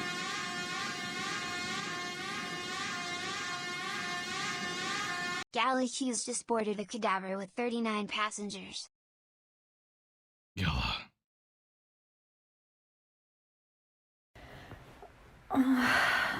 I get maybe I should be naked more often because I feel like this is like the most I get rated. I got rated like what, twice tonight? It might be because I'm naked. I don't know. I feel like there's a reason why. Gala, hello. Thank you for the shout out. Hello. Oh, it's steamy in here. Yeah. A little bit. Yeah, I got 40 gifted. Yeah, it's again, like maybe I just when am I gonna get between them cheeks? I just need to be naked more often. But hello, Gala, hello, welcome on board. What were you doing? Thank you for the raid. I want to smash dick and balls. All right. but yeah, don't know, man. It feels like I'm constantly being stripped on stream regardless of raids. I mean, great. No, you came in on the day. This is like the most naked. I mean, like I'm actually am naked. Obviously, don't. I mean, don't like in Minecraft. In case we have any like Twitch peeps like listening in on this, but you know, like there's a reason why there's Steam happening here. And it's like, oh yeah, no, like, and I'm not like this often, so like I can benchmark of like, oh yeah, you came in on a very special night, I suppose. Did some art, then played Digimon. Okay, all right, word. It sounds like very chill, the very opposite of what's happening here, because like we got heated. Talked about, well, funny enough, it's like well, one, we're talking about these stories here, but also I went into some like lore of my own experiences with 2020. So it's like it's been a night. It has been a night. That, and apparently I like at gunpoint being told like, hey, draw bear cheeks. I'm like, okay. No gun required. I'll do it. So it's been a wild night. And we did some character When am I gonna designs. get between them cheeks? I have to like adjust a little bit here, but like, yeah, I'm kind of happy with this setup though. I'm liking more of this bear more and more. Like I think he's growing on me. I do need to change his jacket though. At some point I'll get to that. But like, yeah, hello, Gala and friends. I would do, this would be a point where I'd be like, hey, I'm DeadStrayBear, I do art, but I mean, as you can see, I'm doing art. And we're watching videos. But yeah, Gala, if you do have to do some like post-stream aftercare, feel free to do so, dude. I won't be streaming much longer myself though. I think like maybe like, yeah, it seems like we have like maybe one more story left, and that'll be it. So I'll be joining you with that post-stream care very, very soon. But Hungry Boy, dude, same. I was struggling. We were watching videos of these like new age hippies like just eating a plate of vegetables, and I got hungry. Meanwhile, everyone in chat's clowning on me, like, that's too many vegetables, and I'm like, I feel like Red I'm Liger lost. Studios is on board the cadaver. Hey, welcome aboard. It wasn't that many vegetables. It was broccoli, a few slices of bell pepper, mushrooms, and carrots. That was all. Nico DeBell just cheered 100 bits. What? They're both assholes. You're not allowed to ride with me anymore, my bits in Christ. Oh, right, You don't feel comfortable with this story. anymore? Yeah. And the supervisor said that shit? Nah. Electric chair. Judas Cradle. Judas Raisin Cradle. bowl. A tube of sandpaper slid into the urethras. Oh, Darcy, ow. bring me the torture table. I'm about to make this all guy blush. Who the fuck are you? Like at first the whole gosh thanks for covering $2. I roll was kinda blah, but also holy fuck. Everyone in this sucks. Yeah, no, I mean, like, that's why I'm sitting here like, yeah, no, all of them must be dudes. Like that it felt very much like a dude thing of like, oh, what? She ain't paying your dinner, your lunch, but even though you paid for her, like I feel like it's a very dude thing. It was like there was like some kind of unspoken dude code that we were not aware of, and nor was she. She got like ganked, and she did not need that at all. The next, I do take into consideration like the amount of money that was spent, right? It's yeah, and also like you can assume someone's covering a meal, but I'm never going to just assume someone's covering me. If I'm going to assume, I'm like, oh, I'm just going to assume I'm going to cover them. Yeah, I'm very But you much need that to way, have the too. conversation, especially. But there is like also levels to it. It's like if I buy someone Burger King, I don't expect them to buy me a steak dinner. Like that's very true. That's what I feel like is kind of on some level is happening here. That's a little Right. ridiculous. She also ordered a side, not a full meal. And he's this just feels a little bit like a kind of just taking advantage of. It just feels like a little bit of like a weird toxic workplace. Like, and the fact that he thing. had to say like, and she embarrassed me. It's like Yeah, it's that shouldn't be a this is work-related issue. This feels like it needs to be taken It's to a HR. personal issue. Let's look at this too. He tells the cashier that she's going to cover it instead of asking, "Oh, did you want to cover this?" Yeah. You're inputting this third party. Yeah, like that's the thing too. Like he could have like looked at her and be like, "Hey, can you cover me? This, like just for like I did like I." He could have been like, "Yo, I did you a solid. Can you do me a solid back or whatever?" Like he could. I mean, I think it could have been the approach. The fact that he like immediately told the cashier, "It's like, hey, she's paying," like without even like asking her. Like I'm like, bro. So that you have leverage over her. She's not going to tell her no. She's not a punk. So she told her no, he's going to cover his own because he's a grown-ass man. And to just like, okay, now the job needs to continue and not letting her continue her job. But because of something that is so not work-related. Like, and meanwhile, it's not me. like, It's a totally different. I just, that's so petty. It's really petty. The verdict is not the asshole.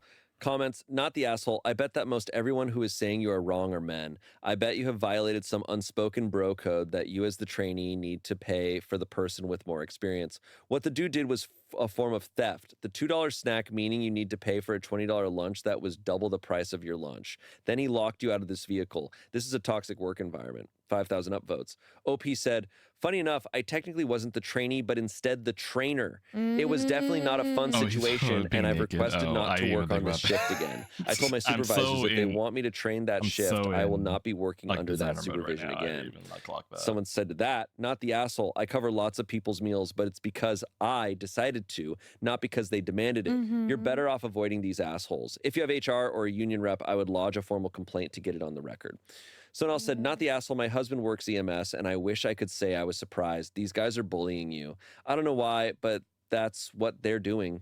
Someone said, not the asshole. If it had been a few dollars of difference, that would be one thing, but $20 is a lot. It would be different if you had been partners for a while, but it sounds like you barely know this guy. He was trying to take advantage of you because he didn't think you'd push back. Him refusing to let you in the vehicle was super unprofessional. Unfortunately, it sounds like everyone knows and likes this person, so they're siding with him, and anyone who disagrees is probably staying out of it. If you have to work with these people for a while, you might be better off apologizing, I didn't even though notice you you did were nothing like wrong. fucking naked. It would be easier than being the outsider who no one wants. I mean, to be fair, I would be locked in on Shane Top too. Like I'm not like this normally, so I get it. I get it. It's totally cool. It's fine. To work with. Sorry. Ooh. Yeah, guys. That's tough. Oh, my sister's an EMT, and I'm trying to. She's never talked about anything like this. But might be different region to region, like but jobs specific like shift. that, and just like because my dad's a firefighter, a shift is 24 hours, like or like 2 days on, 3 days off, like that's a dynamic. You are not just hanging out with each other 9 to 5 or you're basically living with this person. Part-time shift. It's a different environment, and like.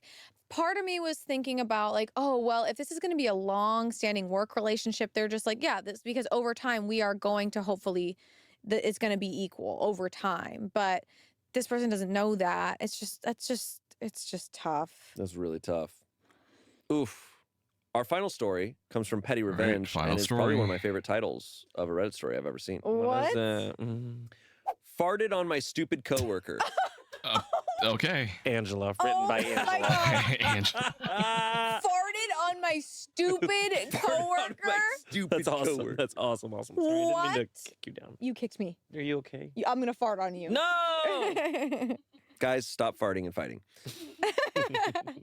This happened a while ago, but I figured I'd share. I used to work as a hostess at a massive 3-floor restaurant/bar. One bartender, Mac, had the tendency to do what I like to call Mac-splaining. He would always go on about how the highest paying tables should always be seated in his section.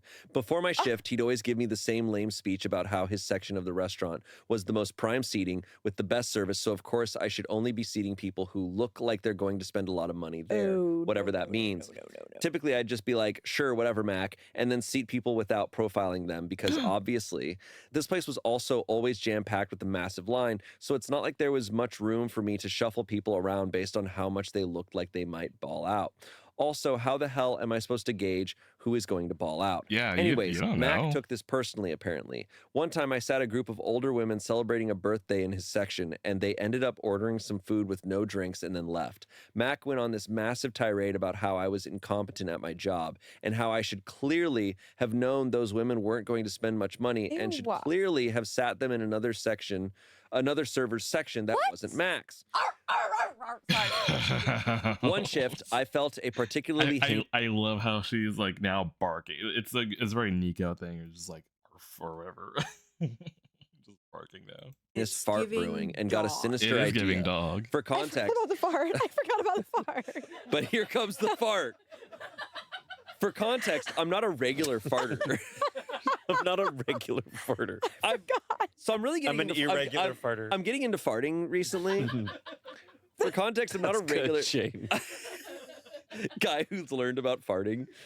For context, But Angela's impression of you was like, I'm really getting into farting. Clip that. For context, I'm not a regular farter. A lifetime of terribly I'm not a disordered regular eating habits farter. has rendered my gut to be a few strokes shy of a chemical weapon, and I've instigated several heated arguments on fart politics amongst my friends, all with the power of a single fart.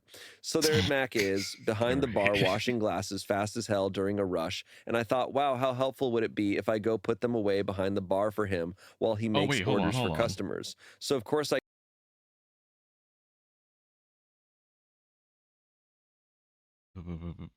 Looking up. Okay.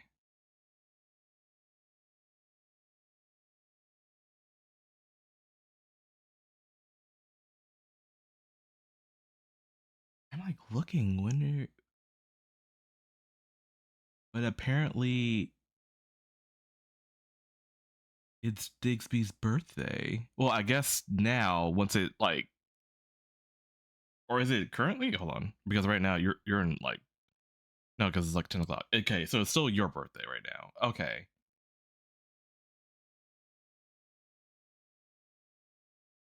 But yeah, everyone go. Actually, no, that's too bad. It's too. I was gonna tell everyone to go watch the Oreos commercial.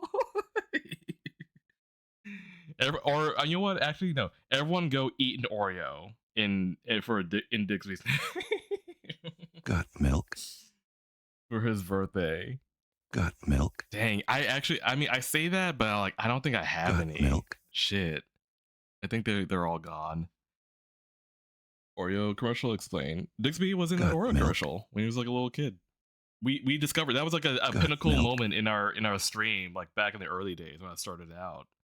Not started out, but like, you know, got more serious with streaming. Like, ooh boy, like a year ago, I think. And we all like discovered, like he popped in and like, you know, gave us a rundown of how that happened. I was like, what the shit? Oh my god. And that's why we have like the milk thing and the got milk, because like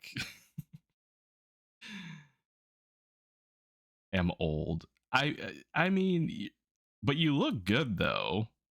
Like you can't be that old. Like you have to be at least like a little bit above me, right? Because like that commercial was like way back when I was a kid. I remembered it, so I'm trying to think. Like I don't think you're too far off. I don't think you're that old. But I hope you had a good birthday, Dixby. I hope you went out, got a bunch of food. What year was it? Hold on, let me look it up. I don't know like what year the actual commercial happens. Oreo commercial of kid spilling milk.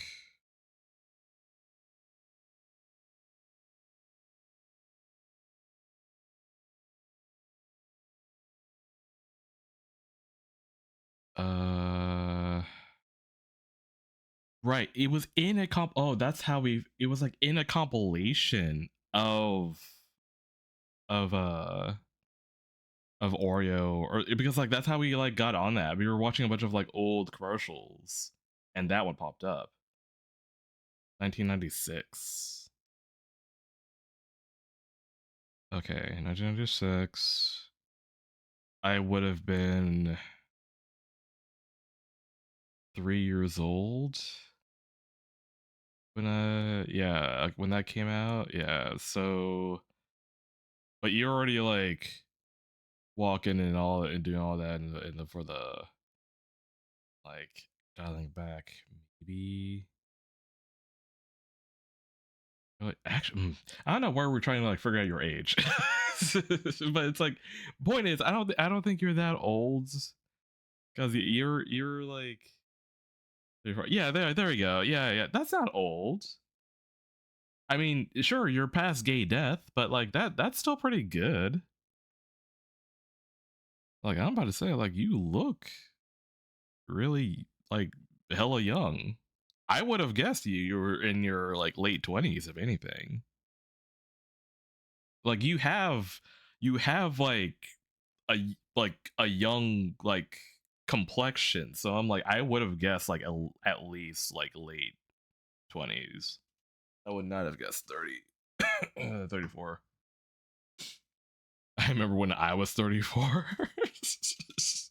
Unk. It's unk age. I mean, 30 in general. 30 is like I guess like the like again another age where people just stack because like 30 is like gay death. 30 is now unk as well. So it's like 30 is just like the prime year for like I don't know like a benchmark at this point. Cyrus is unk age. Yeah, I think yeah, Cyrus is unk. Well, yeah, he's unk age. Yeah. Well, I got like 3 months till I'm like 31. Grunk. Oh yeah, Grunk. Bristol Mac gifted a tier 1 subscription to DeadStrayBear. Oh shit, you saw opportunity, you took it. I thought he was already like subbed. Well, there you go. I get that was Bristol's Mac like present to you. You can now use the emotes and also enjoy the ad-free viewing as well, Dixby.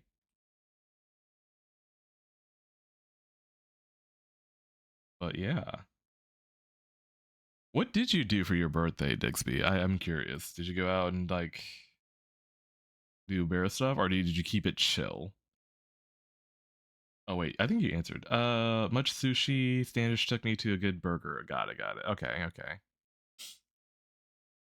What's the burger place actually? I'm curious. Just so I can add it to the list of things I need to like do when I go back to Seattle.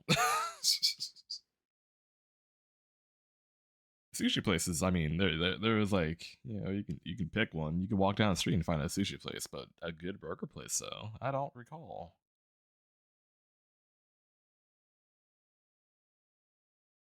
But you might have had it already. Try me. It's either that or like because I don't remember doing a whole lot of like burger places. I did a lot of Asian food whenever I was in Seattle. I can't remember like burger places though. Unless it's the one I'm just now thinking of where people like roast you, like the servers can roast you. Dicks, I think it's called. Unless it's that.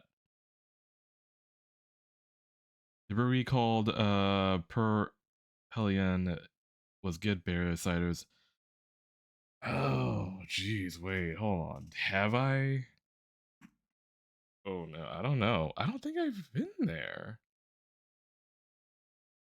Hold on, I'm gonna double check. I need to look at it because just just pulling out the name, I may not, because I have been to a brewery, but I don't think no, I don't think I've been here. Okay, I'll have to pin that.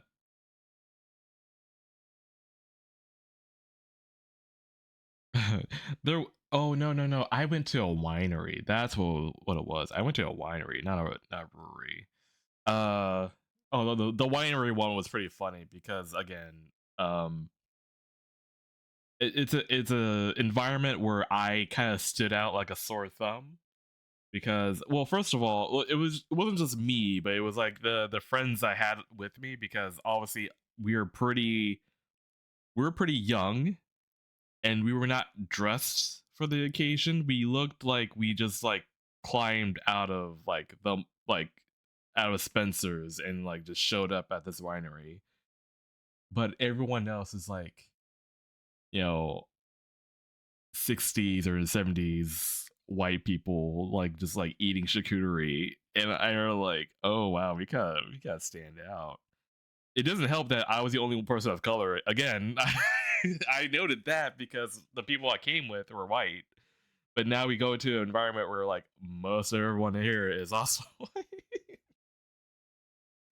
So if I had a nickel, I'd have two nickels, but it's just funny that it happened twice. But I don't know. It was just it's so funny. The food was good though. But I but yeah, no, but this place does look nice though. Yeah, no, I'll have to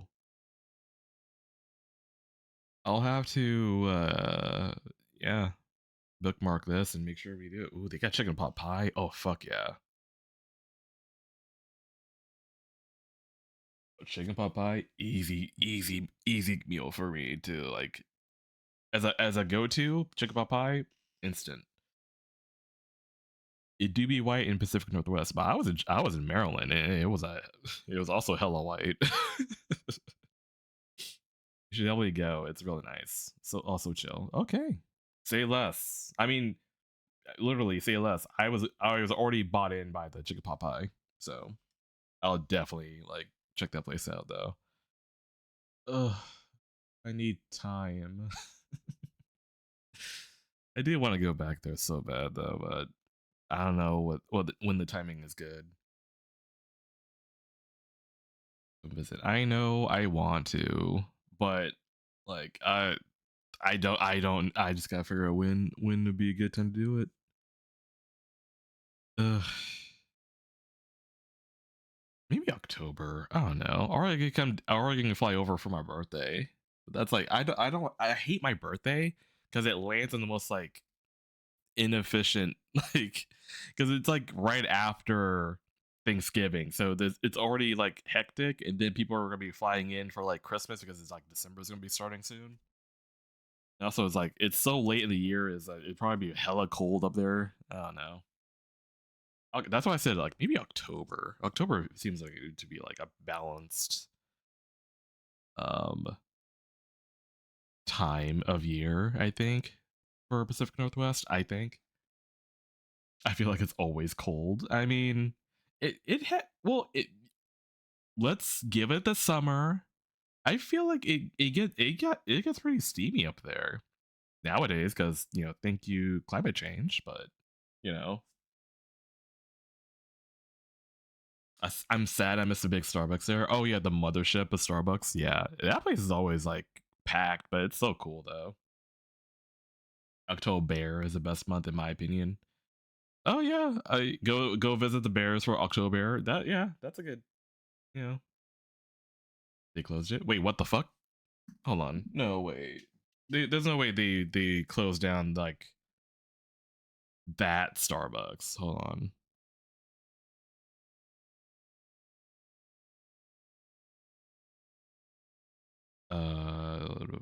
What was it called? What was it called? It was called Reserve Roastery, right? The original it was a Starbucks. It's like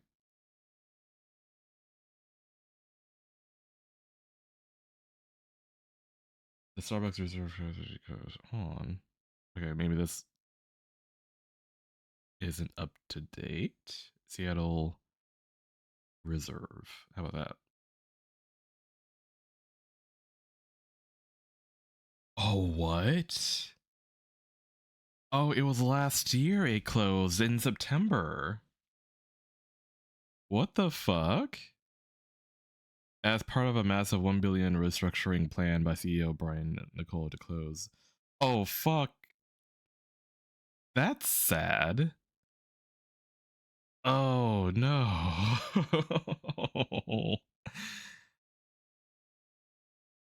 I could not imagine the outcry for that. Out of all of the Star Wars, why did they close that one? What the fuck? You feel things so hard. I feel something. I feel hurt. That's sad. I like that place.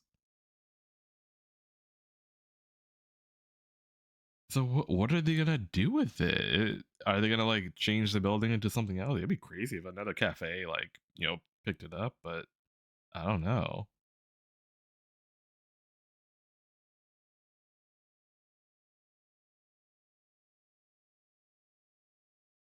Oh man. That's hella sad. That's where like I had a lunch with Standish there. I think that was like probably the first time I met Standish. We went there. I believe. I think. Or it could have been a second. But still. That was oh man, that's sad. And I'm today years old just now finding out. Apparently it closed like last year. I didn't know that. I had no idea. Ugh. Alright, well, it's okay. There are cooler coffee places to take you. Okay, I mean that's true. I mean it's Seattle after all. I mean it's filled to the brim with like cafes. So I'm just sentimental. It's all. But I'll be all right. It'll be all right. But yeah. Anyway, let's get back to I don't even remember what story this was. I go out and put them away behind glass, all with, Oh, and the I've farting one. It's instigated a farting several one. That's heated right. arguments That's right. on fart politics amongst my friends, all with the power of a single fart. So there Mac is, behind the bar, washing glasses fast as hell during a rush, and I thought, wow, how helpful would it be if I go put them away behind the bar for him while he makes orders for customers? So of course I go out of my way to go behind the bar to help Mac, and right as he's behind me shaking cocktails, I let it rip. Some of my finest work, I must add. I peeked over to Mac to see if he'd been caught in the radius, and sure enough, there he is with his face twisted in sheer disgust. To make matters worse, there were two pretty girls seated across from him at the bar, seemingly clear of the nuke zone. As I was fleeing the scene, I caught Mac trying unsuccessfully to keep his cool in the midst of the stench while attempting to chat up these girls, lol. The satisfaction of that moment led me to get a little carried away, and I started systematically targeting Mac whenever I needed to fart on shift. One time, I even made myself a protein-packed green smoothie to up my impact after a shift where he'd been particularly menacing. When I saw Mac frantically talking to the manager, pointing at the open drain under the bar and checking the fridges for milk spills, I knew I'd gone too far. Anyway, Mac, wish you the best. You thought you were a smart fella, but you're really a fart smella. LOL. Oh my God. Oh. God. So he never knew it was her? Oh. Didn't figure it out. Big old The comments were all just a bunch of fart jokes. Someone said Mac dusting. Someone said Big Mac attack. Big come Mac on. attack. I hate it. Yeah, it started to get a little cringe. Like as soon as you start changing your diet to make okay, it we're worse. done. We're done here. We're done here. You got him. When it was one fart, I was like, One that's fart, awesome. One part was awesome. Continual harassment of fart rockets. Right. It's also like that feels like chemical warfare. Like I feel like too targeted. I remember. Okay, now that we've been talking about the pandemic in this episode, like when people who were anti-mask would fake cough or sneeze at people, and that was like called. I think it was called like a form of bioterrorism. Terrorism, yeah, bioterrorism. I'm like, how is a fart different from that? Like if you're targeting people, giving people pink eye. I can say I've never wanted to fart on. I've never wanted to fart on anyone. I feel like I have this weird. You guys, I've never wanted to. I've never wanted to fart on anyone. I do feel like I have this bad luck thing though, where when I'm out in public and I'm like, okay, I'm by myself. And I like kind of like silently fart. At that moment, some person is gonna suddenly approach my area. Sure. You go, hey, like, and I go back up. No.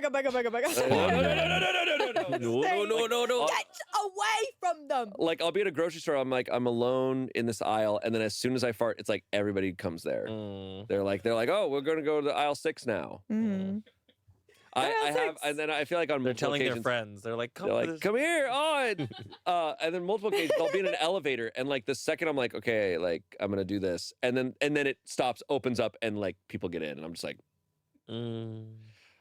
the guy who was in here before fought it really bad. The guy before me. There was a Yeah, guy in this elevator. My house is a fart-free house. It's a fart-free household. Take off your socks.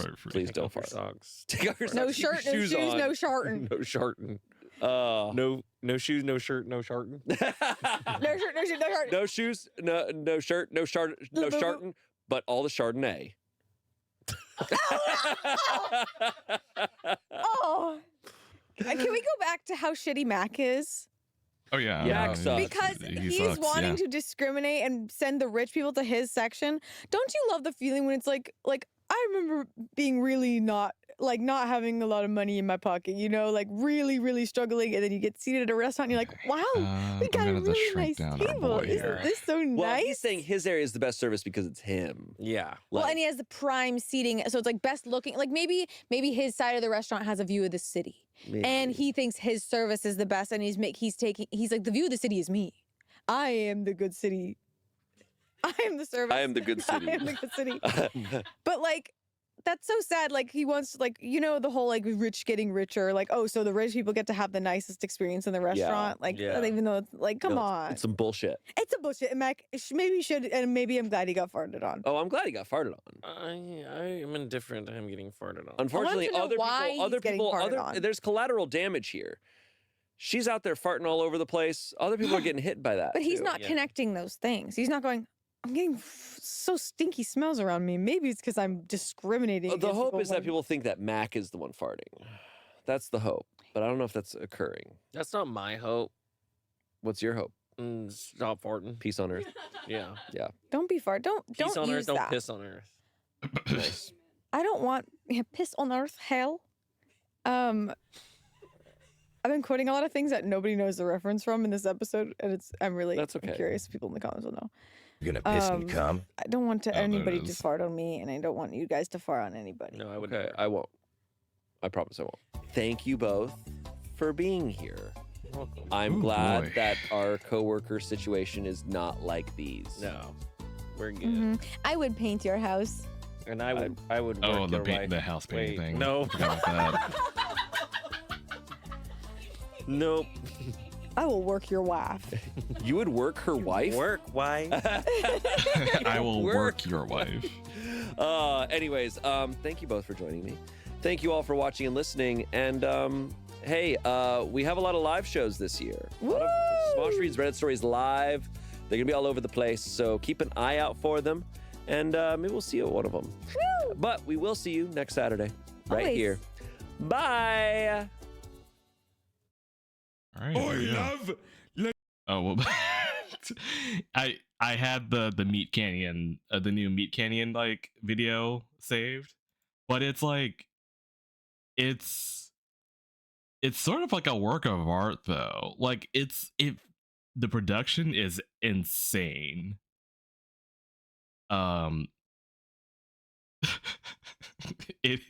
It is. I wanted to watch it. I had it saved, but maybe I'll save it for next time now. I'll save it for next time. Because it's like it feels like something I would see like on Amazon or something like that. Like it feels like it would be a show, like a like I don't want to say Netflix, but like everyone's going to Netflix nowadays. But I had that saved. I also had this saved too.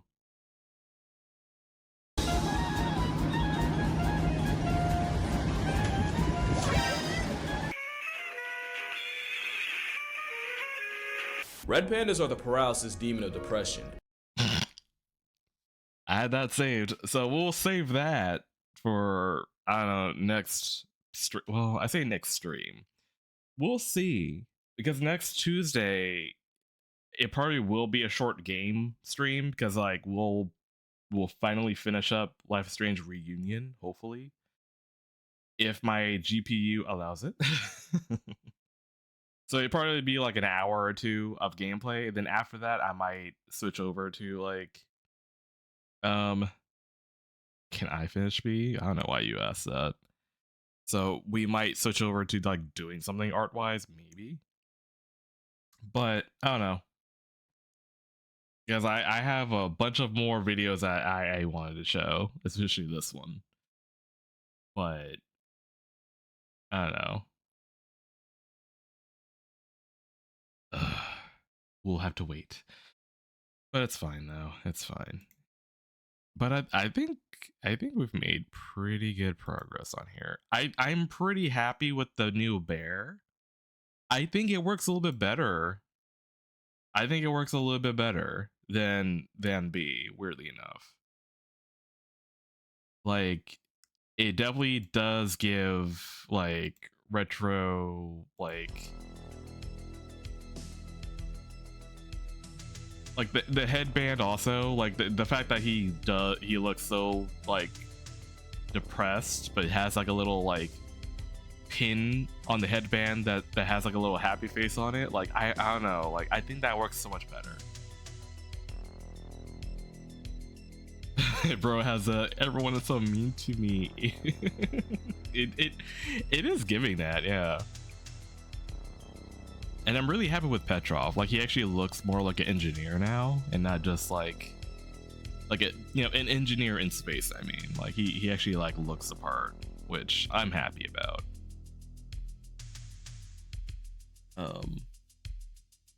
But yeah, we'll see how far we'll go with this. Like, I have to figure out coloring. That's a whole different stage. Like, inking is easy. Coloring, that's gonna be the next hard part. And I've already been working on these guys for like a few weeks, so you all get to see all this like come to fruition. But let's see.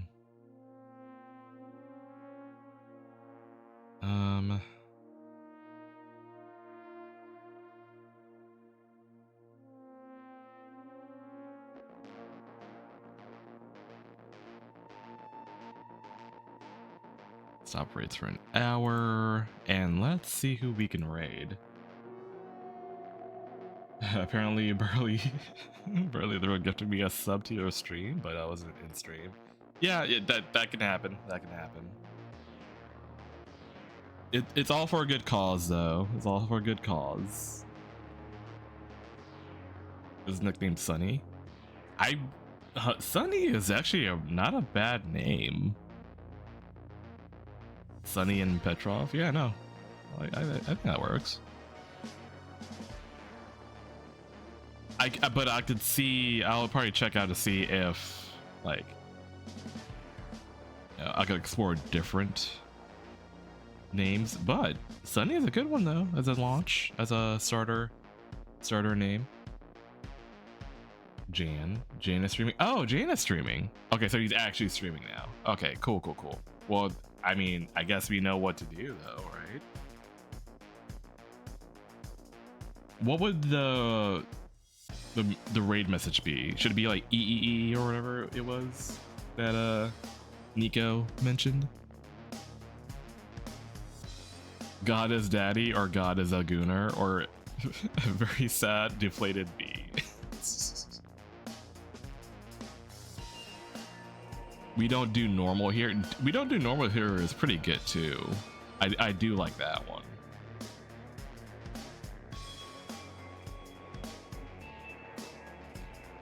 Could do deflated bee, but I think the we don't do normal here is pretty good too, because that can be for any stream. So yeah, we'll go with that as we launch into raiding Jan. But yeah, we're gonna do it. We're gonna finish up Life is Strange on Tuesday, and then we'll do some art like shortly after, and then Saturday we'll be right back to our regular scheduling. I don't think I'll do anything gaming wise, because I have April. I want to take advantage of April, because after that I'm going back to Kelly. So I don't want to start a game and then be like, oh, see you guys in like 4 months with this game. You know what I mean? So we'll just keep it to art, which I'm totally fine with. I've been wanting to do art again for a while. So, and then Saturday we'll have a D&D recap finally, because I feel like Ethan would be back, everyone would be seated,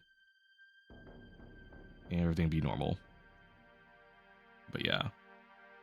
Yes. Y'all have a good night. I'm gonna go eat.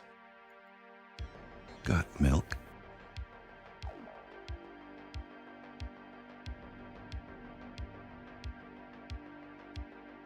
Come in my butt, boys.